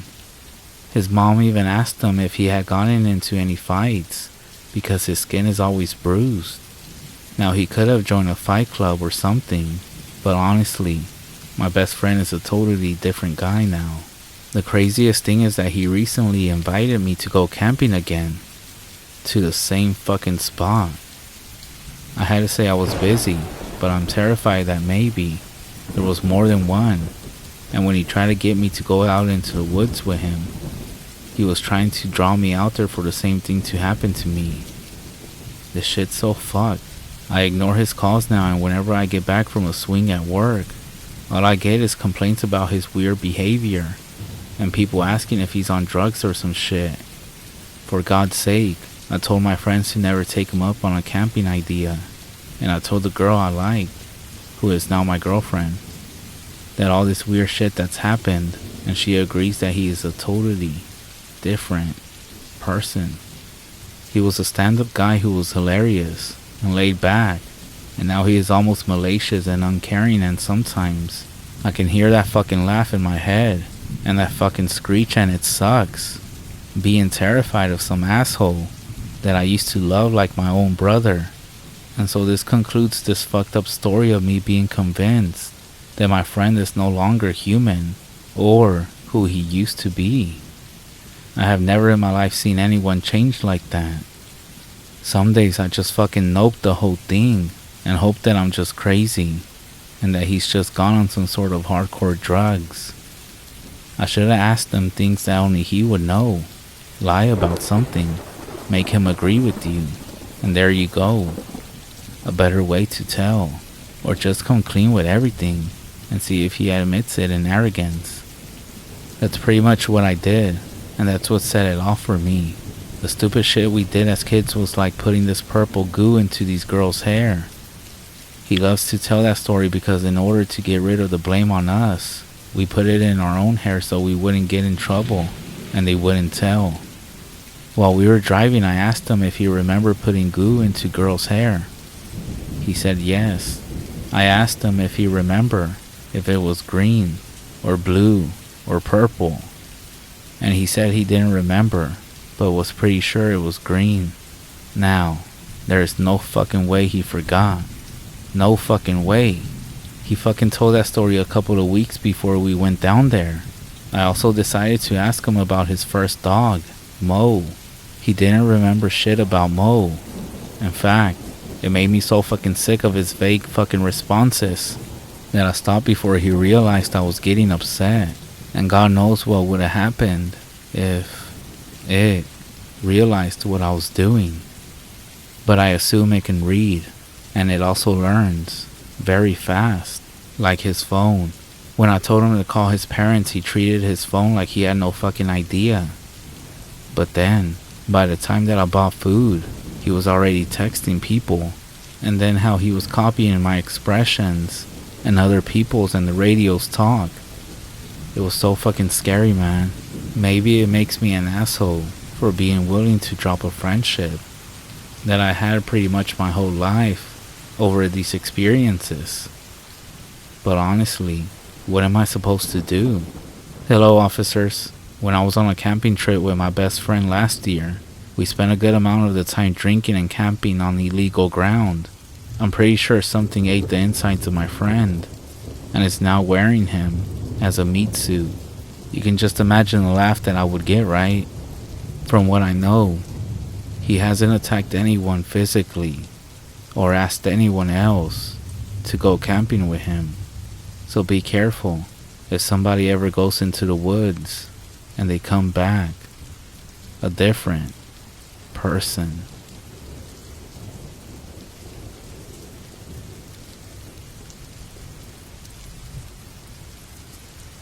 Many of you who love paranormal stuff may have already heard of the word nagual here in Mexico, and I would guess that also in some other countries in Latino America we call that way people who can shapeshift into animals. Well, here's my story. It was a cold night. I remember because it was really weird for it to get cold on that side of the country. This was in my parents' house, in a small pueblo, or small town. And back in the day, it was one of the last houses outside of town.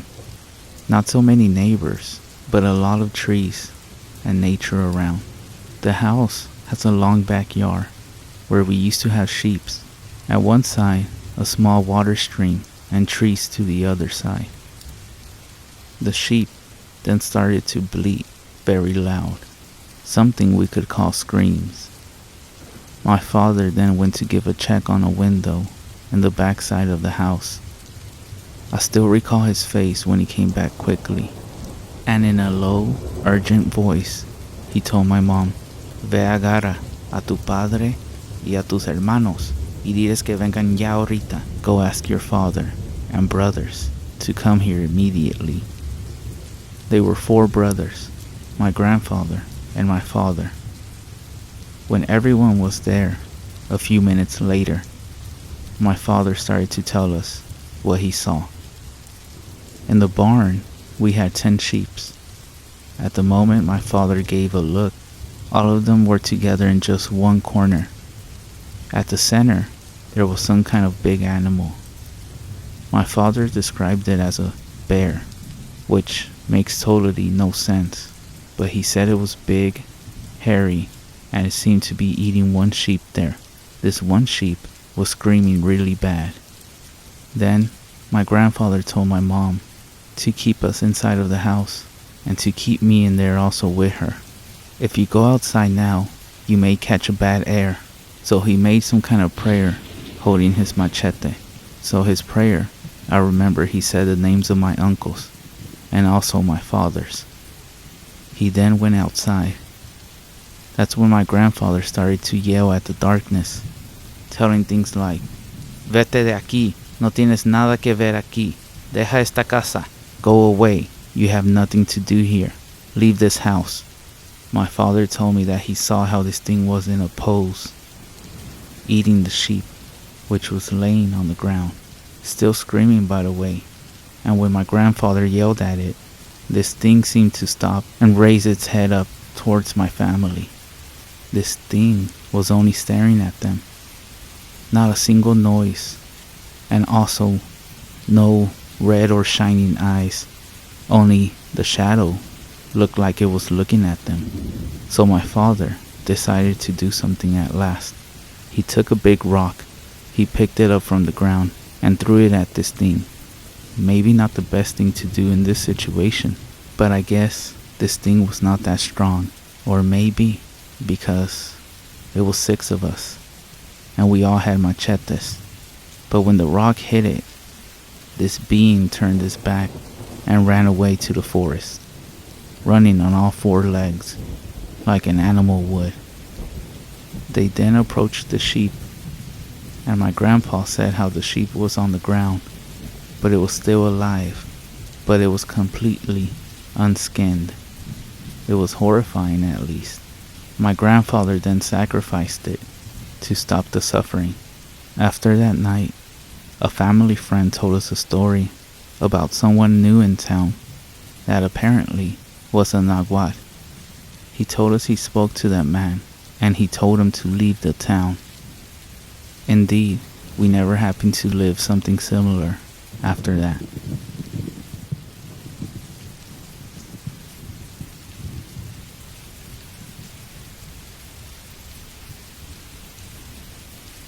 I saw some videos about skinwalkers on TikTok, so I started watching videos about them on YouTube, and there was a whole podcast where this guy just read stories about them from Reddit and other stories that people submitted. Our ward at church purchased a piece of land way back in the day.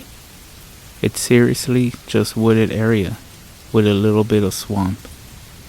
We would always go there for campouts and scouts, and at night, when it was pitch black, we would all play manhunt. Well, one time, we all got down to one person whose name was David. Growing up, he was super fast, and he would hide really good, so nobody could ever find him. He would always end up being the last person. Well, one time, it was down to David, and we had split up and gone way deep in the forest towards the swamp because it seems like it was impossible to find him. We thought he might have gone a little bit further than we normally go. We started getting into some more muddy and wet terrain as we get closer to a swamp-like area where the water is most likely shin deep, and we saw David way out in the swamp, and he wasn't wearing a shirt.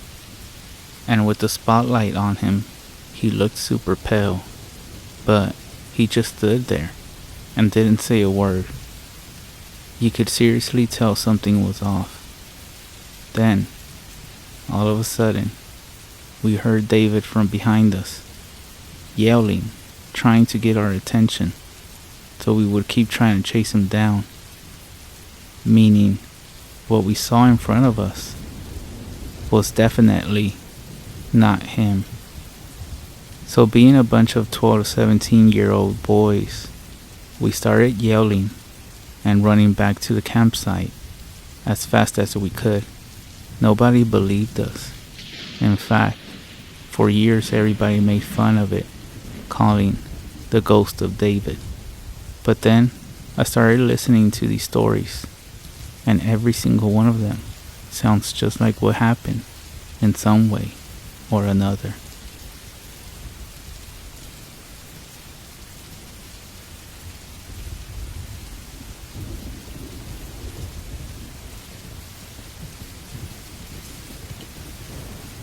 I'm going to start this off by saying it's a long read, but it's worth it. My friend and I were talking about this creepy experience we had, and I'm trying to get to the bottom of it. So I figured I'll turn to Reddit for some answers, if there are any. People might think that this is fake, but I don't care whether you believe it or not. I have no clue if this animal or creature is a skinwalker or just a very creepy animal. This took place around 2019, and I do live in Tennessee, right on the outskirts of the Appalachian Mountains. So here it goes. 2 of my friends and I were driving on a desolated back road at night. We were jamming to music and talking. Everything was normal. I was driving, My friend Hannah was in the passenger seat, being the DJ, and our friend Chris was in the back seat behind me. Hannah was trying to pull up a song on YouTube that wasn't on Spotify, so it was silent for a bit. While she was waiting on the website to load, Chris and I were still talking. We then came up on a small animal in the road, but I didn't think anything of it. Well, I expected the animal to move pretty quickly once it saw us coming down the road, but it didn't.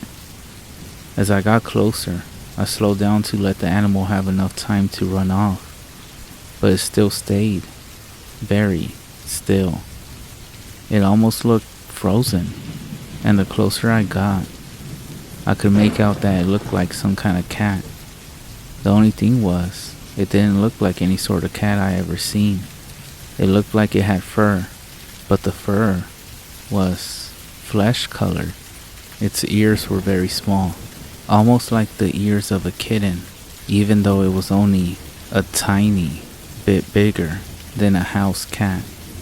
It was laying in a way that looked like the Sphinx was facing us. The scariest thing about it, though, was its eyes. Not to sound over dramatic, but its eyes literally looked like the pits of hell were burning inside of them. They were bright red, orange-like, and had twinkles of yellow in them that reflected off the headlights.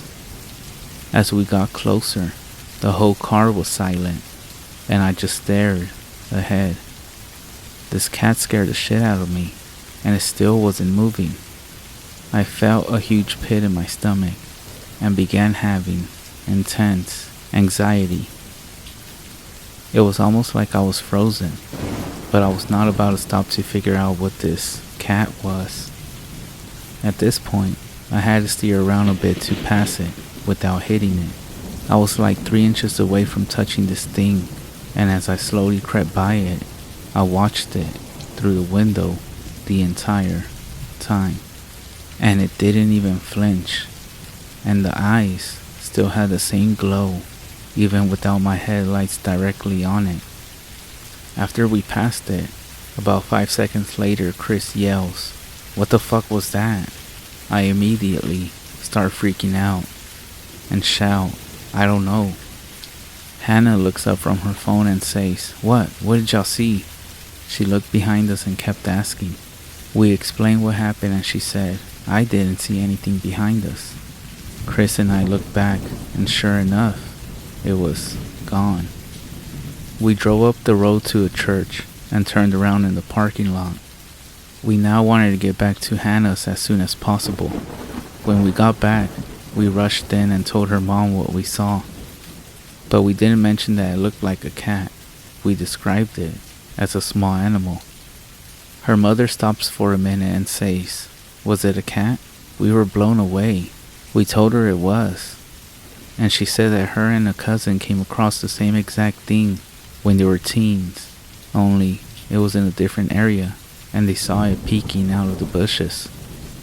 She still to this day doesn't know what it was, and she said that she thinks about it from time to time, even after 30 years. So I guess I want to know a few things. What was this? It didn't look like a bobcat, mountain lion, or fox.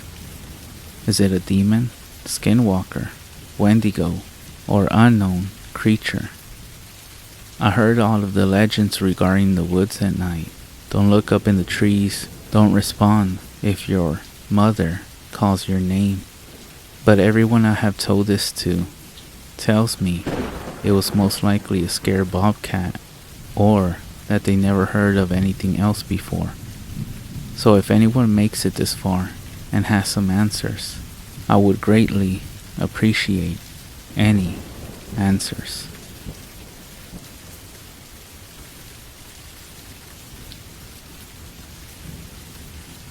I was out camping in the Northeast, and this one specific time that I'm talking about, I ventured off the main trail to try to find a more comfy spot to set up. So I found my spot. I ate, and I did everything that I had to do before going to bed. In the middle of the night, something wakes me up.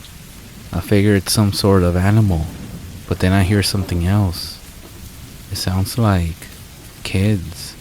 I figure there must be a family camping out, but I think it's kind of messed up that a kid would be on their own in the middle of the night, away from their parents' sight. So, I get up. I follow the sounds of the kid, maybe 50 meters from camp through the woods. The kid is hiding beneath the brush, I can hear him. And then I get around it, and there's nobody there. Then I hear this loud animal snort behind me, and then branches breaking and something on 2 legs tearing ass off to the right. I couldn't see anything. I was scared, but I realized that maybe it was some sort of animal, and I could be hearing it wrong because I got startled. But then I got scared again when I realized that there was no kid. So I walked back to my tent, and I'm a few steps away from when I realized that there are now huge claw marks. I'm talking like 3 claws that were an inch apart on some of the closest trees to my tent. They were just above the height of my head, and I'm 6'1". That's when I hide in my tent, and nothing happens for the rest of the night, especially me sleeping. I decide to leave as soon as it's light outside. I stop at the very first local bar that I can find for some day drinking. The old man at the bar is Mexican, and he says, "Oye, ¿estás bien, mijo? You okay, son?" I tell him that I was camping and I got no sleep. Then he said, "¿Y eso por qué? Why is that?" And I tell him what happened, and he gets a serious face and says, "My people tell legends of things in the forest, but this is weird. They don't really bother people. I'm telling you, don't go into the woods without protection. I know I don't, because you never know what's out there. Cuídate. Take care of yourself."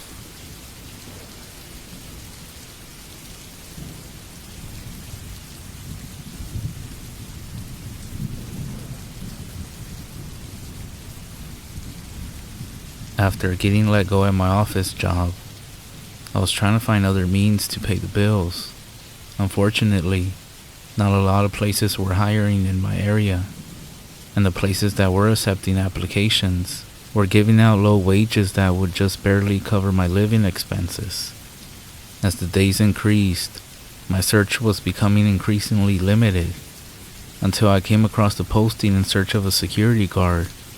It was for a nationally based security company, and they hire people based on the needs of the area.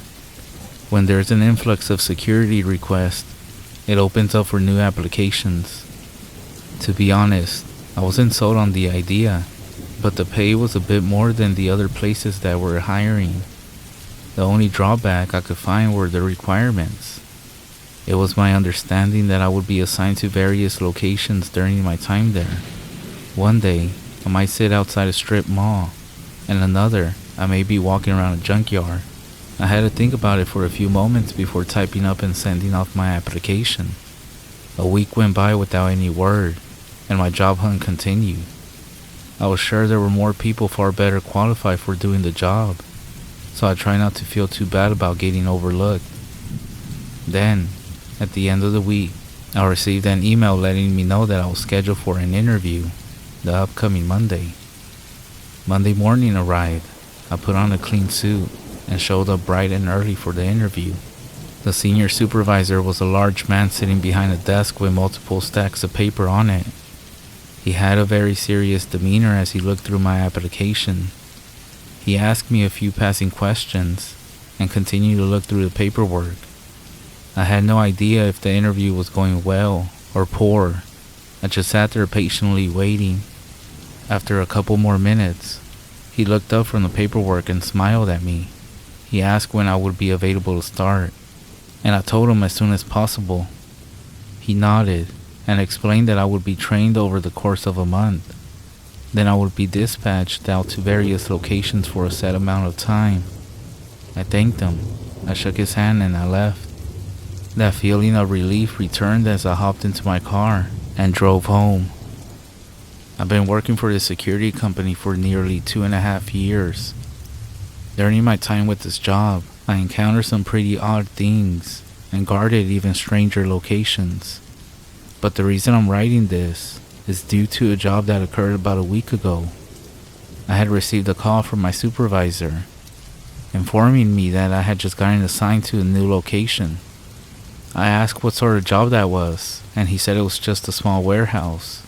Apparently, the company that owned it had concerns about theft happening after hours.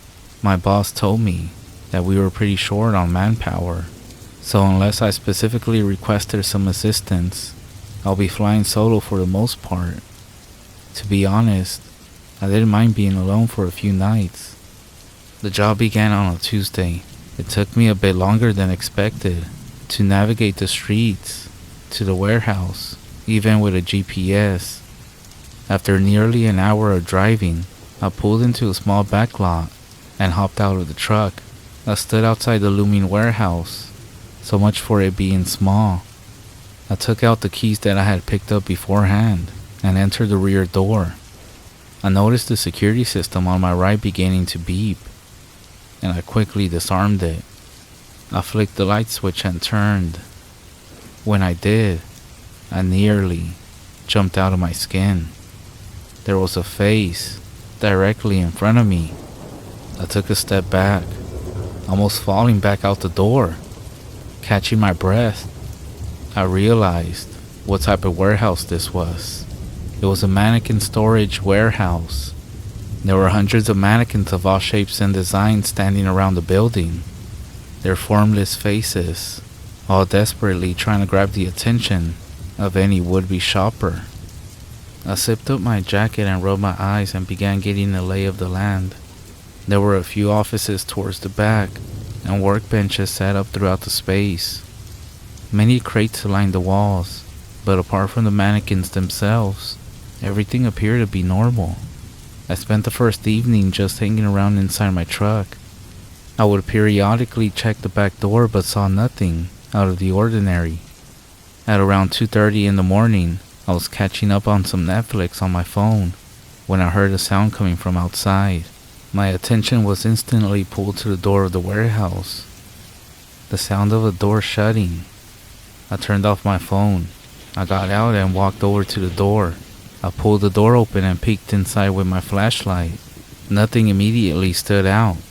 I called out to the interior, asking if anyone was in here, but not a single sound filled the silence.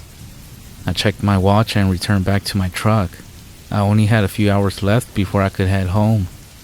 I angled my truck to face the door and made a point to keep a better eye on it until the end of my shift. I saw nothing out of the ordinary, and at the end of my shift when I went to lock up, I thought one of the mannequins had moved slightly, but quickly buried the thought before heading home. The next 2 days on the job went about as normal as you would expect. No noises, no sign of entry or exit, just a lot of time sitting around doing nothing. Then, on the third day, I showed up to the warehouse a bit later because I woke up late. The time was close to 10:30 p.m., a good hour and a half past when I was supposed to be there. I had been late a handful of times over the 2 years working for this company, and it's really not a big deal. I parked and went to check the interior, and that's when I noticed something strange. As I put the key into the door, I didn't feel any resistance. I twisted the knob, and the door popped open. Whoever works here must have forgot to lock up after their shift. I stepped inside to disable the alarm, and nearly fell on my ass as I saw a mannequin standing immediately to my right. It was arranged in a walking pose, with its right arm reaching out towards me. I quickly regained my composure and picked it up and moved it a few feet away, so I could reach the system. I disabled it. I walked around and inspected the area again. Nothing caught my attention. I resumed my routine of sitting outside and keeping watch until my shift was over.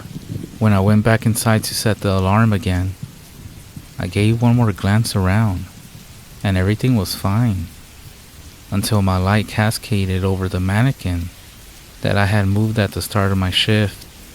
It was standing straight up, with its arms at its sides, and its head was now looking towards the door. I pretended not to notice. I set the alarm, and I quickly stepped outside, locking the door behind me. I lightly jogged back to my truck, and once inside began to question what I saw.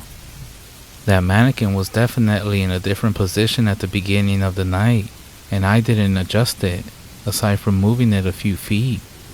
I drove home and drank a nice tall glass of whiskey before drifting off to bed. The last day made me question whether or not to continue being a security guard. I showed up on time and went inside to check things out. There were more mannequins than on the first day, and I just assumed that they had brought more in. After my once over, I returned to my truck and began to watch a TV show on my phone. About 45 minutes into the series, I glanced up and saw something that sent goosebumps down my arms. The door to the warehouse was completely open.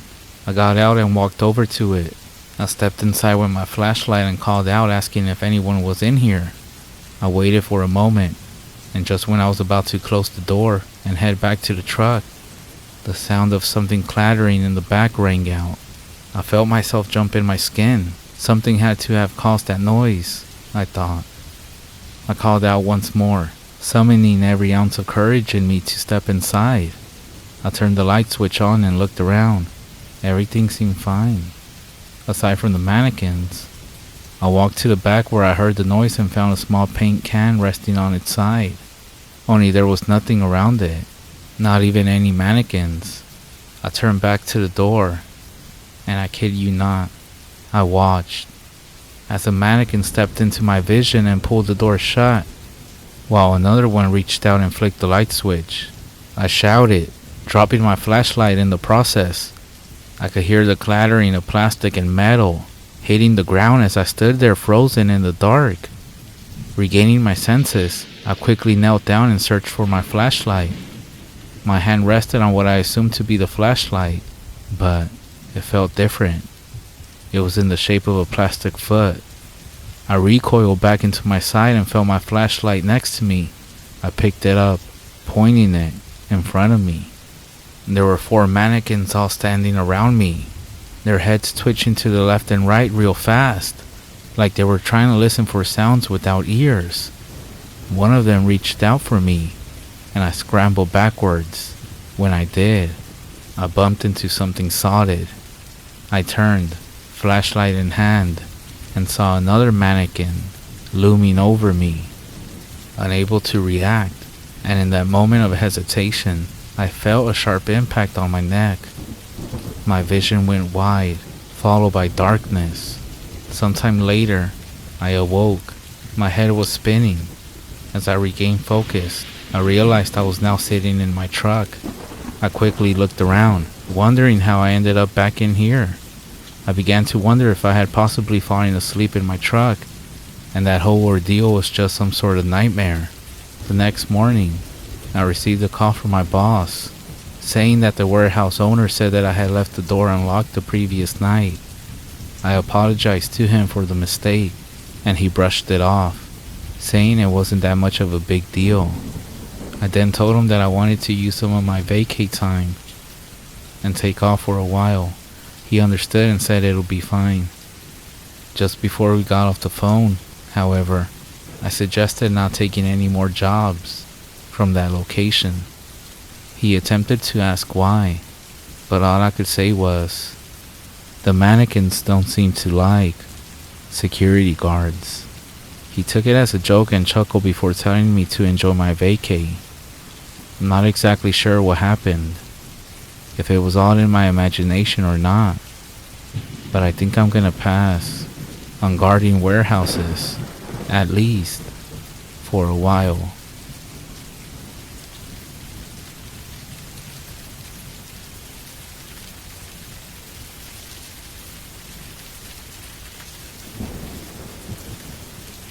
It was supposed to be just another uneventful night alone. I had spent a lot of nights by myself without the ever watchful eyes of my parents.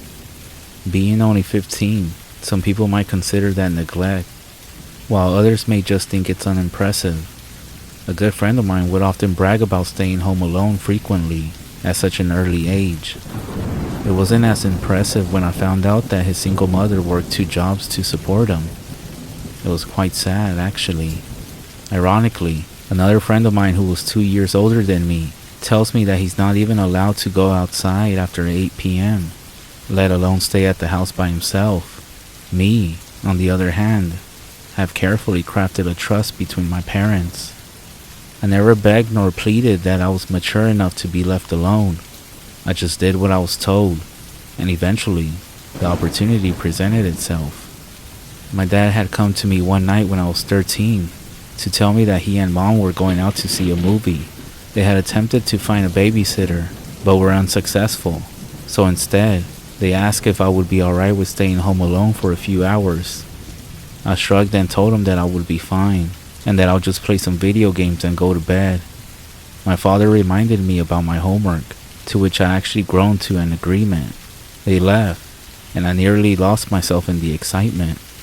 I know it may not sound that thrilling, but I'm sure a lot of people remember the first night they got to stay home alone.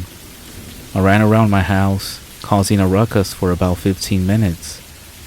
Then, I retired to my bedroom and played video games most of the night.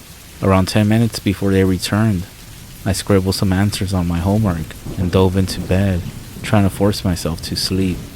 I heard them open the door to check on me before slowly closing it. After that night, being left home alone wasn't all that. Don't get me wrong, every time it happened was a welcome event. I could watch movies my parents didn't quite agree with. I could play video games endlessly, and the fridge was full of snacks, so long as I didn't make a mess in the kitchen and didn't set the house on fire. Everything would be fine. But that brings me to last night. My parents were both heading out of town to visit family. Most likely my least favorite people on the planet. They were awful. I would have to listen to my uncle just talk to me all the time, especially about discipline. I once walked out of the bathroom at their house and had forgotten to tuck my shirt in. My uncle snatched me up by the collar and shouted, "There is clothing etiquette in this house." My uncle just likes to make jokes about my appearance or intelligence. The phrase, "dumbass kid," has been told to me on more than one occasion. These instances only seem to happen when my parents weren't nearby though. Trust me, I complained to my parents about my auntie and uncle, yet they would just tell me that they're very particular about their house, and that my uncle lost his filter in the war. So when my parents were getting ready to leave, my mother said the magic words I wanted to hear. "You don't have to come if you don't want to." Inside I had an explosion of happiness. During their packing, they gave me the rundown on everything I needed to know.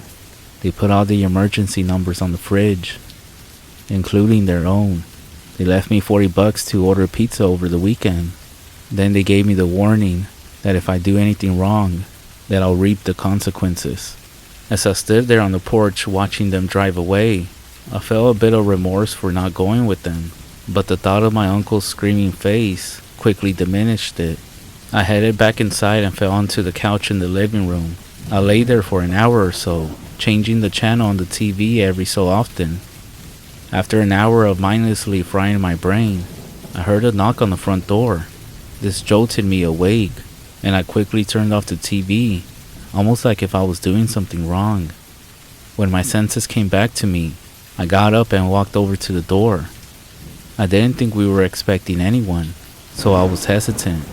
I slowly turned the knob to the door and cracked it open. Nobody was there. I opened the door a bit further and saw a delivery package sitting on the porch. Those delivery guys are like ninjas, I swear. I laughed off my nerves and brought the package inside. When I set the box down on the counter, I noticed something strange.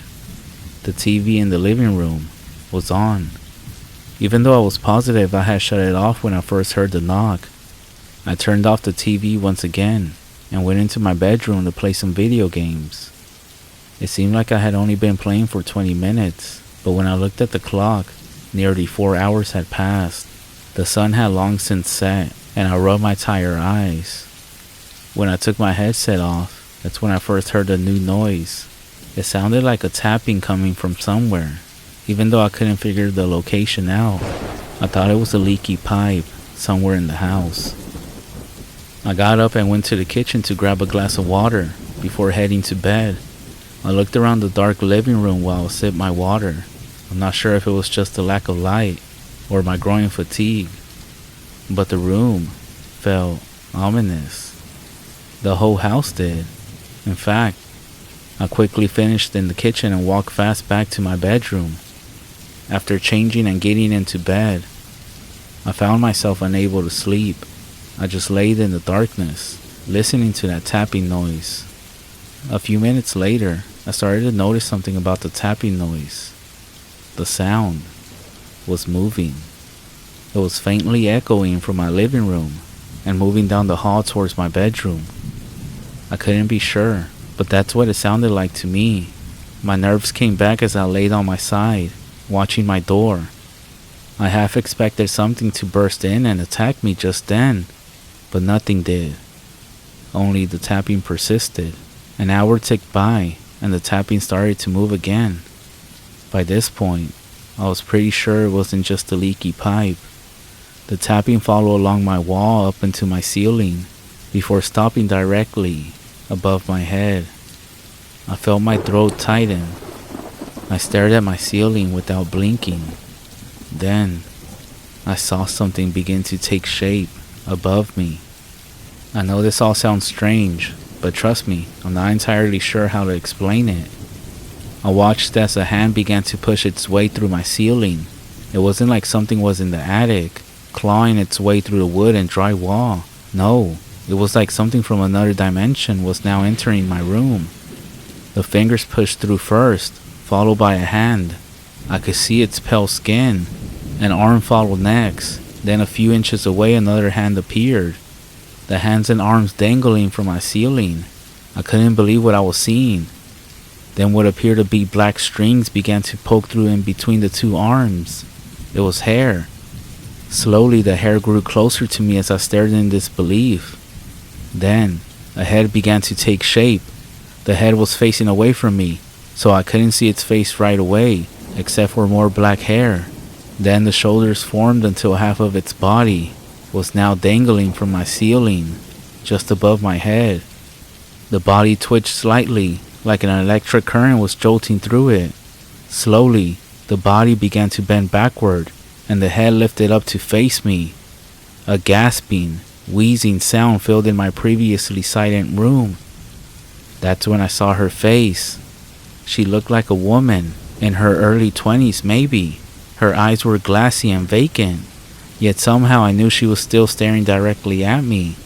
But what terrified me the most about this woman hanging from my ceiling was her mouth. She was completely missing her lower jaw. Her tongue was dangling near her face. She wheezed as she stared at me, her arms growing closer and closer.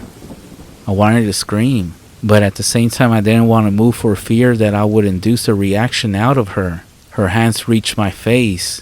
Her fingers felt like icicles against my skin.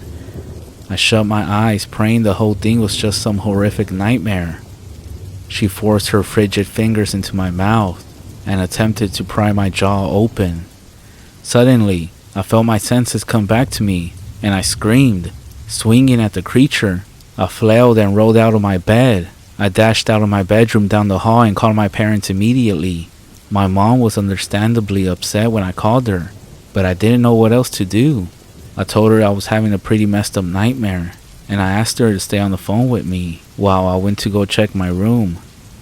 The woman was gone, and so was that ominous feeling that I had felt previously. My mother tiredly told me they would be home tomorrow night and told me to go back to bed. I thanked her for answering, but after I hanged up the phone, I didn't go to sleep. I stayed up all night, watching TV in the living room. I'm not sure what or who that was, or why it was even targeting me. Maybe it was just looking for someone who was all alone and decided that I was an easy target. Maybe it was just an extremely vivid nightmare. I'm not sure, but I think the next time that my parents decide to go out of town, I'll be going with them as well.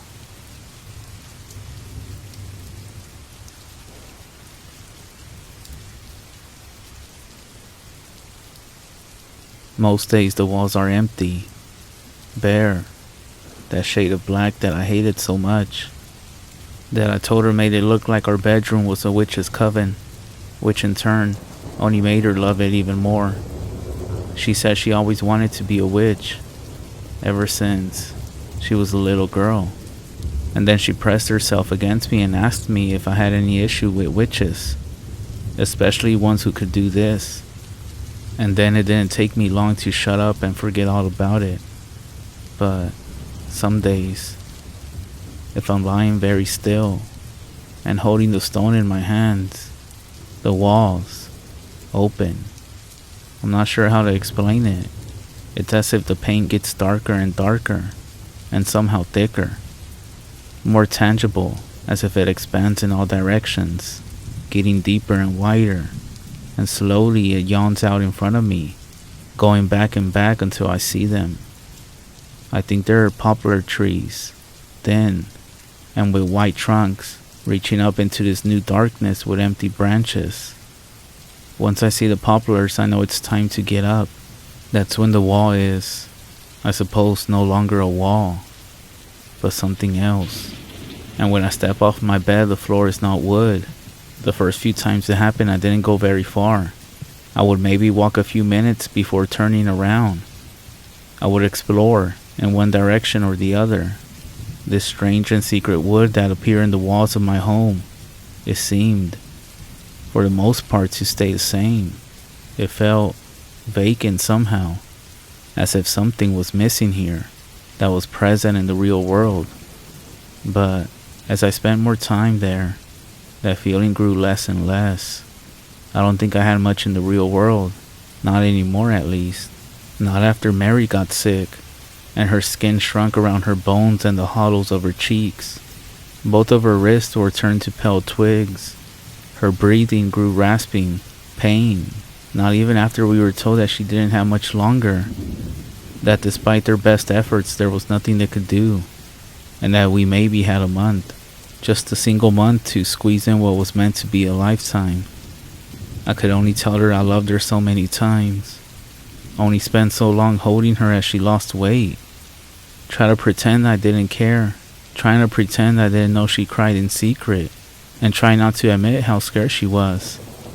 Once, she confessed to me, after a sleepless night, that she had spent vomiting into a plastic bowl, in a voice small and scared that she didn't want to die, that she was so scared sometimes she couldn't breathe and she thought she'll do anything to make it stop. The worst part was I couldn't do anything. I didn't know what to say to that, or what would help. The truth was unavoidable, real. I didn't know her family well, and at the funeral they seemed to avoid my eye contact. She had always said they were strange, had never wanted me to meet them, had said that there were things buried there that she did not want to uncover. They wore funny clothes, they smelled like strange herbs, and they spoke in whispers at the service. It hurt even more, the thought that there was this whole part of her life I knew nothing about, and that I would know nothing about. And then it would hit me, how much we still had to do, how much more of her there was to love that I never found time to. And I would close my eyes until the feeling went away. The funeral had been in the morning, and I sat by her grave until it grew dark. I read parts of her favorite books out loud, parts of Frankenstein, Rosemary's Baby, that she had underlined several times, pages that she had folded the corners of and left, in her handwriting, tiny exclamation marks and love hearts, pages that she had marked with little drawings, all packed into the little margins. I loved her for that, always filling the spaces that should have been empty. Her grandmother had stayed for a while, her eyes entirely white, blind, I assume, and without saying a single word. I don't know if she knew I was there, or if she thought she was alone, but we stood for an hour at least together. There was something about her I couldn't place. She moved as if she didn't quite belong in this world, as if reality. Then she bowed her head, said something in a language that I didn't understand, and she left by the tombstone, a black pebble. We hadn't moved in yet. Most of our stuff was still scattered across the country, some at my parents', some in our old flats, some at various friends. Our house was bare, except for the bed and the basic appliances. I had, at the time that she died, Nothing of hers but the books in my bag, the clothes in her closet, and a hole in my stomach that I thought would never go away. And so I took the stone. I know, I shouldn't have, but it felt like an artifact of her life. Somehow it felt as if by taking it I could hold on to her for a little longer, that I could have something that was hers, was meant to be hers, and that maybe she wouldn't slip away so fast. I almost fell, as if she might come back for it. I had this image in my head that she would walk up the stairs one morning, flushed from a run or with breakfast, and she would say that was her stone, and that she would stay a while, perhaps the whole day, that it would give her an excuse to come back from wherever she was, and just be with me, until she had to go back. I started spending more and more time in the forest. Sometimes I would go for hours, just wandering around the trees, listening to the faint sound of a brook somewhere. Closing my eyes and focusing on feeling nothing, I discovered a small hill. If you climbed for long enough, there was a spot where the trees thinned, and you could see the forest around you. Endless white needles from the black soil, stretching on in every direction. I saw the brook. I had only heard it up until that point, following the trail it cut. That is where I saw her, washing her hands in the brook, humming something slow and sad to herself. At first, I thought I might have gone mad, thinking that delusion finally caught up to me, finally dragged me under. But no, I was sure that was her. I was sure my mind couldn't recreate all of her. The way she bit her lip as she thought, the way she hummed with her mouth slightly open, so it sounded a little bit like singing, the small perfections I recognized, but could not name. I had no other choice. I ran towards her. I shouted her name over and over, "Mary!" And she looked up, and suddenly seemed so terrified, and she shouted that I couldn't be here, that I must not be here, that this place wasn't meant for me. I tried to shout back, but the noise had been caught in my throat, and the air ate my words, and I was mute, and I felt my legs grow denser and heavier, and the closer I got, the more I could see how scared she looked. I was convinced that she needed saving, and as I grew close, I felt the world around me shimmer. I stumbled and found myself in bed. I had been so close. From then on, it was an obsession, finding her. I would spend days in the woods looking for any signs, climbing hills, mapping the whole forest in my mind, following the stream until it led to a lake. Still, nothing. Just a vast black landscape, dotted with white trees. If I turned before entering the forest, I would be able to see my body, still lying in bed, facing the ceiling, and it was the same when I returned. Sometimes I would come back to find my parents or friends surrounding me, eyes wide open, and they'll be talking to me softly, telling me it was okay, that I was okay. And I would have a moment before I climbed back into my skin and bones that suddenly felt so heavy to watch as they touched my hair and held my hand, and I did nothing but stare into space.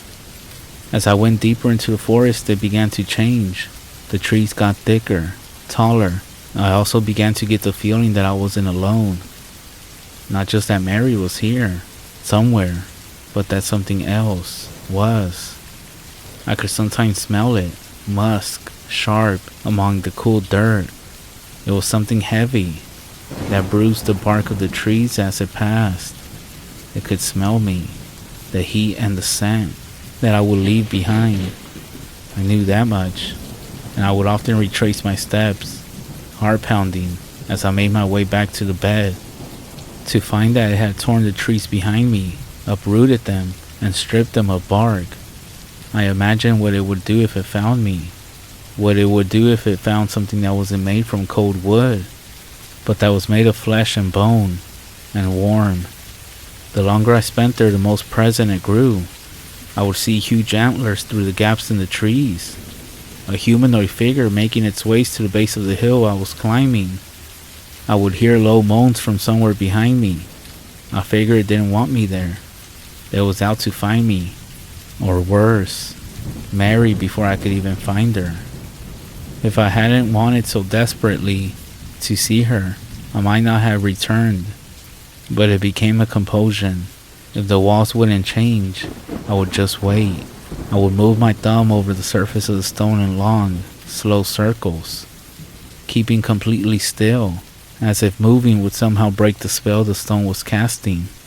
But this beast got smarter, faster. I know it was waiting for me when I came, and sometimes I would have to double back on myself, waiting for the sound of it crashing through the trees to fade, or for its low and mournful groans to fade completely.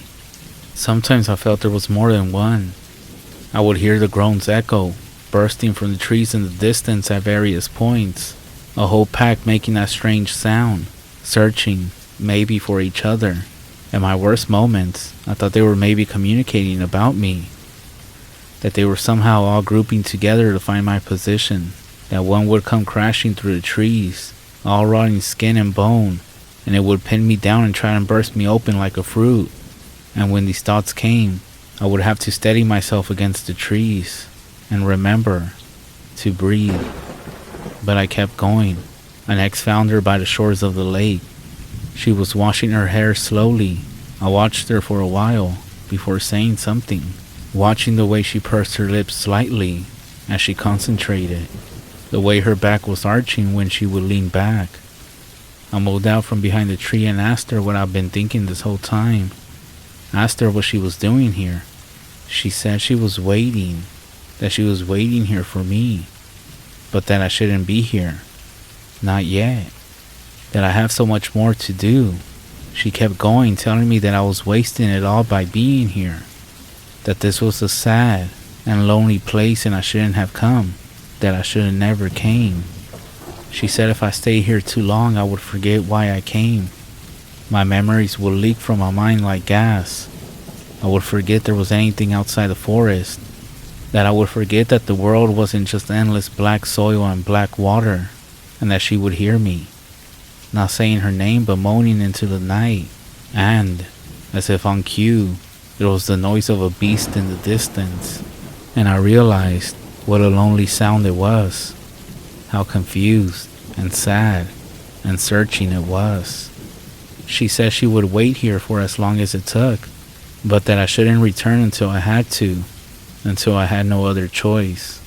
She said that she loved me, said that she knew I loved her, but that there were others who needed loving too. And as she spoke, the forest grew thin around me, as if it had the texture of smoke, and behind it, I could see my parents. And my friends sat around my bed, talking in whispers, holding my hand, stroking my hair, watching over my body, as it was staring with eyes wide open at the ceiling and did not move. I told her I was scared, that I didn't want to go, that if I become a beast, at least I would be with her, and she shook her head. I tried to say something, one last thing, but I couldn't think of anything fitting, of anything that could sum up everything that I wanted to so much to say. As I opened my mouth, it wasn't in the forest, but in my bed. And then I sat up, sobbing so much that I couldn't even speak, and I could feel arms around me and could hear their words. And even though I couldn't turn off whatever had just sprung open inside of me, I knew, at least, that I was loved. I stayed like that for a few hours, sobbing so much that I couldn't even breathe. I couldn't think of anything, until slowly I settled. I took the stone back the next day, placing it where it had been left all that time ago. I could have sworn, though, that when I went to leave, in the space between the trees on the edge of the graveyard, for a quick second, I saw the figure of her grandmother, those white eyes fixed on me, as if she was watching. I renovated the house since then. I painted over the black walls of the bedroom. I take it day by day. Sometimes I find myself wishing I had the stone, and I'll catch myself lying in bed for hours, seeing if I can will myself back into that place. But for the most part, I have put it behind me. I'll see her again when the time comes, and until then, I have to keep myself busy. I imagine the low, sad moan I heard so often in that place, and I know that I have to find my reasons not to join them.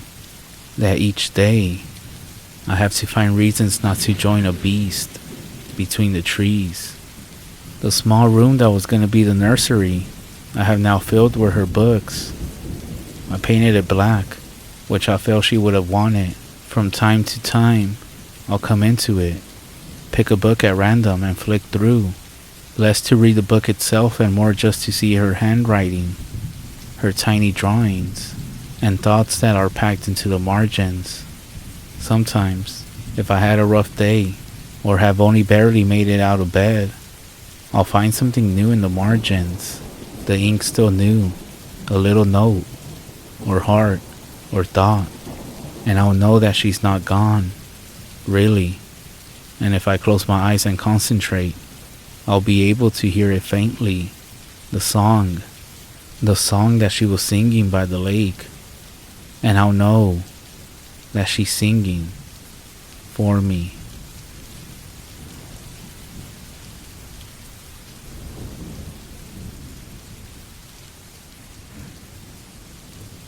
Hey everyone, I'm a huge fan of all scary things, and even the unexplained. I even have my own YouTube channel where I post interviews that I have done with people who have experienced any sort of paranormal activity. However, there is one thing that I've always been, quite a skeptic about, and that is skinwalkers. I mean, witches who transform into animals and apparently are only confined to a specific area within America. To me, it always sounded like the typical legends and stories about the boogeyman, that parents tell you about. However, there are some events that have been happening that have actually made me doubt everything. And now I'm sharing this story so that you all can avoid what I did, and also see if anyone out there can actually help me. My friend Zanny is of Navajo descent. He always shared cultural insights and stories of the res with me. It was during one of our discussions over text that he first introduced me to the legends of the skinwalkers. He said something about shape-shifting humans, and with curiosity, I gladly accepted his invite to visit the res. Being a YouTuber or media creator, I plan to stay for a week, hoping to go deeper into these stories, do some research, capture photos of notable sites, and gather first-hand accounts from the locals. The res was unlike any place I've been to. With its landscapes perfect for photos, it was both beautiful and eerie. Over the first few days, I kept finding myself busy, from visiting the local trading post, hanging out at community events. I learned about their daily lives, taking photos and setting up casual interviews with all sorts of people and the locals about these so-called skinwalkers. However, of course, the people of the res met my questions about skinwalkers with different reactions. Some would actually cast their eyes downward, offering nothing more than a no comment. Others stared back with a stern look, warning me of the consequences of prying too deep into the things that are best left alone. Yet, a few brave souls did share stories about so-called coyotes who transform into humans. Apparently, they can mimic certain voices and animal sounds, how one should not whistle at night, as it's believed that this might actually invite or summon a skinwalker. So during my time there, I stayed in the hogan that belonged to Sanny's grandma, but at the moment nobody was staying in it, except for Sanny. For those unfamiliar, a hogan is a traditional Navajo dwelling place, constructed from a mixture of logs. There's actually some spiritual significance for the Navajo. It's almost like you can feel a connection to the land, and the door to the hogan always faces east to greet the morning sun, which apparently is important in their daily rituals and traditions. After my string of interviews and questions on the res, word seemed to have traveled fast. On the 5th day of my stay, I was outside the hogan trying to capture photos of the beautiful sunset when I noticed an older man approaching. He moved with a slow pace, and his clothing was traditional, and around his neck were hanging all sorts of amulets that were making noise with each step that he took. Zanny, who had been inside the hogan, stepped out and immediately went silent upon seeing this man. He whispered to me, "That's Tahoma, one of the respected medicine men around these parts." Before I could ask more, Tahoma was already within earshot, his piercing eyes set deep and locked with mine. "You're the one asking about those whom walk on all fours," he stated, more than asked. I hesitated for a moment, taken back by his statement. Yeah, I am," I admitted, extending my hand in greeting. "I'm just curious about the legends," and he ignored my hand, cutting me off with a stern, "Curiosity can lead to places from where there's no return." I felt a knot tighten in my stomach. I was trying to keep the conversation going. "Hey, no disrespect. I'm just here to learn more about the culture and the stories." Tahoma stared deep into my eyes, as if he was studying my words. After what felt like an eternity, he spoke in a grave tone. "There are things on this land that you don't understand, that you cannot comprehend with your questions and your cameras. You awaken things best left undisturbed." I gulped, the weight of his words pressing down on me. "Hey man, I apologize if I offended or overstepped," I said. He leaned in closer, and with a hushed voice filled with urgency, he warned, "Leave this place. They have taken notice of you, and they don't like you watching them." With that, he turned and walked away, leaving behind a silence. My friend, looking as pale as I felt, said, "When Tahoma speaks, we listen. I've been trying to tell you that these things are real, man." That night, the environment of the hogan felt different, more ominous if anything. Every small noise outside made me jump, and the once comfortable walls felt suffocating. I couldn't shake off the medicine man's warning, even though, to be honest, I didn't believe him. Despite the tension that hung in the air that night, a part of me still doubted most of these things. I hadn't personally witnessed any evidence of skinwalkers or the supernatural during my stay so far, and stories and legends were one thing, but tangible proof was another thing. The medicine man's warning, a little scary I will admit, could just be a way to dissuade outsiders like me from prying too deep into Navajo traditions, I thought. I'm not gonna lie, that night, all the Skinwalker talk had me a bit on edge. I guess the fact of being out here kinda didn't help. I had to use the restroom, so I stepped out the hogan and walked towards the dimly lit outhouse. As I was sitting down, remembering that next time to not indulge in other cultural foods so quickly, the distant sounds of the wilderness were interrupted by other noises that I started to hear, which were soft footsteps, the rustle of brush nearby, and the quiet creak of shifting dirt. It felt as if someone or something was slowly circling the outhouse, each footstep sounding closer than the last. Drawing in a silent breath, I waited, heart pounding, straining my eyes to see any trace of movement through the small cracks in the wooden structure, but I didn't see anything. Then, a tap at the door. Keep in mind this was around 11 at night, so I said out loud, "Hey, I'm in here." No response. Then, I heard what sounded like perhaps a dog scampering away on all fours, with the running steps fading into the distance. Well, that was weird, I thought. As I finished up handling my business, I slowly unlatched the door and stepped out, cautiously scanning the darkness.